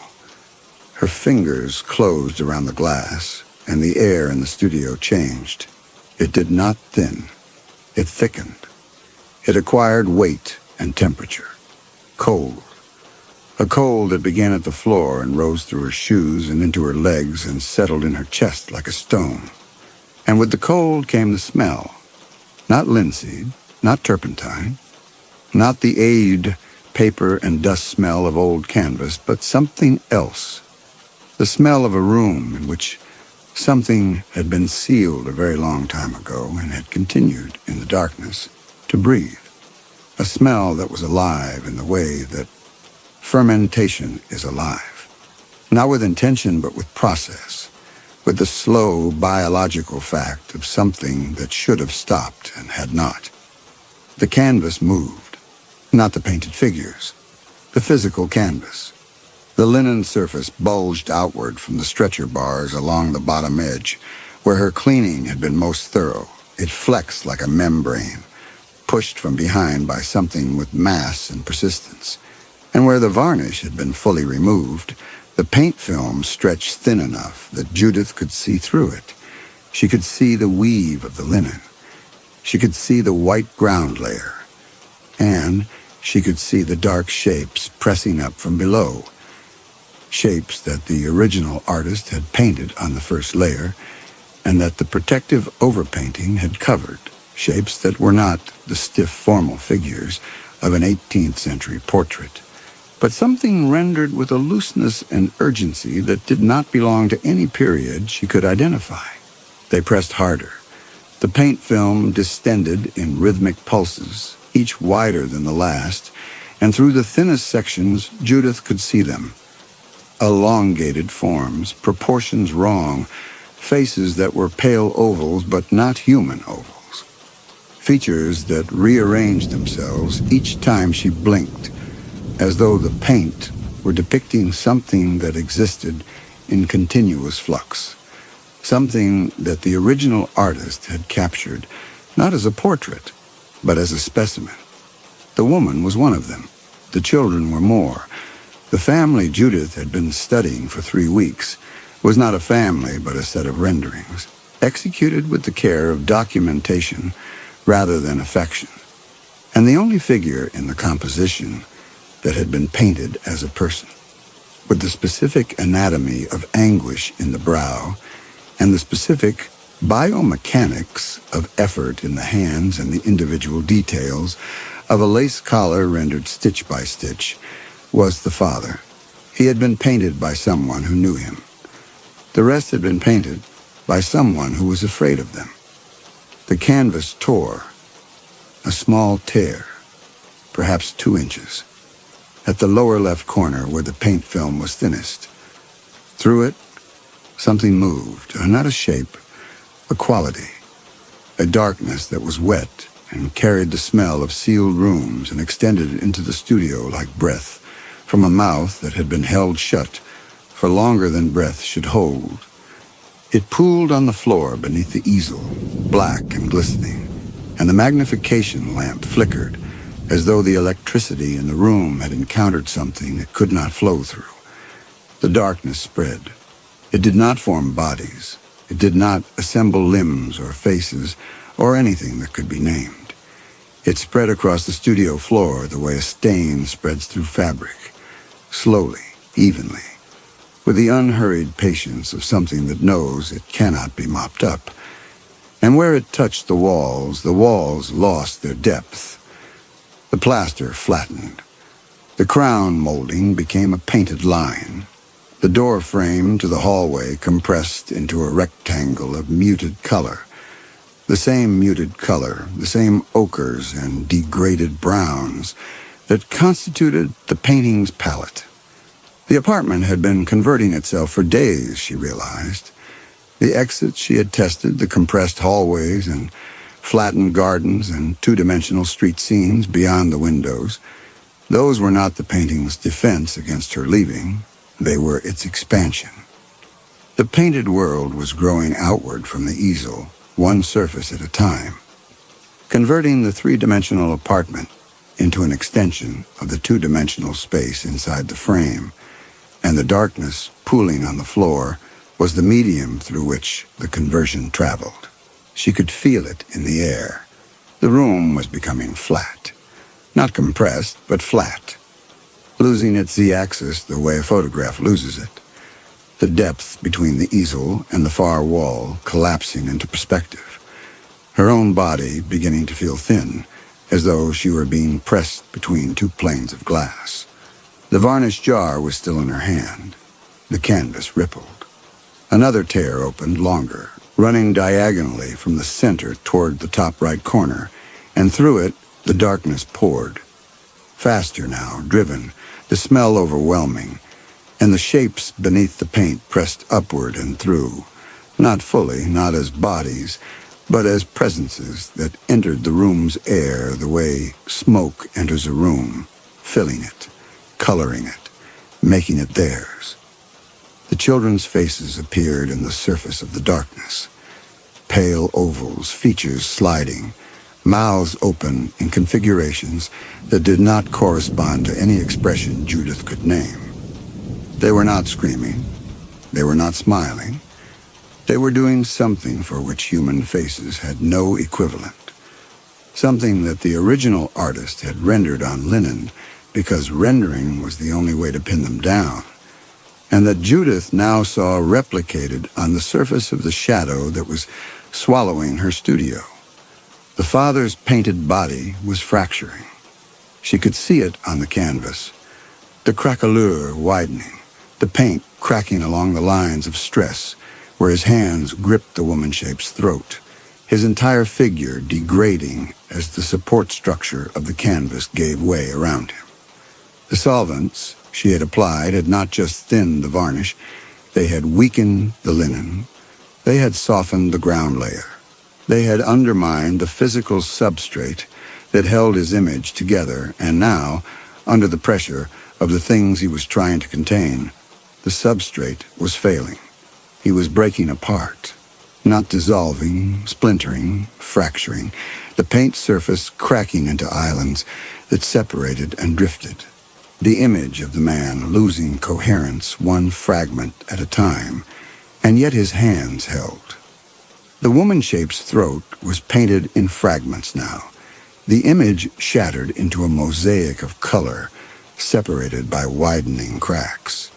And through each crack, the darkness pressed. But his hands remained. The lead white of his knuckles was the brightest point on the canvas, the paint there thicker than anywhere else, applied in impasto strokes that stood above the surface like small ridges, as though the artist had known that the hands would bear the greatest stress and had built them to last. They were the last solid part of the composition. Everything else, the floor, the walls of the painted room, the children, the woman's body below the throat, had fractured into disconnected tiles of color floating in darkness. But the hands held. Judith tried to unscrew the varnish jar. Her fingers would not close around the cap. They had flattened, not numb, not paralyzed, but dimensionally reduced, her fingertips pressing against the glass with the useless friction of paper on a smooth surface. She could see her own hands, and they looked like her hands, but they had no grip, because grip requires depth, requires the opposition of thumb and finger across a three-dimensional object. And her thumb was becoming a painted thumb, a rendering of a thumb, an image of a digit that contained the visual information of a hand without the functional grip. The flattening radiated from the easel. She could feel this now with the precision of someone standing too close to a fire, the way heat diminishes with distance. Her hands, which had been closest to the canvas, were worst. Her wrists were stiffening, the complex hinge of radius and ulna simplifying into the angular suggestion of a joint, as an 18th century painter would render it. But her elbows still bent. Her shoulders still had depth. Her torso, 4 feet from the easel, retained enough of its third dimension that she could feel her ribs as solid structures, her spine as a column with actual diameter. She clamped the jar between her forearm and her ribs, pressing it against the cage of bone that still occupied real space, and twisted her whole body against the cap. It gave. The glass thread released, and the cap fell to the floor, and the varnish smell hit her. Sharp, solvent bright, aggressively three-dimensional in a way that the rest of the studio air was not. A smell that belonged to the world of depth and substance and physical objects that occupied real space. She could not hold the jar. She hooked it against her inner elbow, tilted her body toward the canvas, and let gravity do what her flattened hands could not. The varnish poured onto the surface in a thick, uncontrolled stream, running across the torn areas, filling the cracks, flooding every surface her solvents had weakened. The resin hit the paint with a hiss that she felt in her teeth. The darkness recoiled. Not entirely. It did not retreat from the studio, did not flow back through the tears, but it contracted, pulling inward toward the easel, the spreading shadow shrinking at the edges. Where the varnish touched bare canvas, the linen stiffened. Where it flowed into cracks, the fractures narrowed. The children's faces, which had been manifesting in the darkness around her, flickered and dimmed, as though the new layer of resin were interfering with whatever frequency allowed them to project beyond the frame. She poured more. The jar was half empty. She tilted it over the center of the canvas with her forearms, her flattened hands braced uselessly against the glass, and the varnish ran down the painted surface in thick, amber rivulets that filled the cracks in his image and sealed the darkness behind them. Her fingers were regaining their depth, slowly, joint by joint, the dimension returning as the varnish spread, as though the resin were pushing the flatness back into the canvas where it belonged and restoring the room's three-dimensionality in the process. His hands, the impasto ridges of lead white, disappeared beneath the amber coat, and she felt something that she could not justify and did not try to. The sense that the varnish was not just sealing the surface, but giving him material, giving him back what she had taken. The painted man was being painted over again by a different hand, with cruder tools and none of the original artist's precision, but the function was the same. Schutz. Protection. Another layer between the things below and the world above, applied not with the measured skill of a master, but with the desperate, graceless urgency of a woman who understood, too late, what the first layer had been for. The tears in the canvas closed, not healed. The linen did not re-knit itself, but sealed. The varnish flowing into the openings and hardening there, forming amber scabs over the wound she had permitted. This was not possible. She knew this with the part of her mind that was still a conservator, still a professional, still a woman who understood the curing properties of damar resin dissolved in turpentine. Poured this thick, the varnish should have remained liquid for weeks, should have dissolved the fragile paint beneath, should have pooled and run and done nothing useful at all. But the resin was setting. She could see it stiffening under the lamp, not drying through evaporation, which was how varnish dried, but hardening from within, as though the canvas were accepting the seal the way it had accepted the original, as though the function mattered more than the chemistry, as though the painting understood what a protective layer was supposed to do and was enforcing that understanding regardless of the material's physical properties. The darkness pooling on the studio floor stopped spreading. It held its position for a long, terrible moment. The smell intense, the shadows deep, the air still flat and tasteless at the room's edges. And then it began to withdraw, slowly. Not retreating, but being pulled, drawn back toward the canvas by whatever force the new varnish had restored. The shadow thinning on the floorboards and receding toward the easel the way a tide recedes, leaving behind a residue. Not physical, not visible, but present in the air, in the smell, in the singular quality of stillness that fills a room after something has occupied it and gone. The canvas went still. Judith emptied the remainder of the varnish onto the surface. She did not care about drips or runs, or the amber pooling that would dry in uneven ridges across the composition. She coated every inch she could reach, working the resin into the weave with her bare fingers, which had regained enough depth to grip and press and feel the texture of linen beneath her skin. The studio smelled of turpentine and damar, and the fading trace of something older. The darkness was gone. The walls had regained their depth. The door frame behind her was three-dimensional again, leading to a hallway that led to stairs that led to a street where real cars passed and real people walked, and the October air carried nothing more sinister than the smell of wet leaves and exhaust. She stepped back. The painting was unrecognizable as professional work. The fresh varnish had obliterated the cleaned areas under a thick, uneven coat of amber resin that turned the entire composition into a smear of muted color. The figures barely visible beneath the new layer, the father's hands invisible, the children's faces gone, the woman's distended throat sealed beneath the same kind of darkness that the original overpainting had provided. It looked terrible. It looked like a painting that had been vandalized by an amateur. It looked, in fact, like something that had been concealed. She sat on the floor of the studio with her back against the wall. Her hands were shaking. The amber varnish on her fingers was beginning to dry, tightening the skin, and she realized She had not been breathing properly for some time. Shallow, rapid breaths that had left her dizzy and slightly dissociated, as though she were watching herself from across the room. She made herself breathe deeply. She counted the breaths.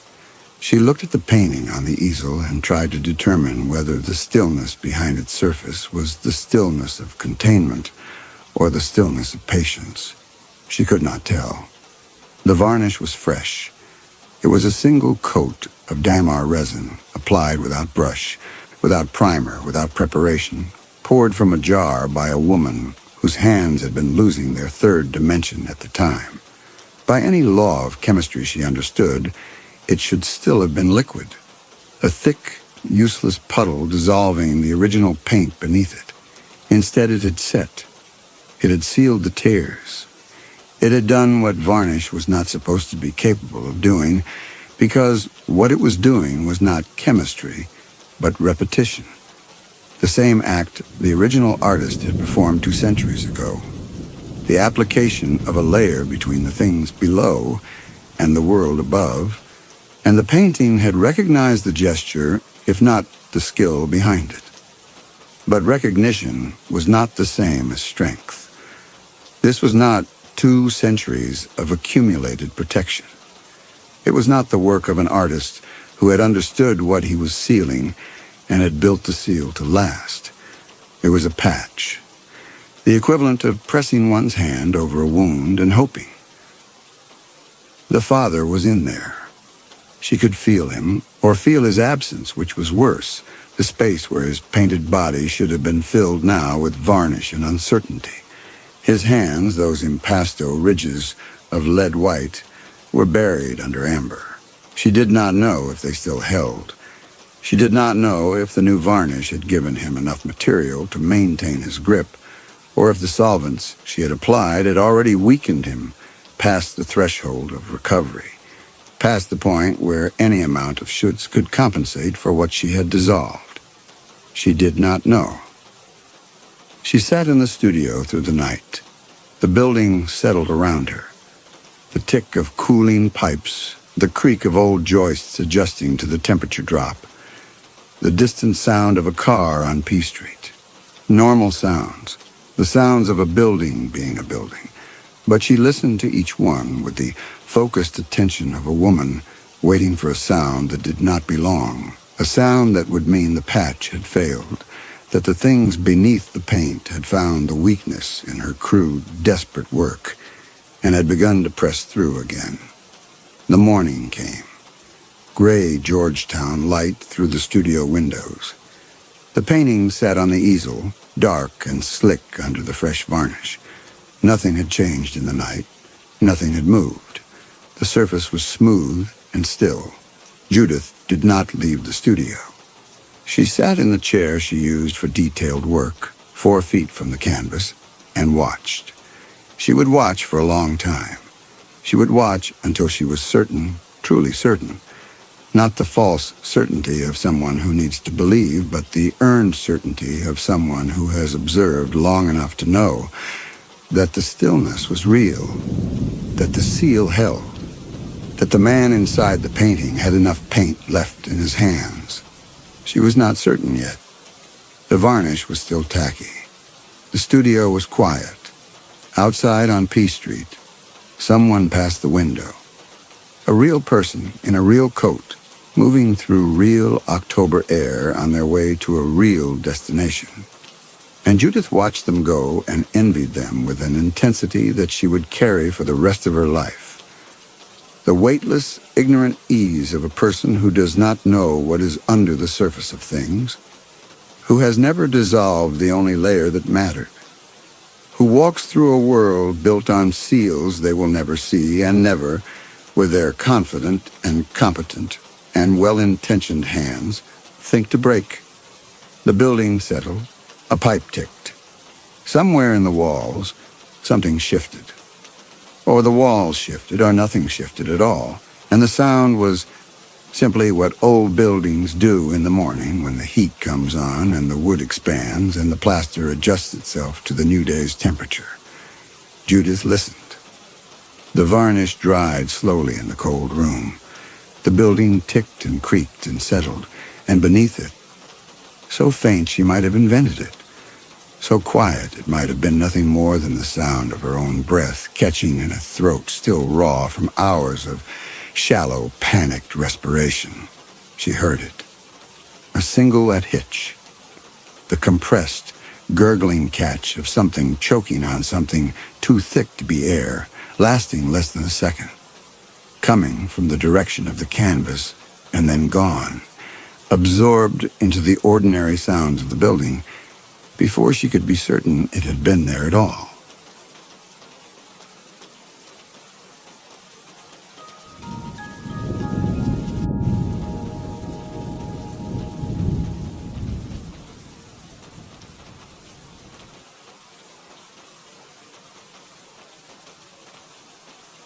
My brother's hand was on my shoulder the last time I sat in the gallery and heard the hymn.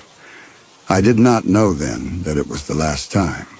No one does when the last time comes, which is a mercy I am thinking about now in the dark, where all the years I spent cutting glass and binding leather and teaching my fingers to find holes in stone have led me.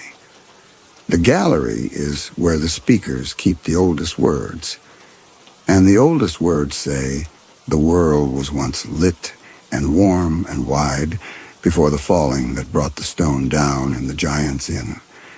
The hymn itself I cannot reproduce here nor anywhere outside the gallery. It belongs to the stone. Heffen once told me it was older than the speakers, older than the gallery, older even than the dark, that the first people had carried it down with them from the time before, when there was no need for such songs because there was nothing yet to be afraid of.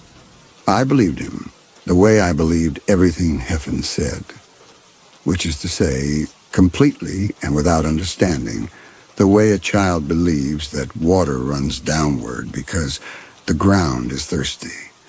We sat close. Everyone in the gallery sits close. The space is not large.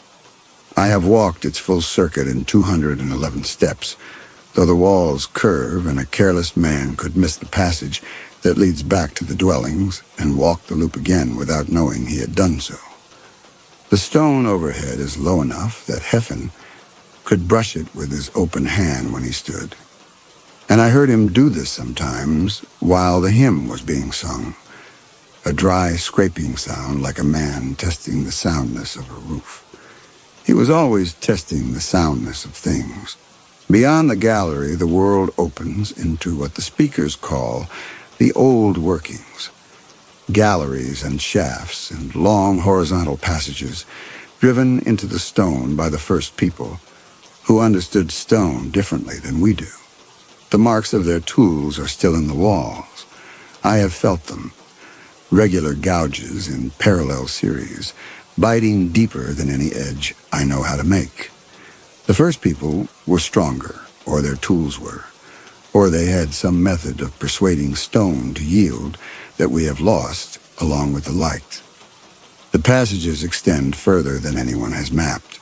Heffen and I explored 3 of them as boys, crawling through collapses where the ceilings had come down, and the stone had settled into new configurations, filling what had been open with rubble that still smelled, after all the generations, as the falling of something I have no word for.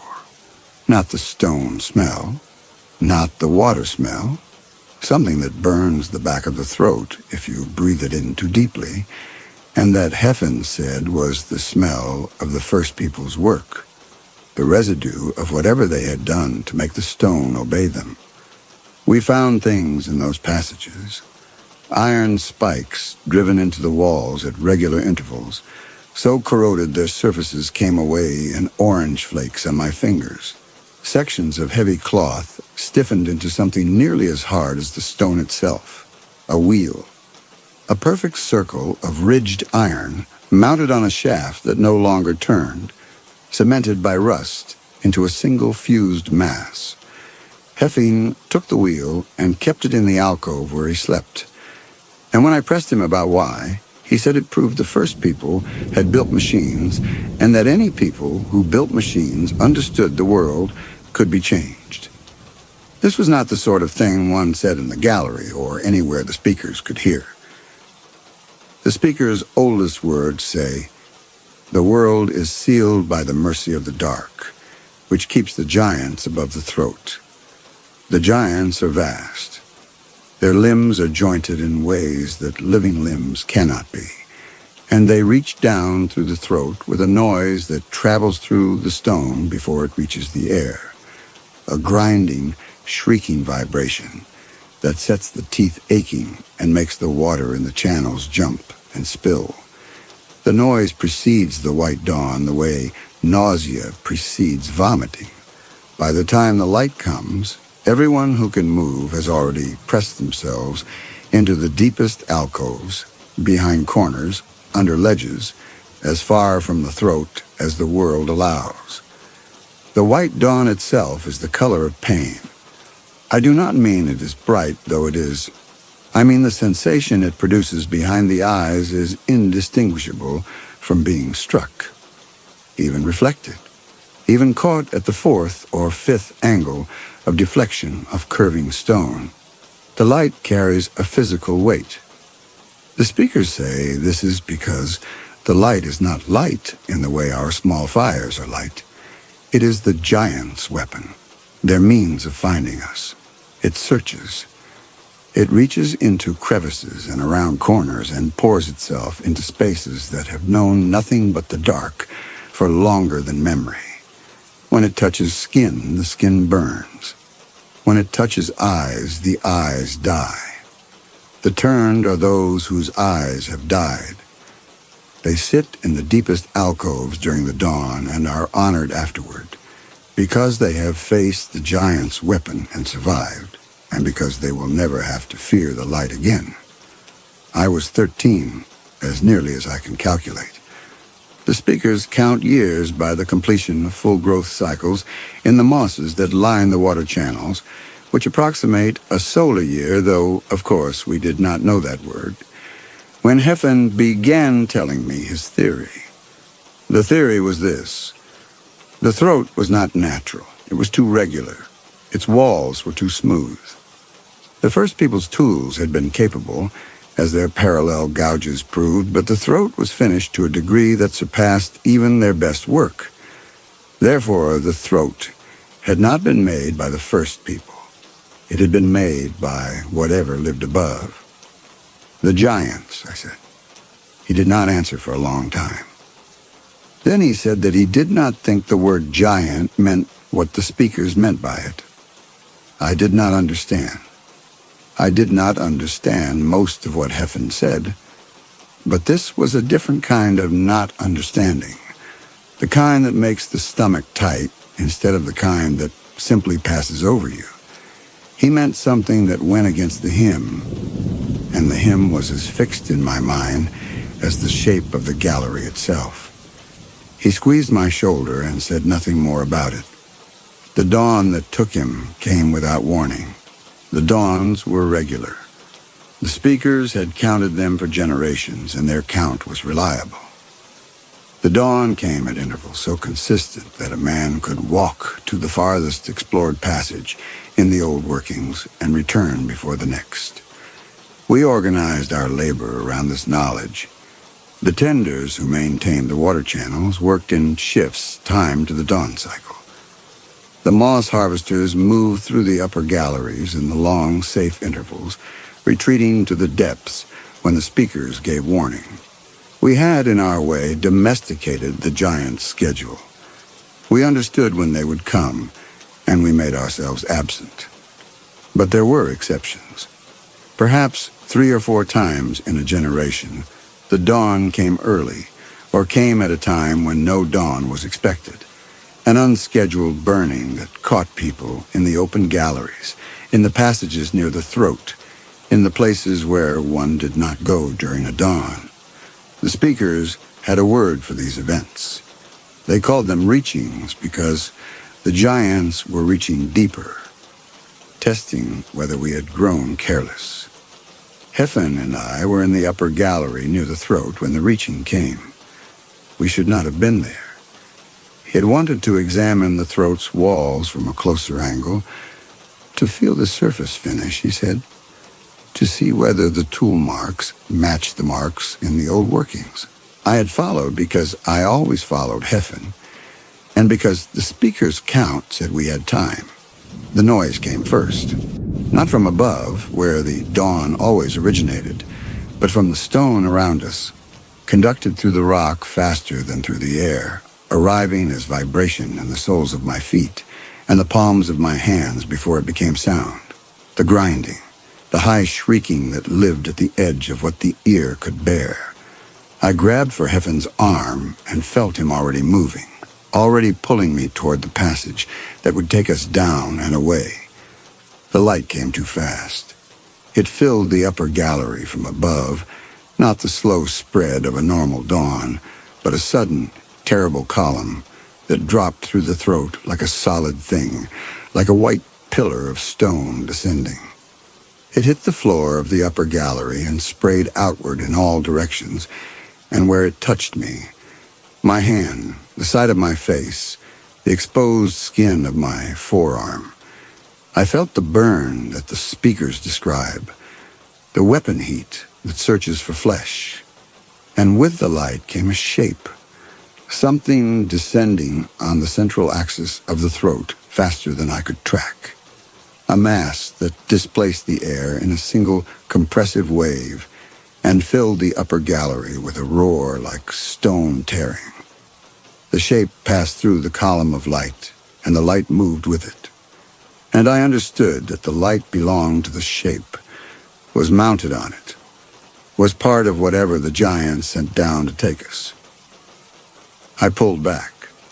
I pressed myself into the wall and turned my face into the stone and shut my eyes so tightly the muscles around them ached.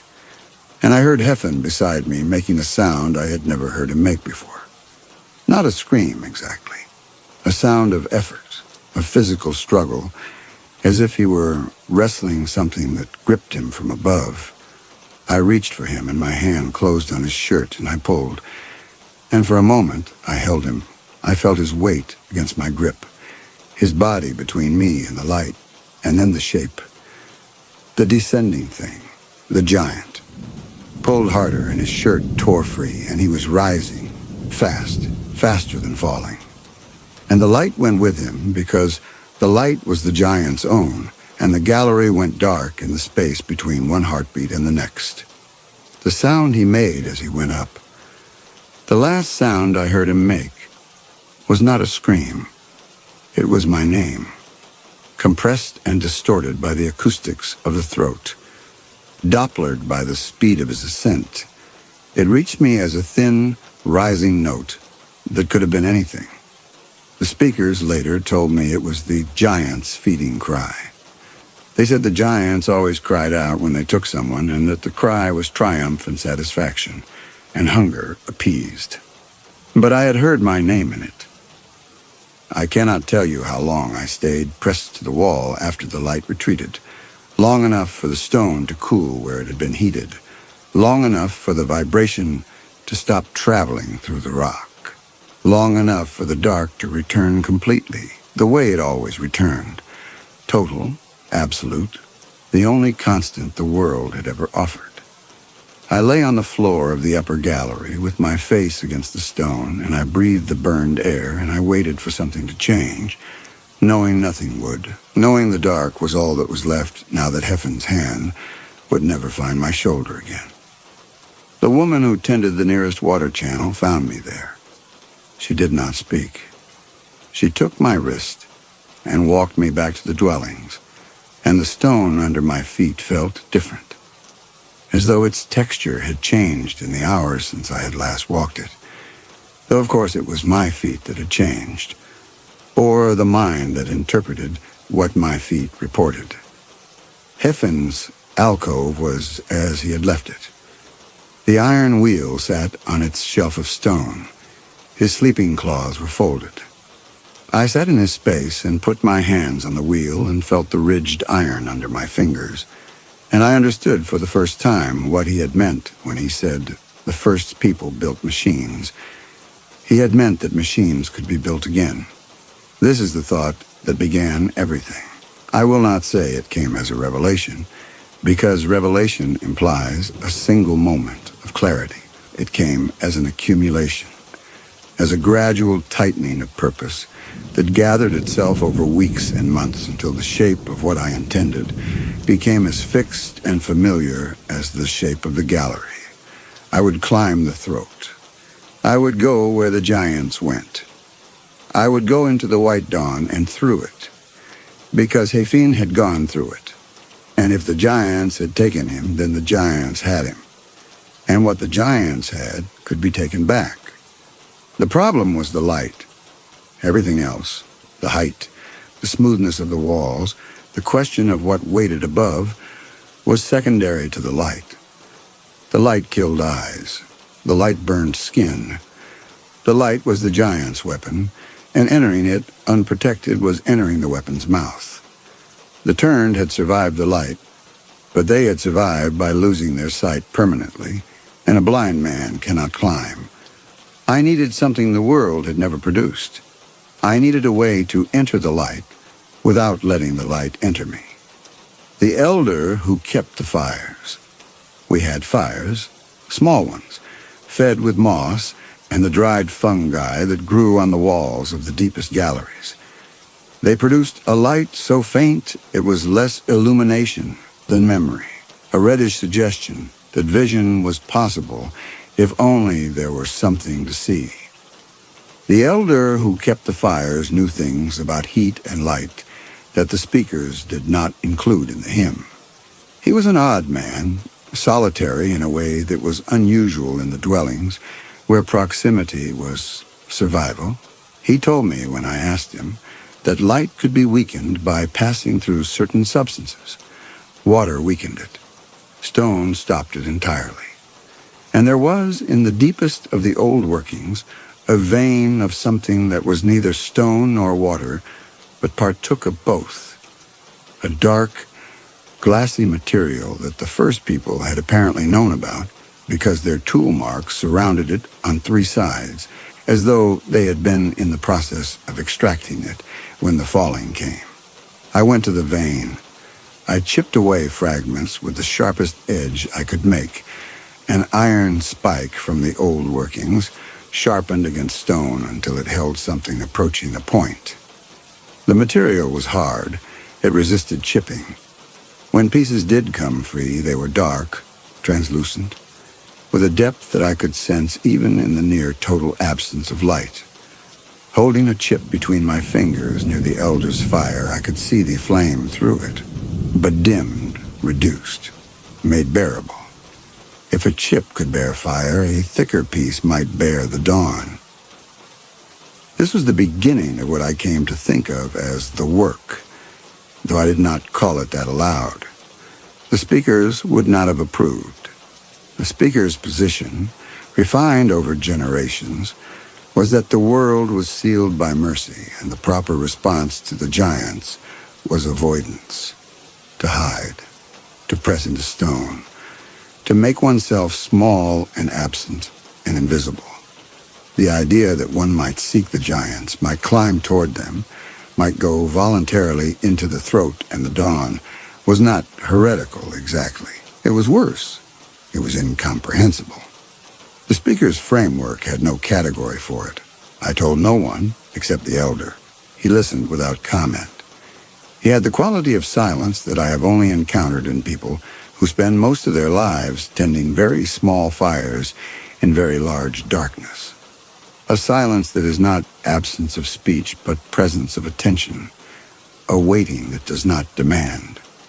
When I had accumulated enough of the dark glass, months of chipping, my fingers raw and permanently nicked, the skin around my nails thickened into callus, I began the shaping. The visor needed to cover my eyes completely, admitting no light except through the glass. It needed to fit close to my face so that reflected light could not enter from the sides, and it needed to be thick enough to reduce the white dawn from a weapon to something survivable. I had no tools for grinding glass. I made tools. I found 2 stones in the old workings whose surfaces were rough enough to abrade the dark glass, and I spent I cannot say how many months because I stopped counting. I spent a duration that felt geological. I sat in Heffen's alcove and I ground glass against stone and I listened to the sound it made and I thought about the throat. The climbing gear took longer than the visor. I needed rope, and the world's materials for rope were limited. Strips of dried fungal fiber, braided and rebraided until they held weight, then tested by hanging stones from them in the deep galleries, increasing the load until they broke, then braiding thicker. I needed handholds that I could drive into the throat's wall, and for these I used the iron spikes from the old workings, resharpened and fitted with leather grips, made from the stiffened cloth we found in the collapsed passages, which softened when soaked in water and could be shaped before it dried and hardened again. I needed a harness that would hold me to the wall if my grip failed, and this I made from braided fiber doubled and redoubled until it could suspend my weight from a single spike. I tested everything in the deep galleries, where the walls were vertical and the darkness absolute, and no one came except the elder, who watched me climb and fall, and climb again without comment, holding his small fire below me so that I could see the wall's surface when I needed to, and navigate by touch when I did not. The speakers sent a woman to talk to me. She was the keeper of the moss channels on the eastern wall, a position of considerable authority because the eastern channels produced the bulk of our food, and the keeper's decisions about harvesting schedules affected everyone. She found me in the deep gallery during a rest period and sat near enough that I could hear her breathing, and told me, in the measured and unhurried way of someone who has rehearsed difficult words, that the speakers were concerned about the materials I was consuming. The iron spikes, the dark glass, the fungal fiber. These were communal resources, and my use of them had begun to affect the supply available for the dwelling's maintenance. The eastern channels needed new supports. The firekeeper needed iron for his tending tools, and here I was in the deep galleries, using the world's limited materials on something the speakers could not endorse and the hymn could not explain. I told her the throat could be climbed. She was silent for a time. Then she said something that I have carried with me like a stone in my chest. She said the taken were gone, and that making oneself taken was not rescue but waste. She said I was needed in the dwellings, that my hands were good hands, that the eastern channels could use a man who understood how things fit together. She said the word together with a weight that made me understand she was not only talking about moss supports. I did not argue with her. Argument would have required me to explain what I intended, and explaining would have required the speaker's permission, and the speakers would never grant permission for what I intended, because what I intended was the opposite of the hymn. I told her I would replace the materials I used. I would find new spikes in the unexplored passages. I would chip new glass. I would harvest extra fiber in the intervals between my climbing practice. She left without acknowledging the offer, which meant the speakers had expected me to refuse entirely and would now have to decide what to do about partial compliance. They decided to move me, not formally. There was no mechanism for formal exile in a community that depended on proximity for survival, but by degrees. My sleeping alcove, which was Heffen's alcove, was reassigned. The reasoning given was structural. The wall behind the alcove showed signs of instability, microfractures that could worsen. This was plausible.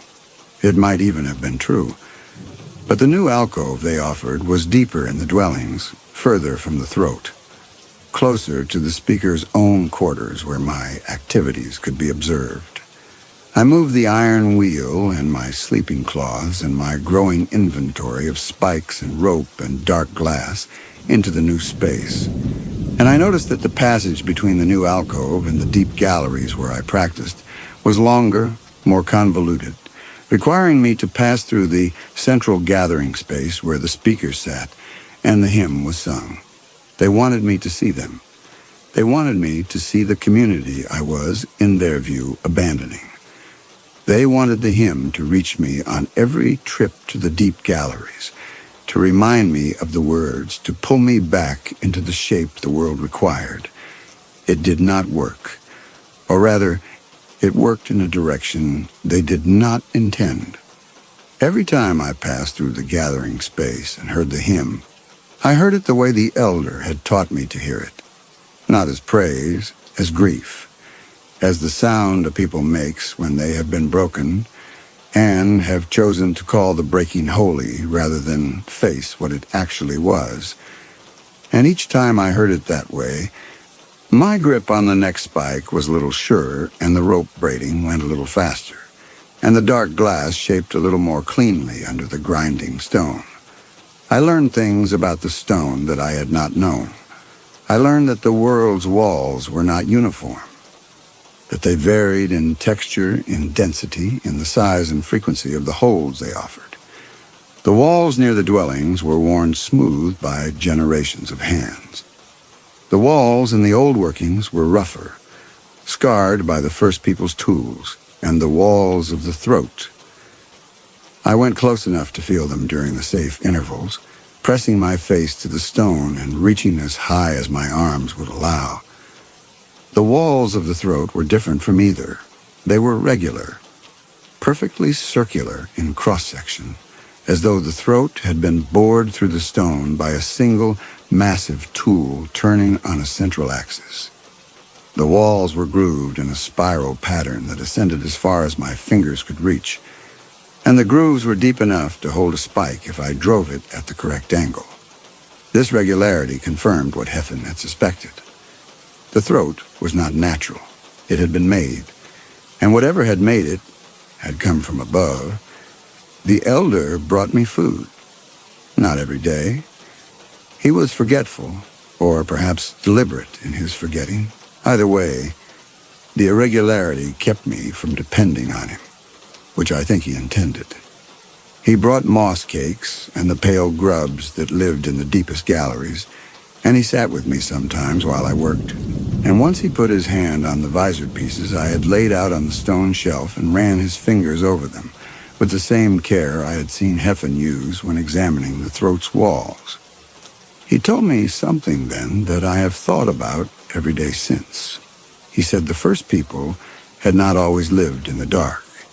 He said the speaker's oldest words, if you listened to them from a different angle, describe not a creation, but a catastrophe. Not the world being made, but the world being broken, and the first people not placed here by design, but trapped here by accident. He said the hymn was not a hymn of praise, but a hymn of grief, and that the speakers had forgotten the difference because forgetting was easier than remembering. I asked him where the first people had come from, if not from the dark. He said he did not know, but that the tool marks in the old workings pointed in one direction, and that direction was up. The last thing I made was the pack. It would hold the visor, the spikes, the rope, the harness, the food I would carry, moss cakes compressed into dense blocks, grubs sealed in pouches of stiffened cloth, and the weapon. The weapon was the simplest thing I built. It was a spike, the longest, heaviest spike I could find in the old workings, resharpened to a point that drew blood from my thumb when I tested it, mounted on a shaft of dense stone that I had ground into a cylinder over months of patient work. It was not elegant. It was not clever. It was a thing for killing, and I had made it because I intended to kill whatever had taken my brother. I left during a safe interval. The elder was the only one who knew I was going, and he did not try to stop me. He put his hand on my face. His fingers were dry and warm, papery with age, and they smelled of the small fire he tended. And he told me the throat was longer than I thought. He said the first people's stories, the ones the speakers had smoothed into the hymn, spoke of a distance that could not be climbed in a single effort. He said I would need to rest on the walls, to sleep while hanging from my harness, to eat and drink in the vertical dark, and that the temptation to come back down would be stronger than any physical exhaustion. I told him I would not come down without Heffen. He took his hand away. I heard him turn back toward the dwellings. His footsteps were soft, careful. The footsteps of a man who navigated the world by memory and sound, and the faintest suggestion of warmth from the stone. And I listened to them until they disappeared, and then I was alone with the throat. The first spike went in cleanly. The spiral grooves accepted it at a slight upward angle, and when I tested my weight, the spike held without shifting. I drove the second spike higher, as far above my head as I could reach, and pulled myself up, and for the first time in my life, I was inside the throat, and the stone curved around me in a perfect circle. And the dark above me was absolute, and the dark below me was absolute, and the only difference between them was that one was where I had been, and the other was where Heffen had gone. I climbed. The rhythm established itself within the first 100 body lengths. Drive the spike, test the hold, move the lower foot to the higher spike, reach, drive again. I carried 12 spikes. This was all the iron I could manage, along with the pack, the rope, the harness, the food, and the weapon. 12 meant a rotating set. When I had driven the 12th and climbed past the first, I reached down and worked the lowest free, pulling it from the groove with a twisting motion that loosened the stone's grip, then carried it up to drive above the highest. The count I kept in my head was not spikes, but drives. The total number of times iron had entered stone since I left the gallery floor. By the 100th drive, the system was automatic. By the 200th, my hands could free a lower spike and carry it overhead without my thinking about it at all. My hands learned the wall's curvature. My shoulders learned the angle at which the spike seated most securely. My legs learned the spacing that distributed weight evenly between the harness and the holds. The spiral grooves were a gift I had not expected. They provided a continuous track for the spikes, a helical path that wound upward through the stone like the thread of a screw, and I followed it, as the first people might have followed it, turning as I climbed, the wall rotating past me in a slow, blind spiral. The turning made direction impossible. After the first several 100 body lengths, I could no longer tell if I was facing the same wall I had started on, or its opposite. The spiral pulled me around the throat's circumference in a steady revolution that had nothing to do with the vertical progress I was making, and the two motions, the upward crawl and the lateral rotation, compounded into a disorientation that lived in my stomach rather than my head. I was climbing, and I was turning, and I was somewhere inside the stone, and below me the world was receding at a pace I could not feel. And above me the giant's country was approaching at a pace I could not measure. And between the two I hung on iron spikes I had sharpened myself, turning and turning in the dark. The air changed first. In the dwellings the air was still, heavy, tasting of stone and water, and the faint char of the elders' fires. In the throat the air moved, not wind, something subtler, a current that came from above and carried with it a something I had never encountered, a dryness that made my lips crack and my nostrils sting. The current grew stronger as I climbed, and I pressed my face into the stone and breathed through my teeth and thought about what kind of place could produce air this dry and this empty of the moisture that the world breathed out through every surface. I rested the first time when my arms would no longer obey. I hung in the harness and ate a moss cake and drank from the water skin and felt the current moving past me, up to down, a slow exhalation from whatever waited above. The stone against my back was different here, warmer. Not the ambient warmth of the dwellings, which was the warmth of bodies and fires, and the earth's own heat rising from below.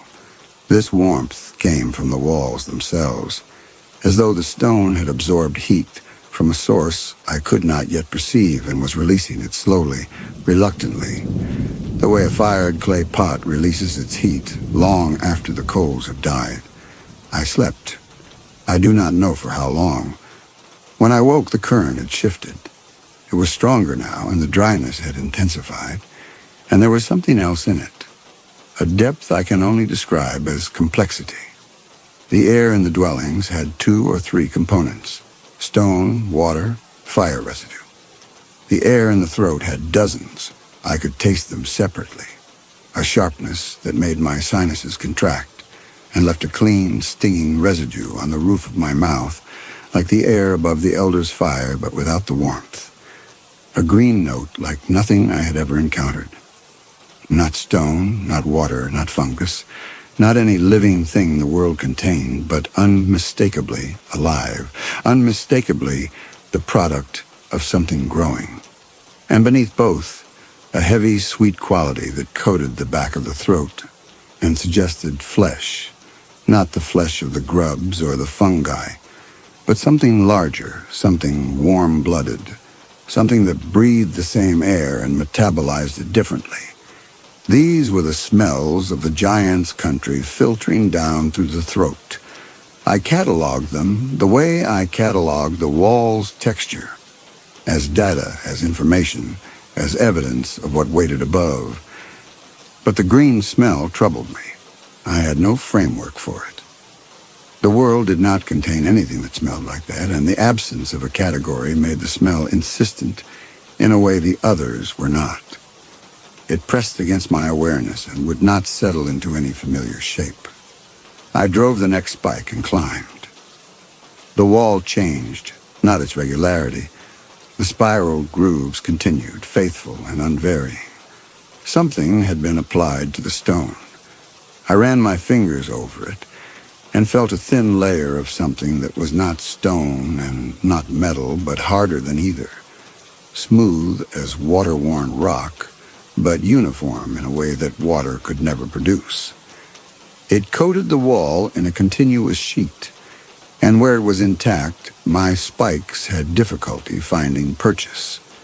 I had to drive them harder, aim for the grooves where the coating was thinnest, search for cracks with my fingertips before committing my weight.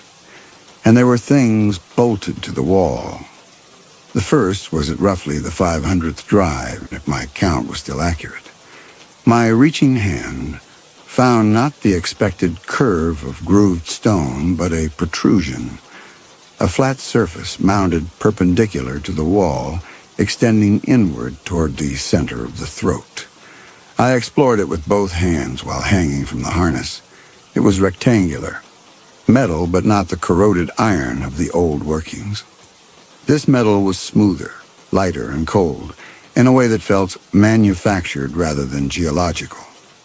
The edges were folded, deliberate, and the surface bore marks, not the parallel gouges of the first people's tools. Something else, a system of raised ridges organized into rows, regular and repeating, like the marks left by a heated stamp pressed into wax. I traced them with my fingertips. They were small, deliberate, and completely incomprehensible. A language, perhaps, or a notation. Something left on the walls of the throat for purposes I could not imagine.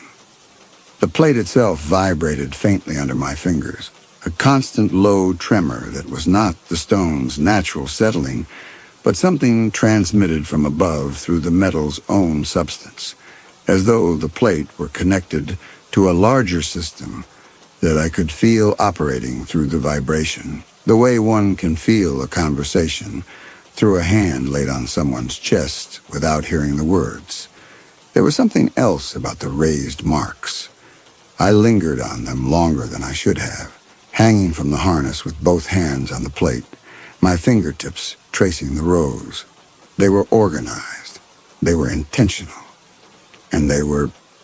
I struggled with this thought and struggle with it still. They were the right size for hands like mine. The spacing between the rows matched the spacing of my fingertips. The depth of the ridges matched the sensitivity of my touch. If this was a notation system, it had been made for someone built to the same scale as me, and this was a fact that did not fit the speaker's account of the giants, who were vast, whose limbs spanned the throat's full width, whose bodies blocked the white dawn when they descended. I did not follow the thought to its conclusion.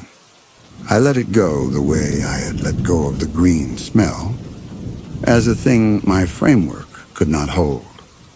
I moved past it and climbed.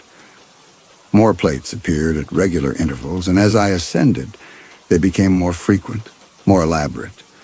Some of them mounted beside structures I could not identify.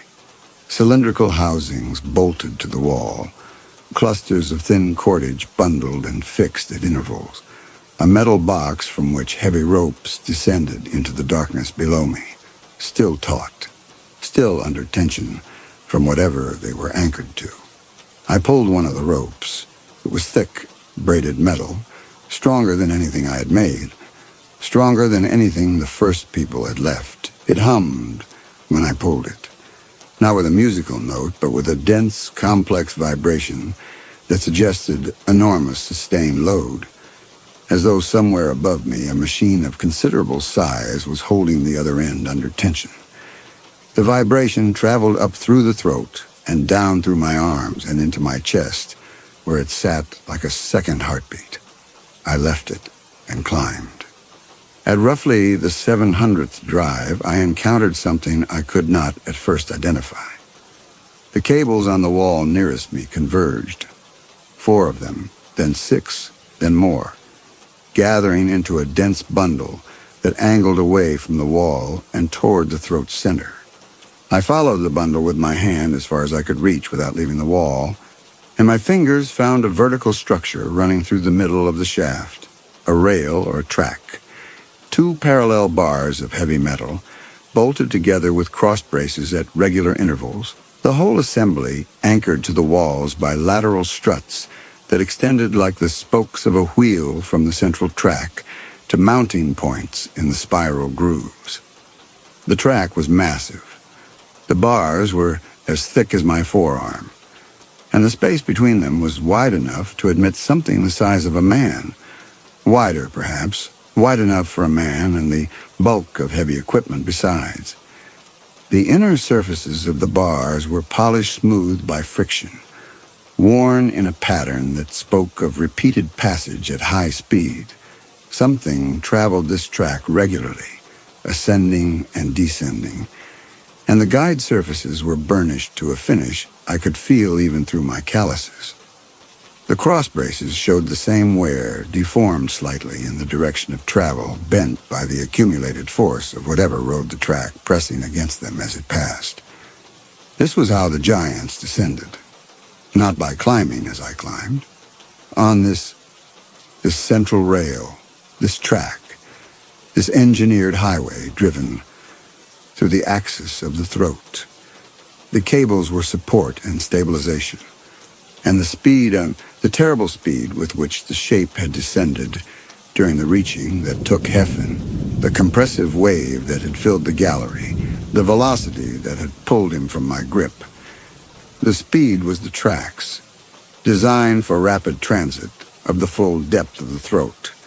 I was climbing the walls. The track occupied the center. As long as I stayed on the spiral grooves pressed to the wall, the descending apparatus would pass through the throat's axis without touching me. But the lateral struts, the heavy spokes that connected track to wall at every few body lengths, the very protrusions I had been climbing around since I discovered them, those occupied the space between the track and the spiral grooves. Whatever descended on the rail would carry stabilizing arms of its own, counterweights and guide extensions that reached toward the walls, and if I was occupying the groove where a strut met the stone when the apparatus passed, I would be sheared from the wall or crushed between the moving mass and the rock. The cables vibrated on all sides, and the machine noise filled the throat, and the light above me intensified with each body length, and I climbed toward it, because the alternative was to be caught from above in the vertical dark, pinned against the wall by whatever the cables were lowering, and I had not come this far to be taken the way Heffen had been taken. The machines above me stopped. The silence came without warning. One moment, the deep, pervasive thudding that had been growing in the walls for the last several hundred body lengths was there, the deep, rhythmic pulse I had been absorbing through my hands and harness and the bones of my jaw, and the next moment, it was not. The high tonal whine ceased. The grinding stopped. The cables around me went slack by a fraction, settling into new tension lines with a series of quiet, metallic pops that traveled down the throat like a chain of small detonations. And then there was nothing. Not the nothing of the dark, which I knew, which was full and warm and inhabited by the sounds of the world. Water in channels, bodies shifting in alcoves, the elder's fire breathing. This was a nothing so complete it had texture. I hung in my harness and listened to my own breathing and the creak of the fungal fiber rope and the small sounds my body made. The click of my jaw, the rush of blood past my eardrums, the ticking of my joints. And I understood for the first time that the machine sounds had been company. They had been evidence of something alive above me, something operating, something that justified the climb by confirming there was a destination. In their absence, the throat became what it had always been, a hole in the stone, vertical, purposeless, and I was a man hanging in it from handmade rope, and below me was everything I had ever known, and above me was a silence I could not read. The temptation the elder had warned me about arrived not as a desire to descend, but as a conviction that the climb had no end, that the throat went up forever, that the giants had abandoned it, or had never existed, and that I would climb until the food ran out, and then hang in the harness until the rope failed and then fall, and the world below would never know what had happened to me, only that I had gone into the throat and not returned, as all the taken did not return.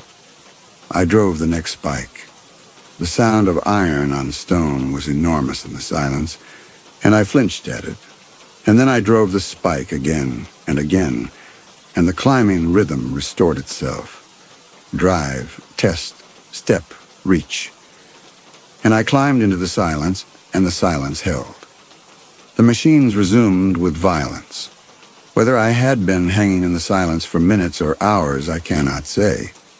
The disorientation of the spiral had merged with the disorientation of the silence to produce a state in which time moved differently, or not at all. But the return was not gradual. The deep thudding hit the walls like a fist, a single massive percussion that traveled through the stone and into my harness and up through my spine, and then another and another, settling into the rhythm I had grown accustomed to, but at twice the intensity, as though the machines above had been resting and were now working at full capacity. The cables around me snapped taut.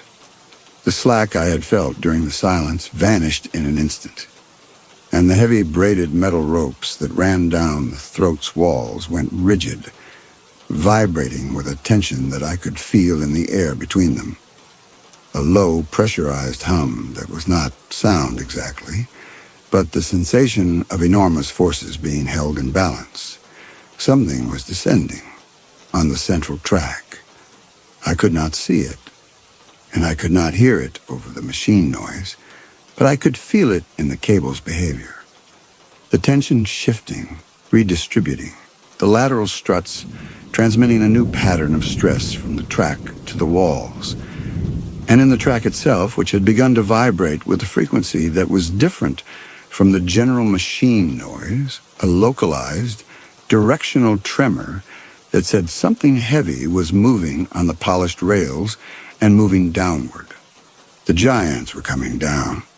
The machines were their means of descent. This I had theorized from the harness and confirmed from the track, And the restart meant a descent was beginning, and something was riding the central rail toward me.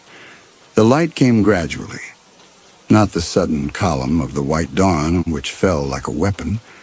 This was something else, a slow change in the character of the darkness that I perceived first, not with my eyes, but with my skin. The warmth in the walls increased. The air's complexity deepened. And then so faintly that I could not be certain I was not imagining it. I could see.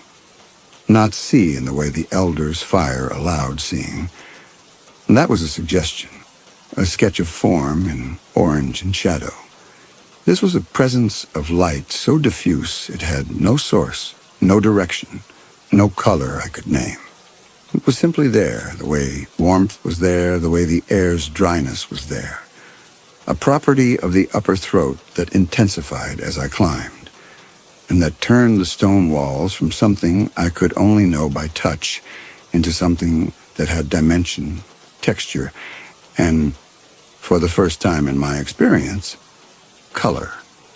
The stone was gray. I had not known stone could be gray. In the firelight of the dwellings, stone was orange-black, a warm surface that reflected flame.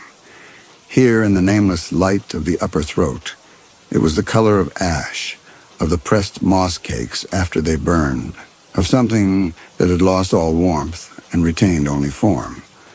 The spiral grooves cast shadows, shadows which I had never seen, which are the children of light and surface and angle, and which lay in the grooves like dark water in channels, and I stared at them with an avidity I cannot describe, because they were new, because they were beautiful, because they proved that the world above was real and that I was approaching it.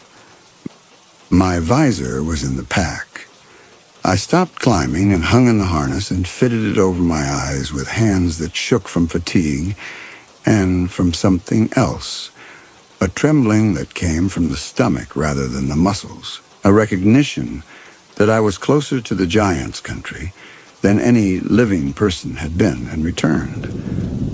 Through the dark glass, the faint light dimmed to almost nothing, and I was back in the near dark, back in the familiar, and the shaking eased. I climbed with the visor on. The grooves were harder to find by touch alone, the spikes harder to seat, the progress slower, but the light continued to intensify.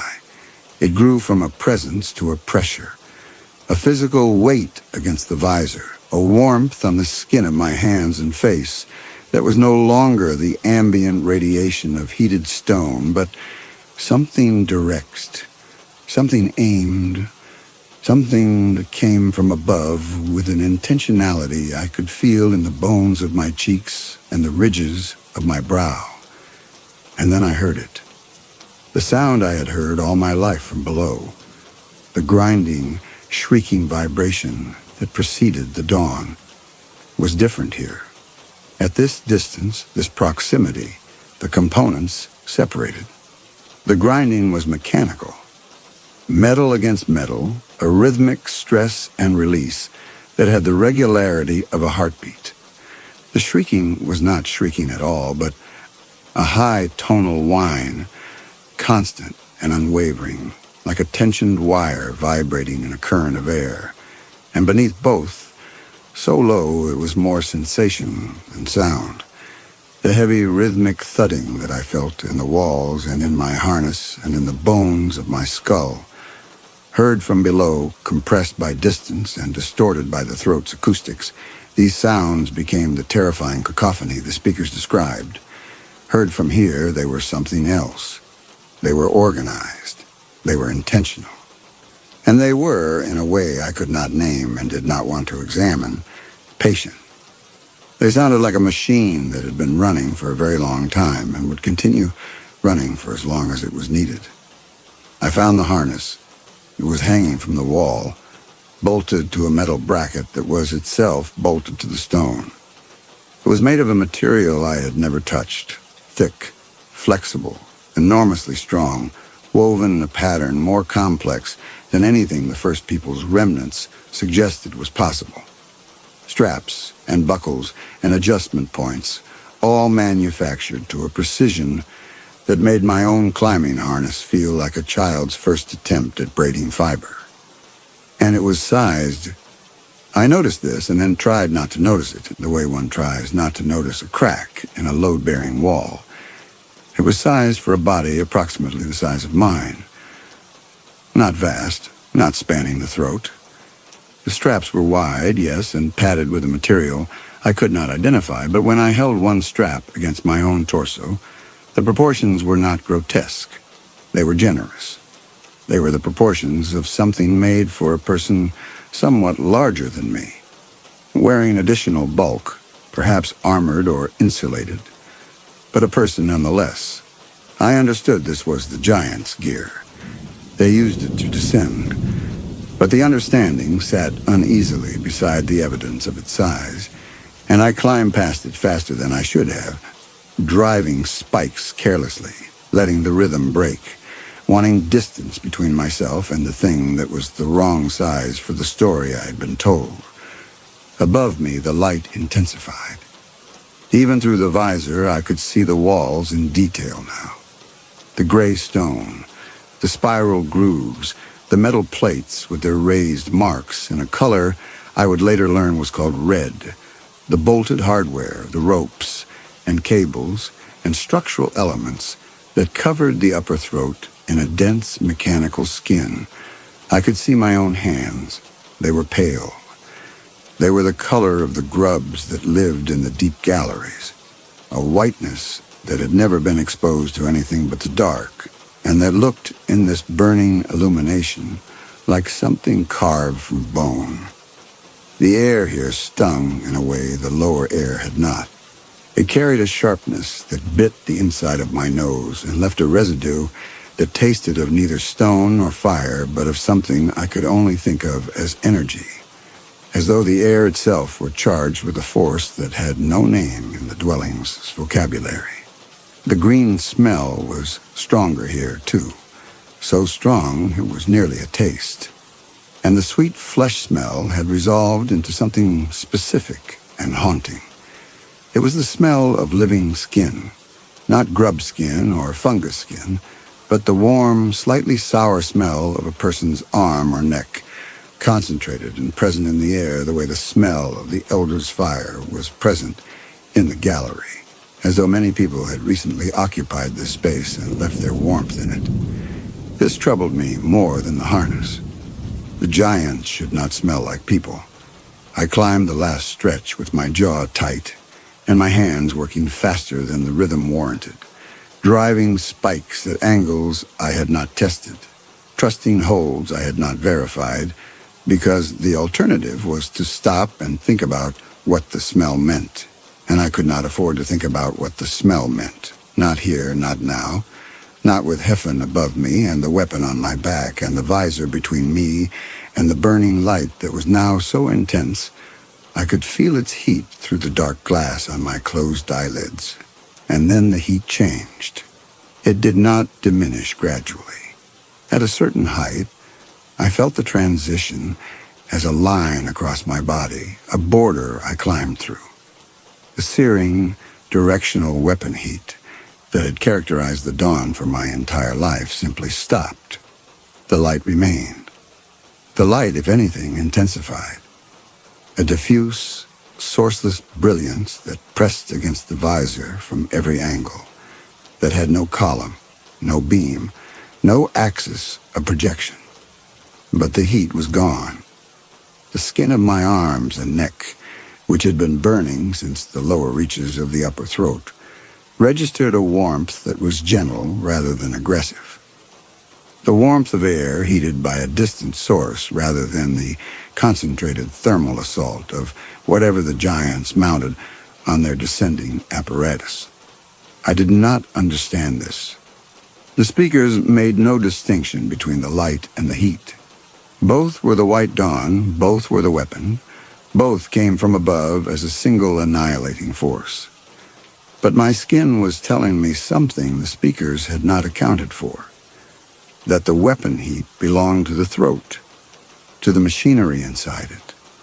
to the apparatus that rode the central track, and that the light above the throat was something else, something vast and everywhere, and still capable of killing eyes, but not the same as the dawn, not the same at all.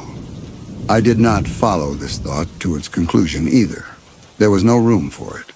I had a visor and a weapon and a brother to find, and the machines were operating, and the track was bearing weight, and I climbed. The lip of the throat was a defined edge. I felt it before I saw it. The stone ended, and beyond it there was nothing. Not the nothing of the dark, which was full, which was stone and water and bodies and breath, which was the only nothing I had ever known. This was a different nothing. An openness so vast that my reaching hand found no surface, no wall, no ceiling, no boundary in any direction. The air moves freely here in a way it never moved in the world. It pressed against me from all sides, filled with the green smell and the skin smell and the charged sharpness, and it moved with a randomness that had no equivalent in the still channels of the dwellings. And the light was everywhere, coming from everywhere, a totality that the visor could not fully contain. It bled around the edges. It found the gaps where leather met skin. It pressed against the dark glass with a weight that made my temples ache. I pulled myself over the lip, and I stood on a surface that was flat and gritty under my feet. And the sound of the machines was deafening now, enormous, surrounding me in every direction. And the light pressed against the visor from all sides, not from above as it had in the throat, but from the entirety of the space, as though the space itself were made of light. Then, from my left, distant but unmistakable, a voice. Not the machine voice, not the grinding or the whine or the thud. A human voice, ragged, making speech sounds I could not parse through the machine noise. And in the speech sounds, repeated twice, and then again, a rhythm I knew. 2 syllables, rising and falling in a pattern my ears had carried for years.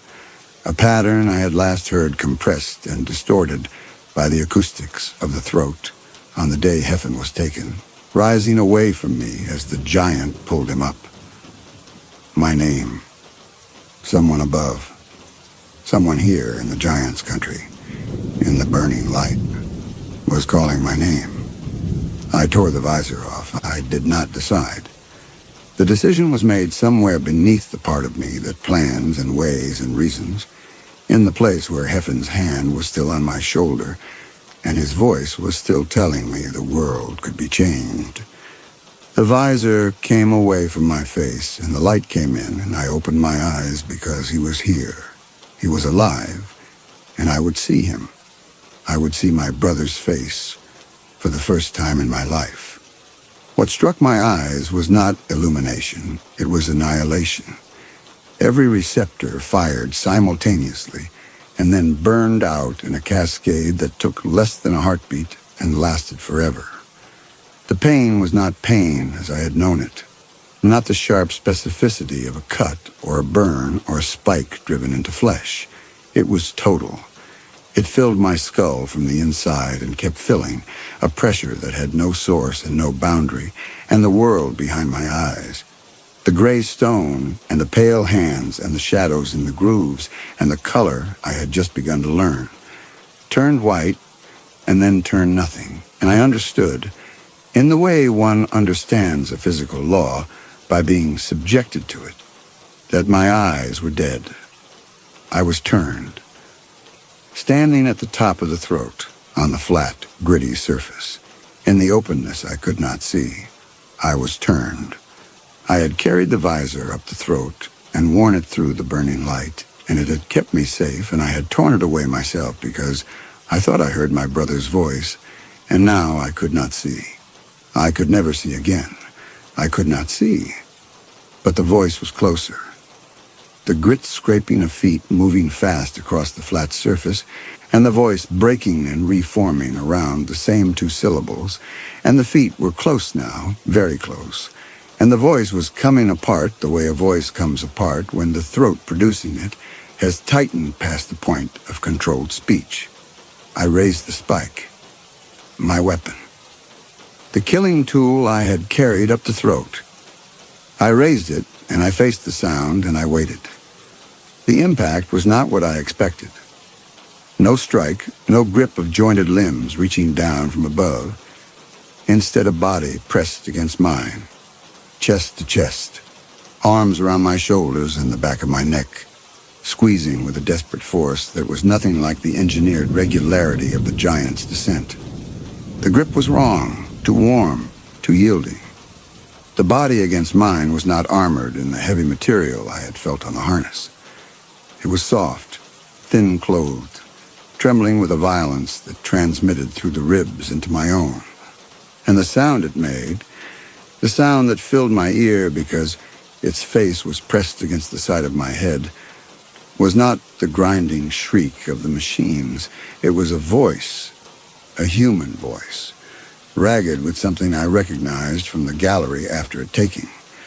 The sound the mothers made, the sound the partners made, the sound the world made when it lost someone to the giants and could not get them back. The sound of grief so old it had worn grooves in the throat that produced it, like water wearing grooves in stone.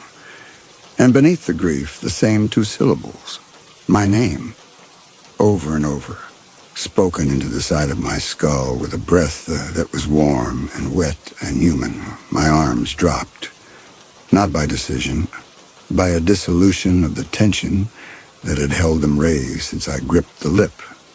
The spike's weight pulled my hand down, and the point struck stone, and the sound it made was the sound of the gallery, of iron on rock, of home. And for a fraction of a second that lasted the rest of my life, I leaned into the embrace the way I had leaned into Heffen's side in the gallery, the way I had leaned into the dark after every dawn, and the body holding me tightened its grip and made a sound that was almost a word and almost not. And my name was in it, the way my name had been in the cry Heffen made when the giant took him. And the smell of this body was the smell I had detected in the upper throat.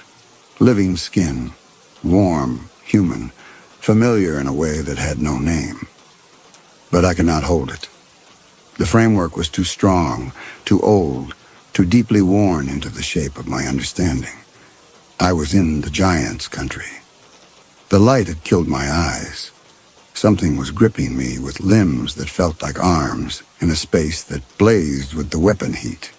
And the speaker's oldest word said that the giants took the living, that the grip of a giant was the last sensation before the consuming, that the voice a giant made was the voice of hunger wearing the shape of something beloved in order to paralyze its prey. I struck with the spike, not at the body. I could not drive the point into the yielding softness pressed against me. I could not. And this failure to strike was the last true thing that my body knew. But at the arms, bringing the shaft down hard on the grip that held my shoulders, the impact traveled up through the stone handle and into my wrists, and I felt the arms shudder, and then I felt something give beneath the blow. Not the breaking of armor, not the cracking of a giant's jointed exoskeleton, but a small, specific, terrible sound like a green branch snapping, and a vibration through the body pressed against mine that was nothing like the calibrated force of the machines, nothing like the inhuman strength the speakers described, but was instead the shudder of a body registering damage it had not expected and could not absorb. The arms loosened. The voice made a sound, a short, breathless intake, a sound I knew from the dwellings when a man's foot found the edge of a drop in the dark, or a woman's hand closed on a sharp edge she had not felt coming. A sound of purely human surprise at purely human pain. But I could not hold this knowledge either.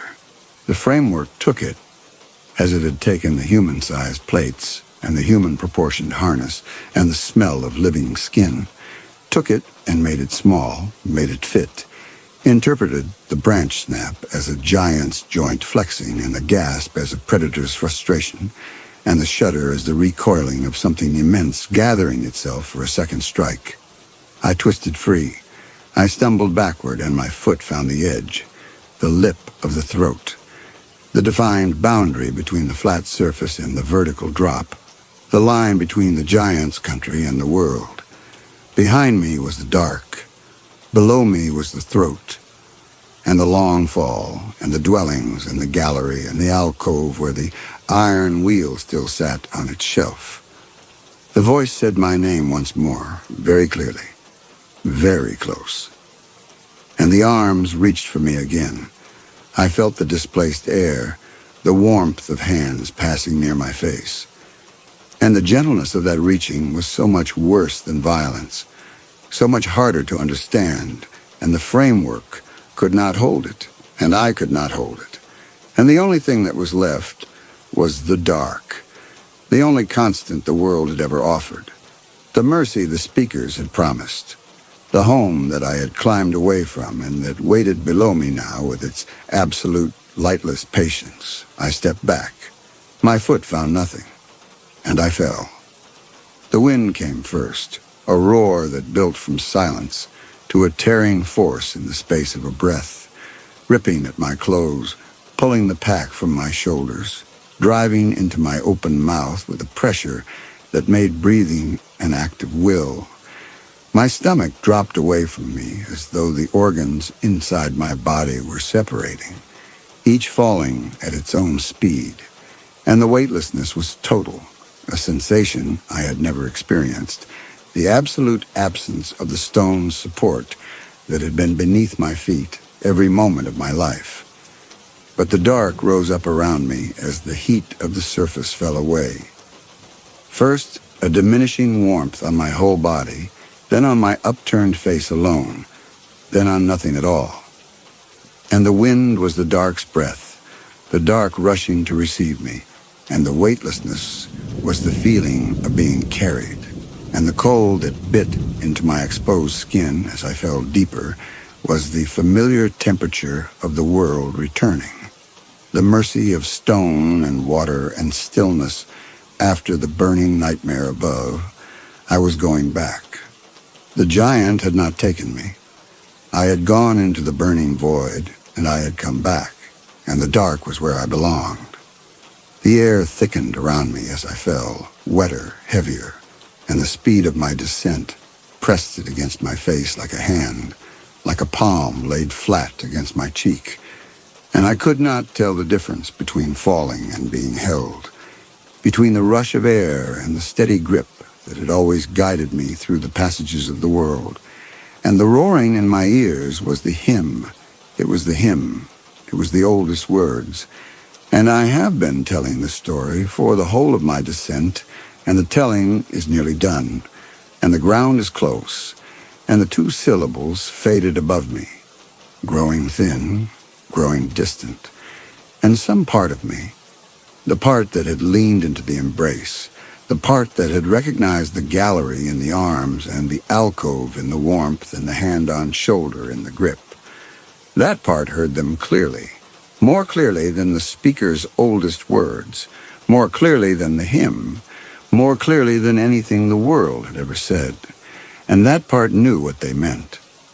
But it was a small part, and it was very far away, and the dark was close, and the dark was everything, and the falling was fast, and the silence was almost complete, and I was home.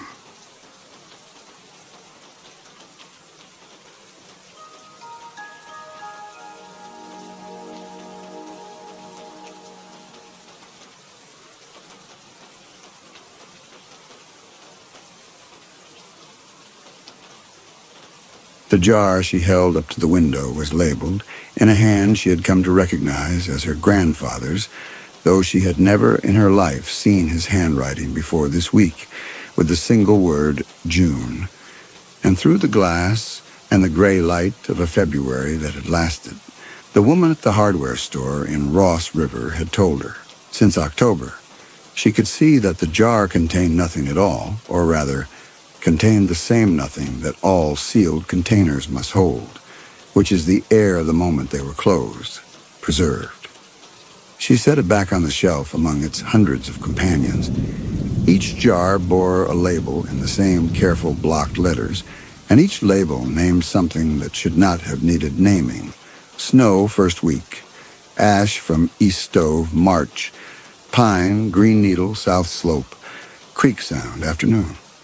This last one puzzled her. How do you capture a creak sound in a glass jar?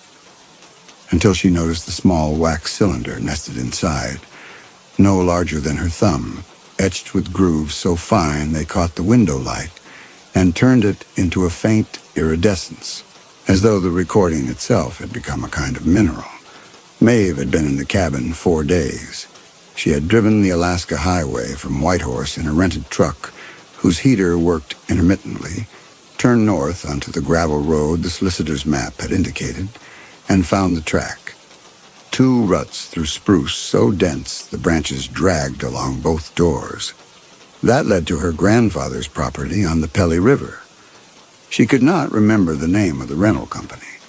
This had not troubled her at the time and did not trouble her now, though later she would recognize it as the first of several gaps in the journey that she had paved over without noticing.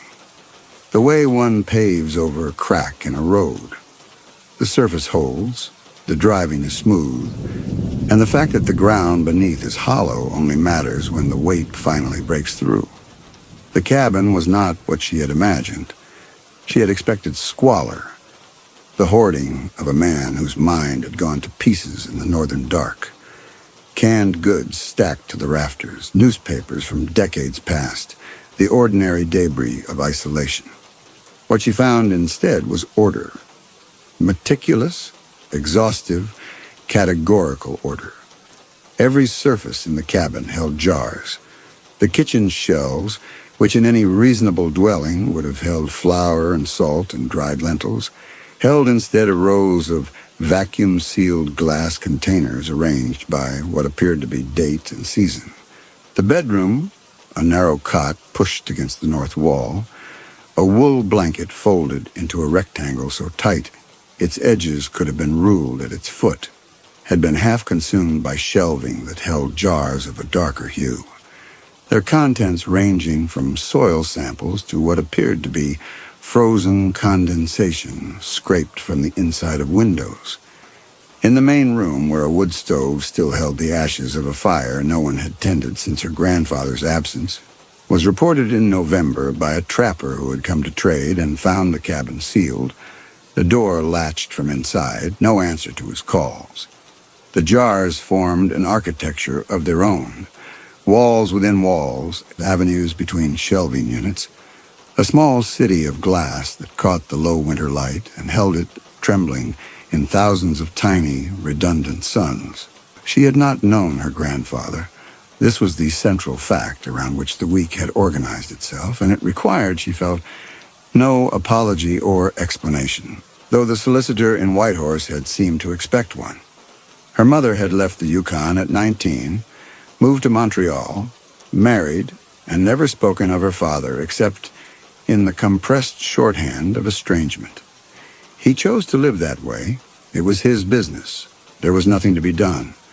When the letter arrived, her mother was 3 years dead by then, and Maeve was the only surviving relative the territory could locate. She had felt not grief, but a kind of puzzled obligation, the way one might feel upon inheriting a house in a country one had never visited, built by a person one had never met, for purposes one could not guess. The purposes were becoming clearer now, or at least their scope was. She moved through the main room, reading labels. Rain, September 2003. Fog, morning, river. Birch bark, fallen, not stripped. Mouse sound, wall, January. Breath, cold, visible. This last jar she lifted and turned in her hands. It was sealed with the same vacuum mechanism as all the others. Her grandfather had evidently purchased or fabricated hundreds of these lids, each fitted with a small rubber gasket. And inside she could see nothing, only the faintest clouding on the interior glass, like the ghost of an exhalation. The basement she had not yet entered. The hatch in the kitchen floor was bolted from above with 3 separate locks, each a different type, and she had spent the first 2 days searching for keys among her grandfather's effects before finding them in a leather pouch hung from a nail inside the stovepipe, an unlikely location that suggested either eccentricity or a serious desire to prevent casual access. She had the keys now. She had not yet used them. On the desk, the only surface in the cabin not colonized by jars. She had found the journals, 14 of them, each a hardbound composition book of the kind sold in stationers' shops, their covers warped and stained with decades of wood smoke and handling. They were numbered, and the first 3 were written in a hand so different from the jar labels. Loose, slanted, the letters running into one another with an urgency that the careful block printing of the labels had long since disciplined away, that she had at first mistaken them for a different person's writing. They were also written largely in a language she did not speak, Scots Gaelic, she guessed, from the sparse English passages that interrupted the dense, slanted text, like clearings in a forest. Her grandfather had come to the Yukon from Inverness. Her mother had mentioned this once, indifferently, as though the fact were no more significant than his preference for black tea, which she had also mentioned, and which Maeve had confirmed by the tin of Assam she found in the otherwise jarless kitchen cupboard, its contents reduced to a fine brown dust that dissolved when she touched it. She sat on the floor with the journal number 4 open in her lap, the first written entirely in English, and read, "The ward is complete through the south wall. 46 jars this month. I have sealed the November rains, 3 jars, the heavy rain, and the 2 lighter. The first ice on the river, 1 jar scraped and sealed before it could return to water, and the sound the wind makes through the gap above the door where the frame has warped. I do not know if the sound will keep. The wax takes the impression, but whether the impression holds the thing itself or only its likeness, I cannot say. It is the thing itself I need." She read this passage twice. The phrase, "the thing itself I need," seemed to her to carry a weight the rest of the entry did not quite support, as though the words were pressing against something beneath them, an anxiety or a knowledge that the surface text could not accommodate. But the next entries were practical. Descriptions of his sealing technique, notes on which jars had held their vacuum and which had not, and the anxiety, if that was what it was, did not recur for several pages. The light outside the window had not changed since morning. This was expected. In February, at this latitude, the sun traced a low, brief arc, more gesture than illumination. But she found herself checking the window more often than the short days warranted, as though expecting something in the cast of the light to shift. It did not shift. The spruce stood black against a sky the color of old ice, and the cold, which she could feel through the cabin walls despite the stove, had a character she could not name, a kind of attention in it, as though it were not merely the absence of warmth, but the active presence of something that was pressing against the cabin from every direction at once, testing the walls, the windows, the seal around the door, the way water tests a dam. Not with force, but with constancy, with the absolute certainty that it will find the weakness and that the weakness will be enough. She returned to the journal, the Wendigo. I have written around the word for years now without writing it, as though the word might summon the fact. But the fact does not require summoning. The fact is here. The fact has always been here. It was here before I was. I will set it down plainly. The valley is hungry, not the animals in it, not the river. The valley itself. A hunger that does not eat, but consumes. A hunger that does not kill, but empties. I have watched it take the color from the autumn and leave the trees bare, not with the ordinary bareness of winter, but with a bareness that suggests the trees have never had leaves, that the concept of leaves has been removed from them, and they stand now in a state not of loss, but of never having had. This is what I am warding against, not a creature, a condition. Maeve closed the journal. The stove needed feeding, and she had been sitting long enough that her hips ached from the cold floor, and the jar of June on the shelf behind her caught the stove light as she moved and flared briefly. A small, contained sunrise in the gray room, and she thought, he was a madman, of course, and what I am reading is the record of a madness, and the jars are its symptom. And the proper thing to do is to catalog them as the solicitor has asked, and arrange for their removal and let the estate be settled and go home. She thought this clearly and completely, and it did not help at all. The basement, when she finally opened it on the 5th morning, was not what the cabin above had prepared her for. She had expected more shelves, more jars. The collection continued downward. What she found was that the basement was the collection. Her grandfather had excavated, by hand, judging from the pick marks on the frozen earth walls, a space 3 times the footprint of the cabin above, and he had lined every surface of it with shelving, and he had filled every shelf with jars, and the jars here were different. The jars upstairs were specimens, curiosities, a man's eccentric engagement with his surroundings, taxonomic in impulse, if not in rigor, the kind of collection a naturalist might assemble if the naturalist's definition of nature had expanded to include not just organisms, but phenomena, weather, sound, the behavior of light at certain hours, unusual but comprehensible. The jars in the basement were not comprehensible. They were larger, for one thing.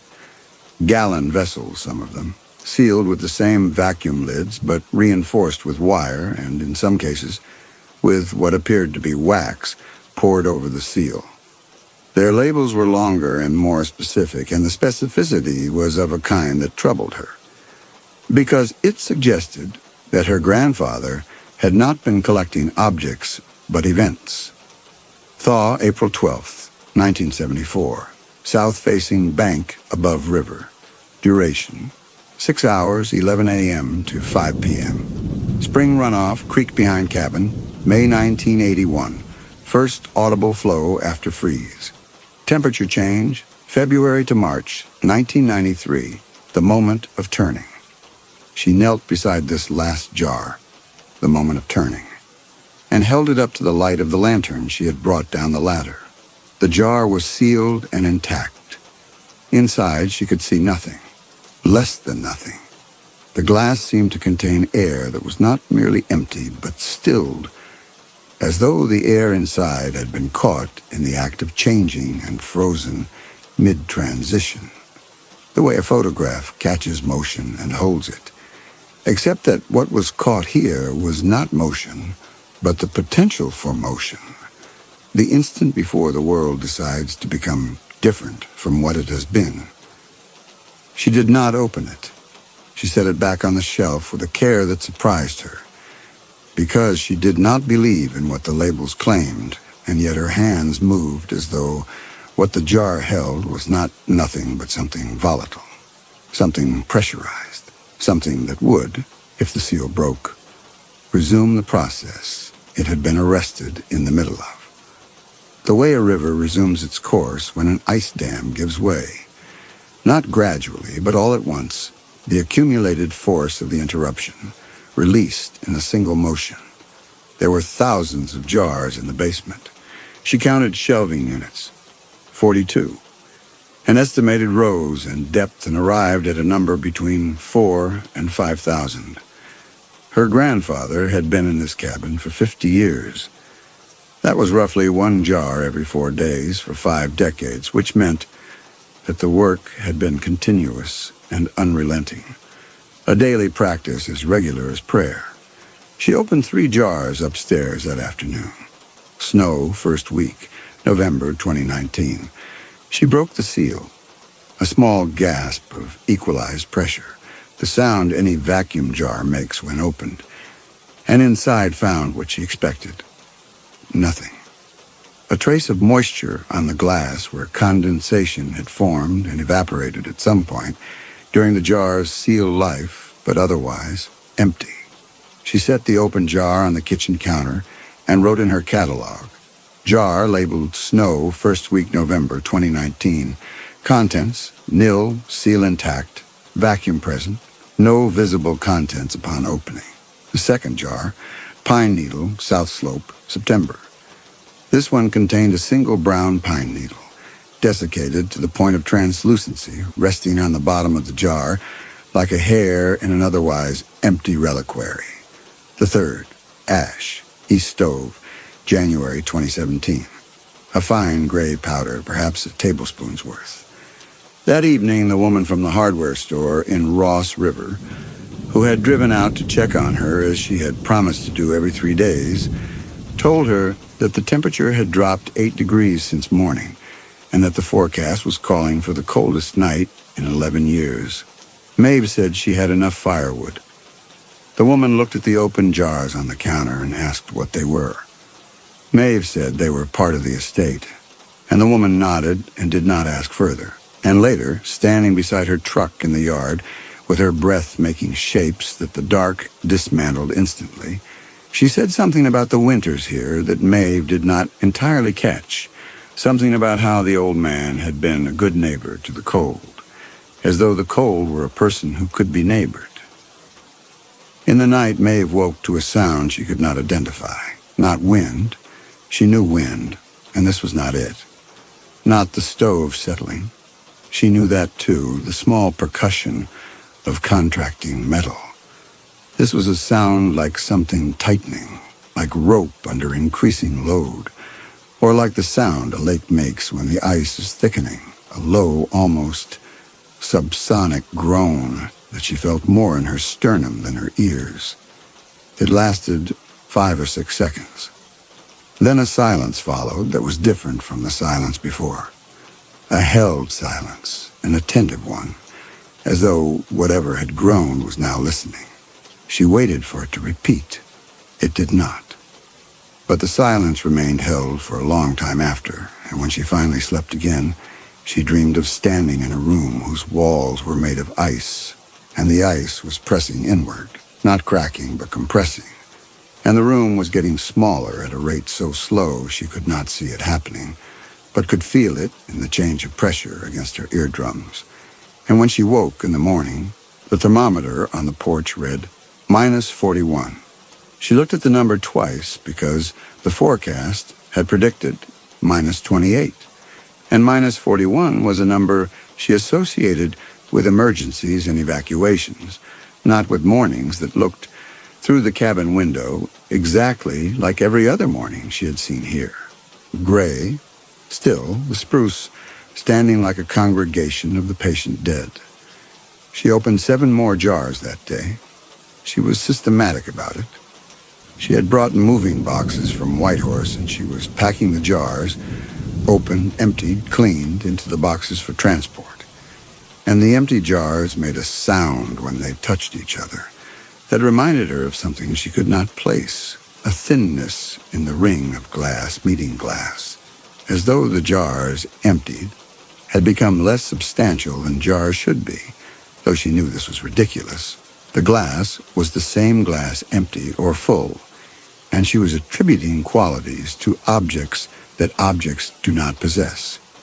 But the jar she opened at noon, Thaw, South Bank, March 1998, released when the seal broke, a smell. Not a stale smell, not the smell of old air or degraded rubber or the faint industrial breath of vacuum seals, but a smell of wet earth. Brief, unmistakable, specific. The smell of ground that has been frozen for months and is now, for the first time, thawing. She knew this smell. Everyone who has lived through a northern winter knows this smell. It is the smell of spring arriving, not as a season, but as a physical event. The ice in the soil surrendering its grip, and it lasted less than a second. The time it took for the jar's contents to equalize with the cabin's dry, stove-heated air.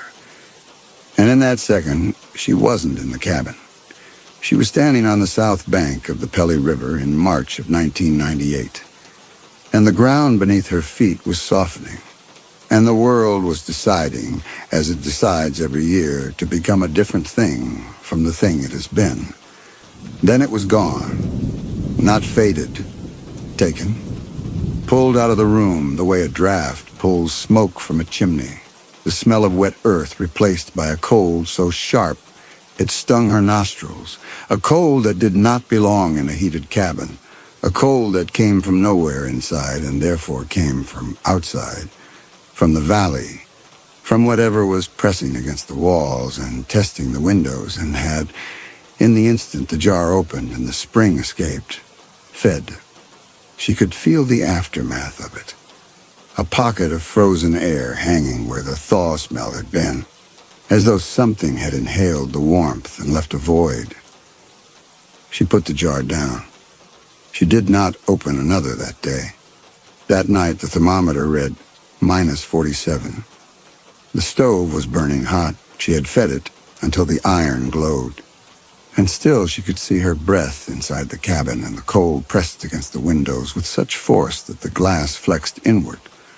A barely perceptible bowing that she checked 3 times with her palm flat against the pane, and each time the glass was curved where it should have been flat, as though the outside air were not merely cold but heavy, laden with a density that ordinary air does not possess. The journals became her occupation. She spent the rest of that day and the next reading through numbers 4 and 5 and 6, the English passages growing longer as her grandfather's Gaelic apparently failed him, or as the things he needed to say exceeded the reach of the language he had learned here, in the valley, from the cold and the river and the animals, and the 50 years of silence that had pressed his thoughts into shapes his mother tongue could not accommodate. He wrote about the ward with the specificity of an engineer and the conviction of a priest. The jars were not, he insisted, a collection. They were a containment system. Each jar held not merely a specimen of the valley's phenomena, but the phenomenon itself. The actual thaw, the actual snowfall, the actual sound of the creek at a given hour on a single afternoon. He distinguished carefully between representation and capture. A photograph of snow represents snow, but the jar held the snow's occurrence, the fact of its having fallen, sealed away from the valley's continuous present so that it could not contribute to the valley's ongoing life. He was not preserving these things. He was removing them, taking them out of circulation the way a government removes currency from an economy, and for the same reason. To prevent a catastrophic inflation, a runaway process that would, if left unchecked, spend the valley's entire store of change in a single, uncontrolled expenditure. The Wendigo, he wrote, was this process. Not a creature, not a spirit, though the Casca people whose land this had been understood it better than anyone. Having lived alongside it for millennia, having learned to feed it small portions, a season here, a frost there, to keep it from gorging. The Wendigo was hunger for the passage of time itself, a hunger that, if unfed, would consume not objects or people, but duration. The valley's ability to move from one state to another, to change, to age, to progress from winter to spring. And the feeding had to be continuous because the hunger was continuous, because time does not stop pressing forward. And every moment of the valley's existence produced another increment of change that had to be captured and sealed before the Wendigo could consume it, before the valley's allowance of transformation was spent. Maeve read this and felt 2 things simultaneously, and the simultaneity was the problem, because the 2 things were incompatible. and she could not hold them both, and yet she was holding them both. The first thing she felt was the certainty that her grandfather had been ill, that this was a document of obsessive-compulsive disorder layered over late-onset psychosis, the systematized delusion of a man whose isolation had been absolute for decades, whose mind had built an elaborate architecture of purpose around the simple fact of its own deterioration. The second thing she felt was the memory of the thaw smell from the open jar and the way it had been taken. Not dissipated, not faded, but pulled from the room as though something outside had drawn breath and swallowed. She went to her catalog. She checked the dates and the numbers. On the day she opened 3 jars, the temperature dropped 5 degrees. On the day she opened 7, it dropped 14. The correlation was not perfect. The day she opened 1 jar, the temperature dropped 2 degrees, which was proportionally wrong. But it was close enough and consistent enough that the alternative to her grandfather's explanation was not the comforting diagnosis of madness, but something she did not want to name, which was that the jars were doing what he said they were doing, and that by opening them, she was not emptying containers, but unsealing processes, releasing into the cabin captured instances of warmth and seasonal change, and that the release changes were being instantly consumed, inhaled by the cold, devoured by whatever pressed against the walls, and that each feeding made the hunger heavier, denser, more present, and the winter outside deeper and more permanent. She opened the oldest journal, number 1. The Gaelic was dense and the hand was young, and she could make out only fragments where the English cognates surfaced. Ward, seal, time, keep, hunger, spring, hold, and one passage near the end of the first journal, written in English with a steadiness that suggested it had been translated from internal speech, composed and refined before being set down. What I have taken from the valley, I have taken to keep the valley alive. The taking is the keeping. If I stop, the hunger eats everything at once. Every spring that would have come, every thaw, every warm day, all consumed in a single swallow. The ward holds. It must hold. There is no one after me to hold it. She sat with this for a long time. The stove burned. The jars on the shelves caught the firelight and held it, each one a small amber world, and the cold outside pressed against the cabin with the full weight of something that had been testing these walls for 50 years and had found, this week, the first openings it had encountered since the locks were set. And she thought about the phrase, "There is no one after me." And she thought about her mother leaving this place at 19 and never returning. And she thought about the woman in the hardware store saying he was a good neighbor to the cold. And she thought about a man standing in this room, in this light, every day for 50 years, sealing away the valley's springs so that the hunger outside could not swallow them all at once. She found journal number 14, the last. The handwriting here was not the urgent slant of the first journals or the disciplined block print of the middle ones, but something else, a tremor in the letters that was not age or weakness, but a kind of care, as though each word was being set down the way the jars were sealed, with the understanding that it might need to last longer than the hand that wrote it. I have done the arithmetic. The basement holds the springs, 4,011 jars, 50 years of thaw of runoff for the moment the ice decides to go. The cabin holds the small things, the daily weather, the sounds, the specific weight of a Tuesday in June. Together they are the ward. Together they hold the valley in winter, which is the only season the hunger cannot eat, because winter is already the absence of change, already the stillness the hunger wants. And if the valley is always winter, then the hunger has nothing to consume, and the valley persists, frozen, alive, persisting. The cost is that nothing here will ever change again. Not while the ward holds, not the seasons, not the river, not me. This last sentence Maeve read 3 times. Not me. 2 words that could mean, I will grow old here, unchanged in my purpose. Or could mean something else.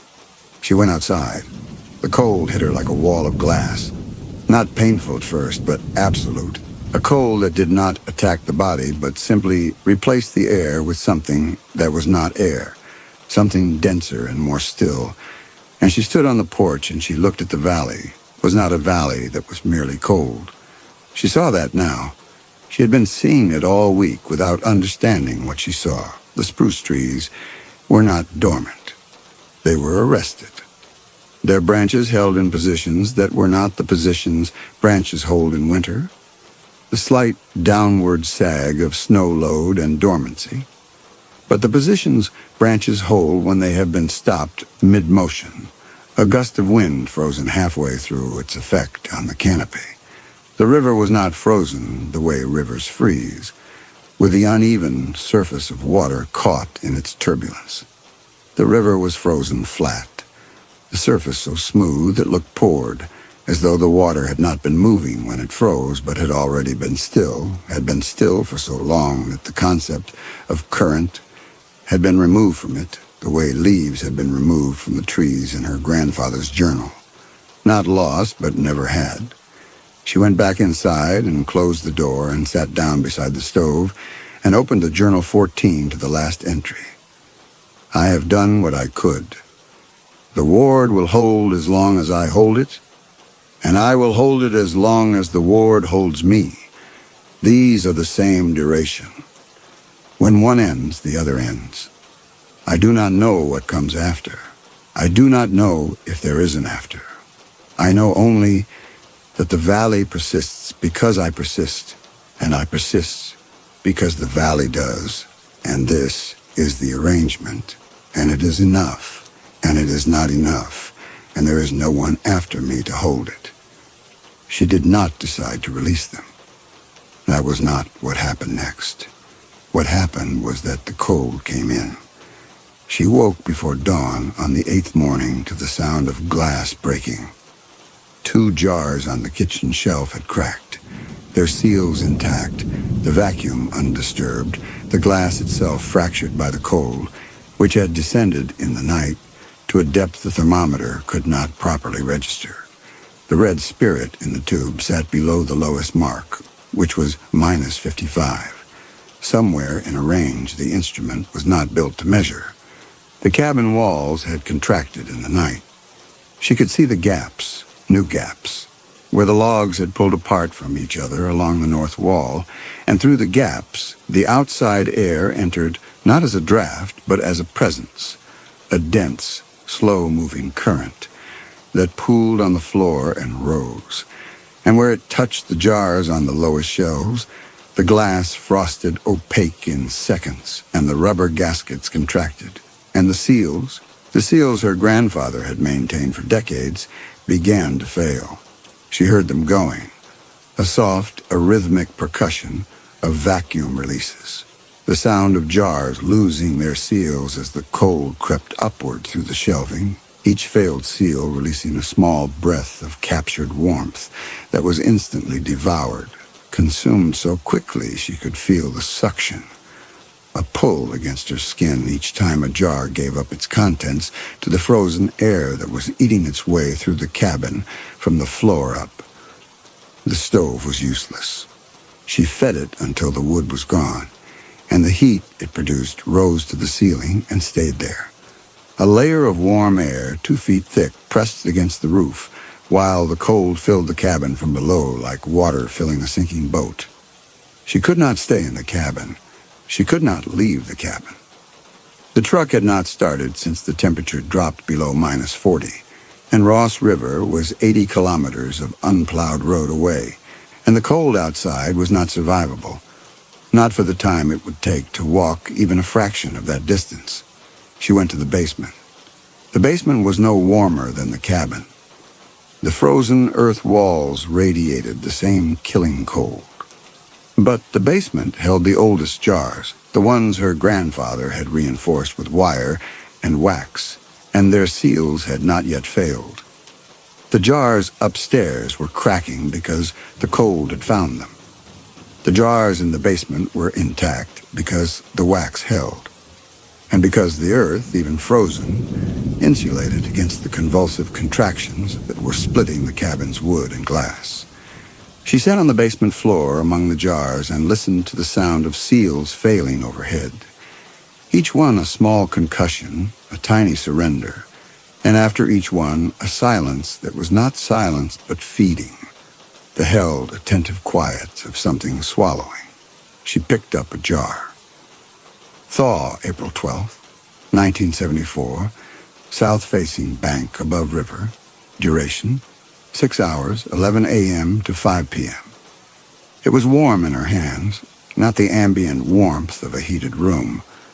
The basement air was bitter, her breath clouding thick, but a warmth that came through the glass only where her skin touched it, as though the sealed spring inside responded to contact the way a living thing responds to touch, offering its heat only to the hands that held it.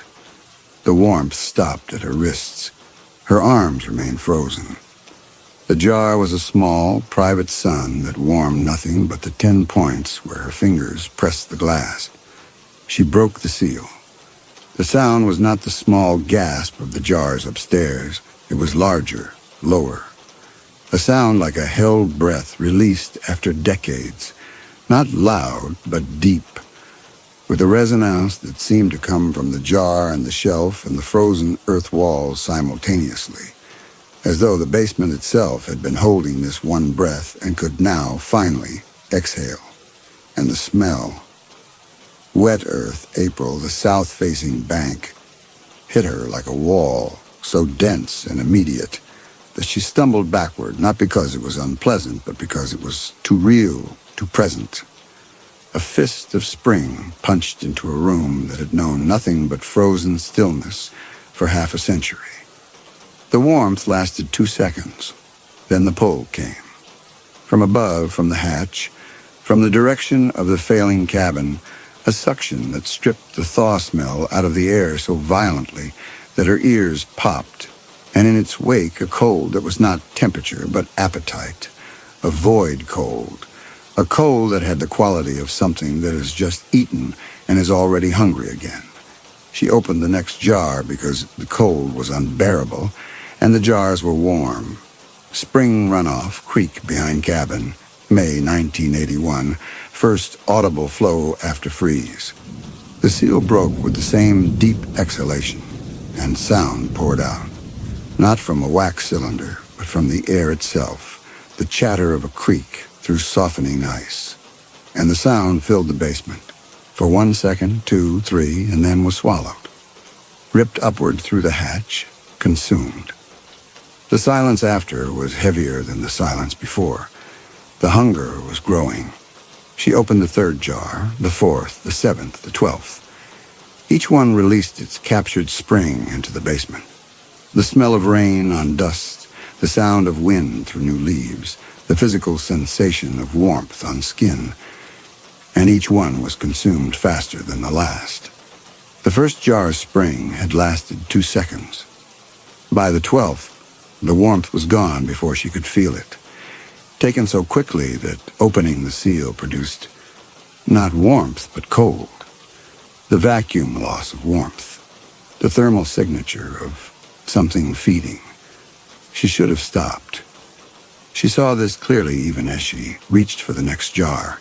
Each one she opened was making it worse. Each released spring was feeding the hunger that pressed against the cabin, and the hunger was not sated by feeding, but enlarged by it.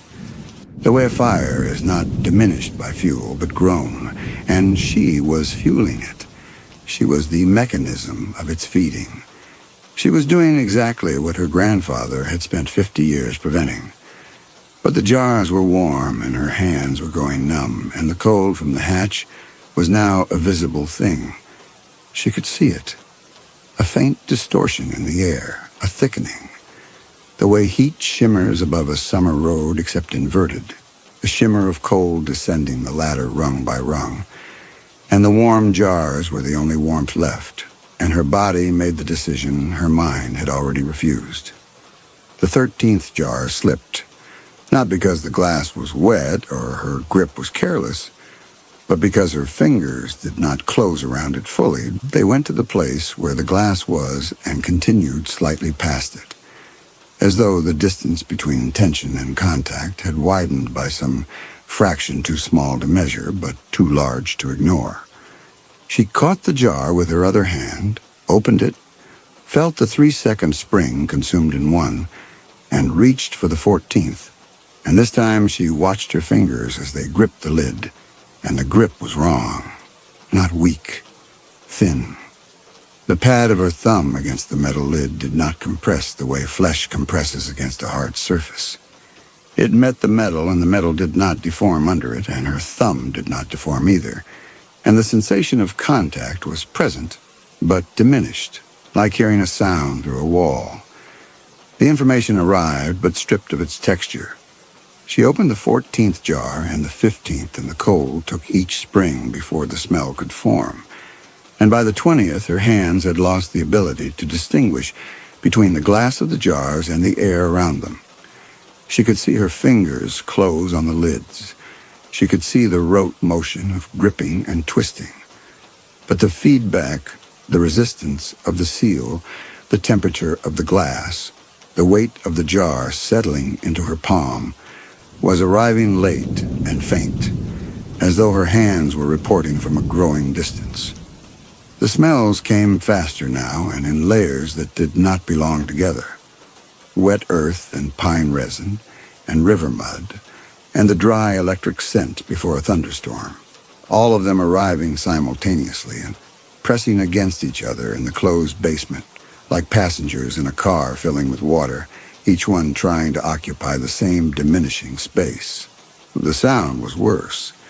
50 years of creek chatter and rainfall and wind through canopy arriving not in sequence but in chord, a pressurized wall of acoustic information that she could feel against her face, against the thin skin of her eyelids, a physical weight of sound that drove the air from the basement not outward but inward, compressing it until the pressure built behind her sternum and her breathing became shallow and rapid and insufficient.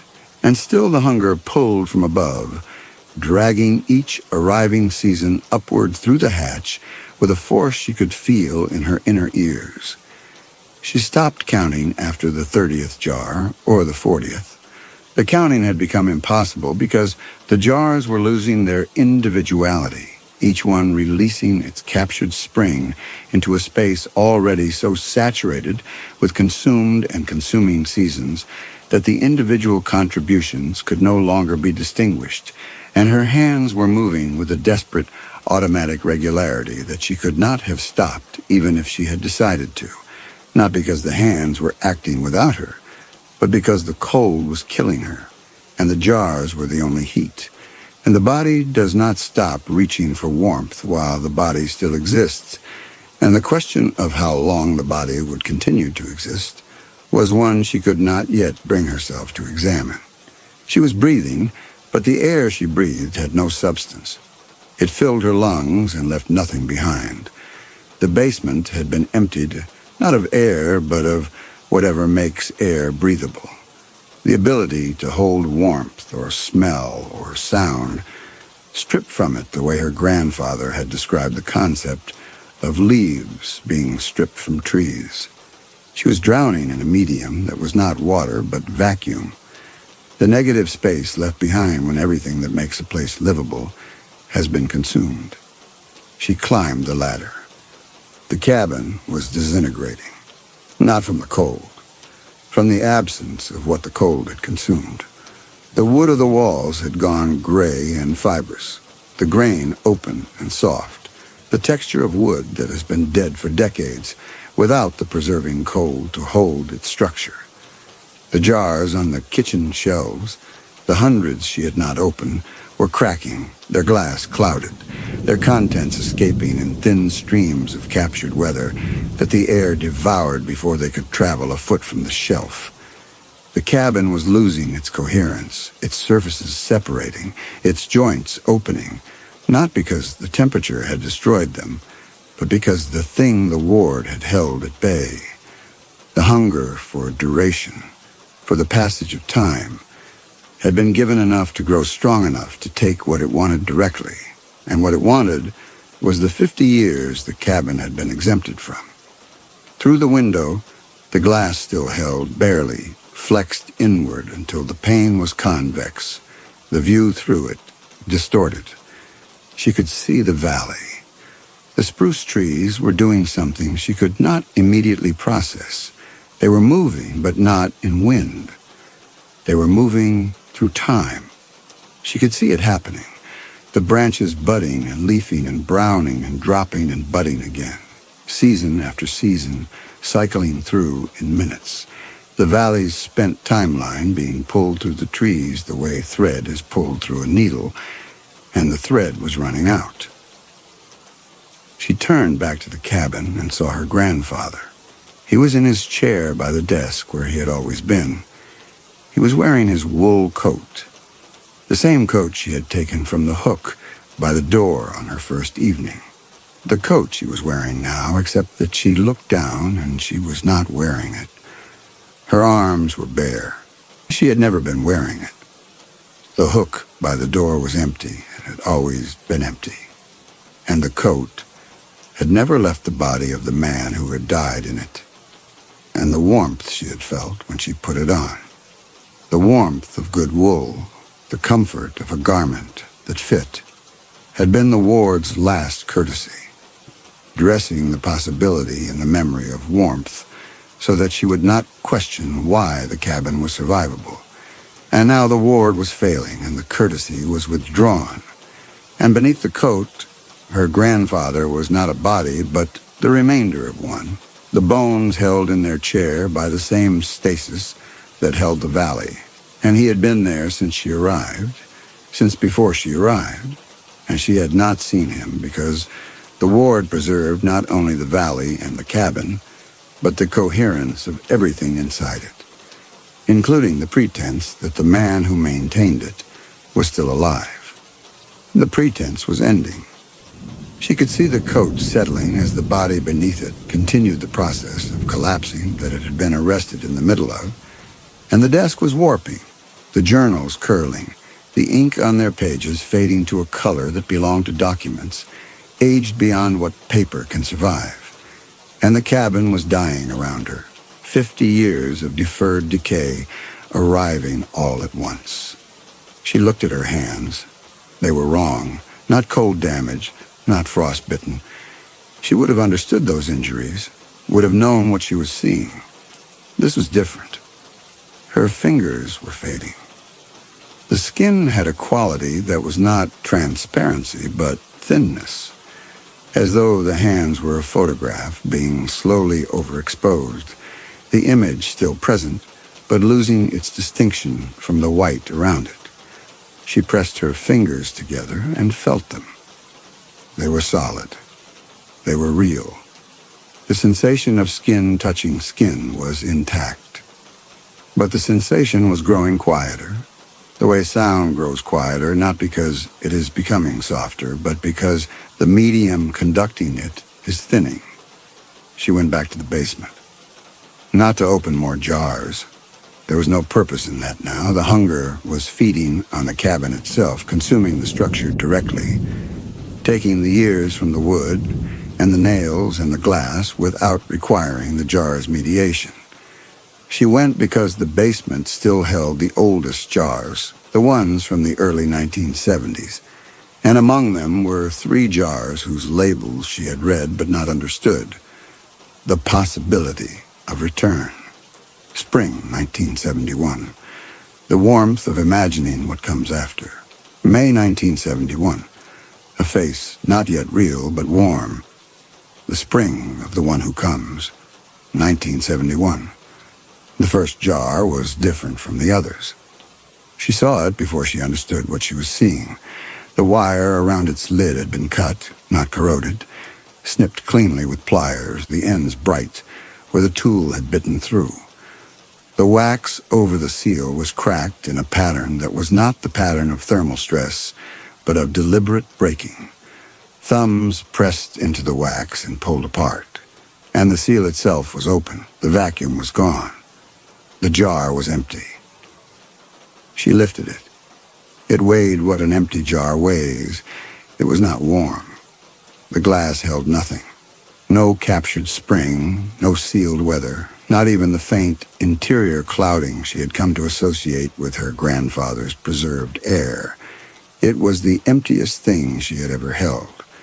Emptier than the jars she had opened and drained, because those jars had at least held the memory of their contents, the residual moisture or smell or temperature trace.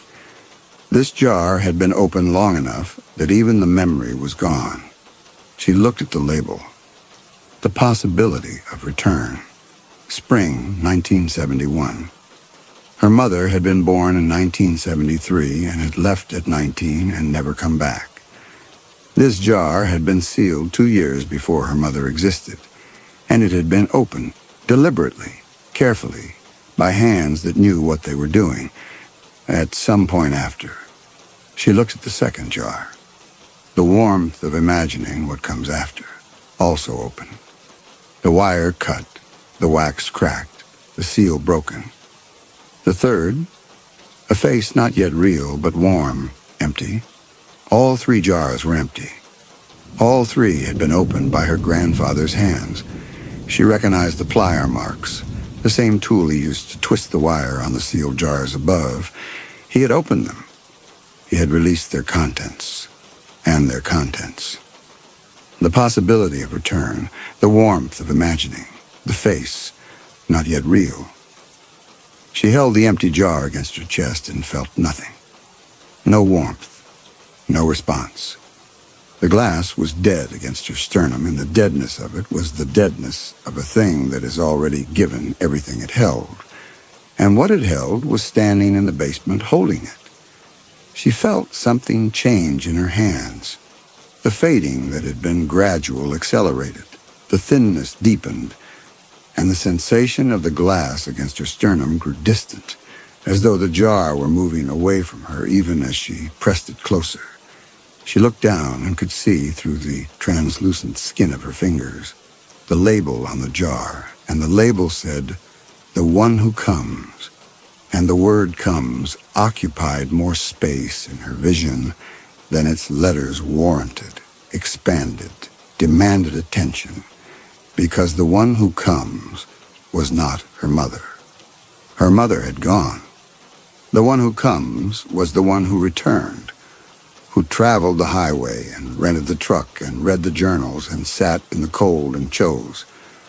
The one who comes was the shape the possibility had taken when it opened. The cabin overhead was falling. She could hear it. The slow, exhausted sound of a structure giving up its claim on its own shape. The wood splitting along grains that had been held stable by the ward, and were now free to do what wood does when it is left alone in a northern winter for 50 years, which is to split and warp and open and finally disintegrate. She could hear the jars breaking, thousands of them, the cabin's city of glass, shattering shelf by shelf as the shelving buckled and the walls bowed inward and the roof. She heard the roof go, a long, low groan, and then a sound like exhalation, like a breath held for 50 years finally released. The cold poured in. It came through the floor, through the hatch, through the failing ceiling of the basement itself, and it was not the cold of winter, but the cold of appetite, the cold of something that has waited 50 years to consume what it was owed, and is now consuming it. And she felt it touch her, and she felt what it took. Not heat, not the warmth of her body, but duration. She felt her own timeline accelerating. She felt the passage of time resume in her body at a rate that was not the rate of living, but the rate of catching up. And her hands, the The hands that had held the jars, that had broken the seals, that had cataloged and cleaned and written the notebook, were aging, were going through the process that all hands go through in a life except compressed into seconds, the skin thinning and spotting, and then thinning beyond skin into something that was not skin at all, but memory of skin. The recollection of a surface that had once covered a hand that had once been real. She was not his granddaughter. She understood this now in the body, in the fading hands and the thinning arms and the legs that were no longer carrying her weight because they no longer had weight to carry. She tried to remember Montreal. She reached for it.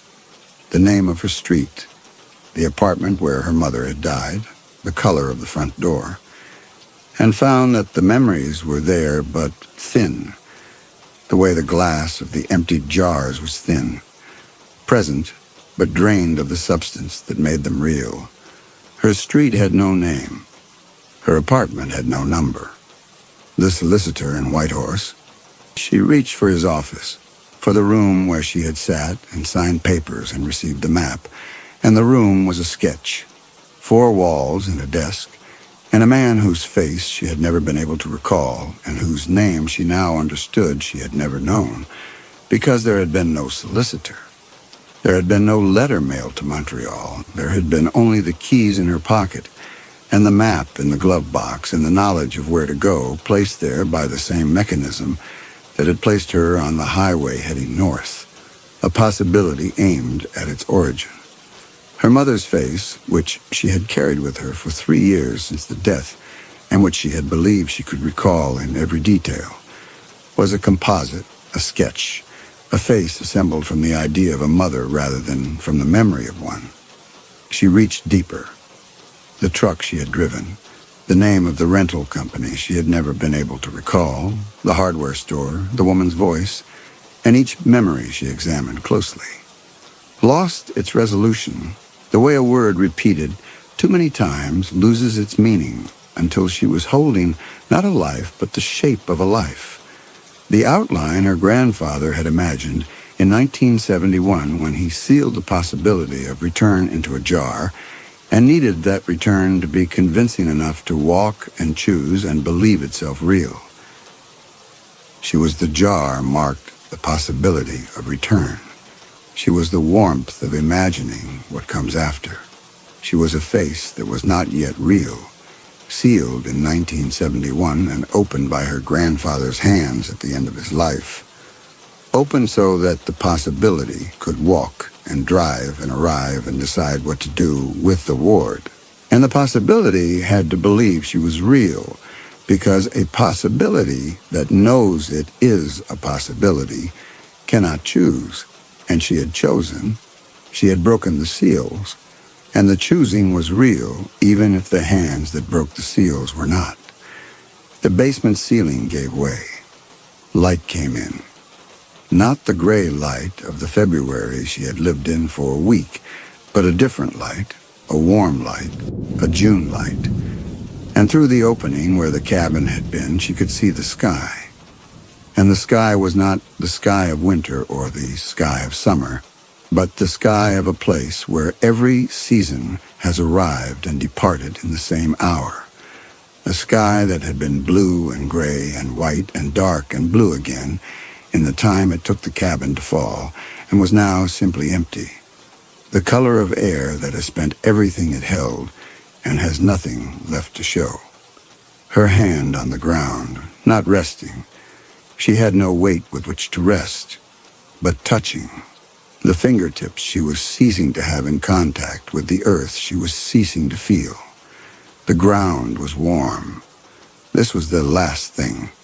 The ground was warm for the first time in 50 years. The banked heat of 4,000 open springs rising through the bare soil where the cabin had stood. And the warmth was already going.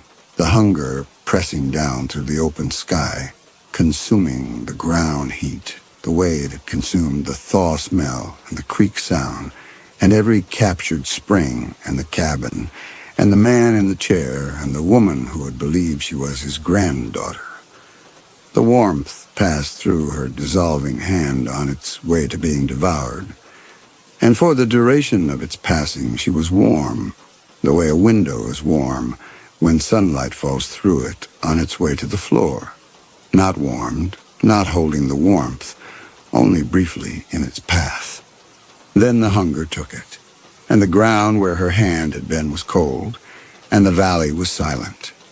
And the silence was not the silence of winter, but the silence of a place that has spent its entire future in a single afternoon and has nothing left. Not a season, not a sound, not the memory of a cabin or the possibility of a girl with which to fill the quiet that remains.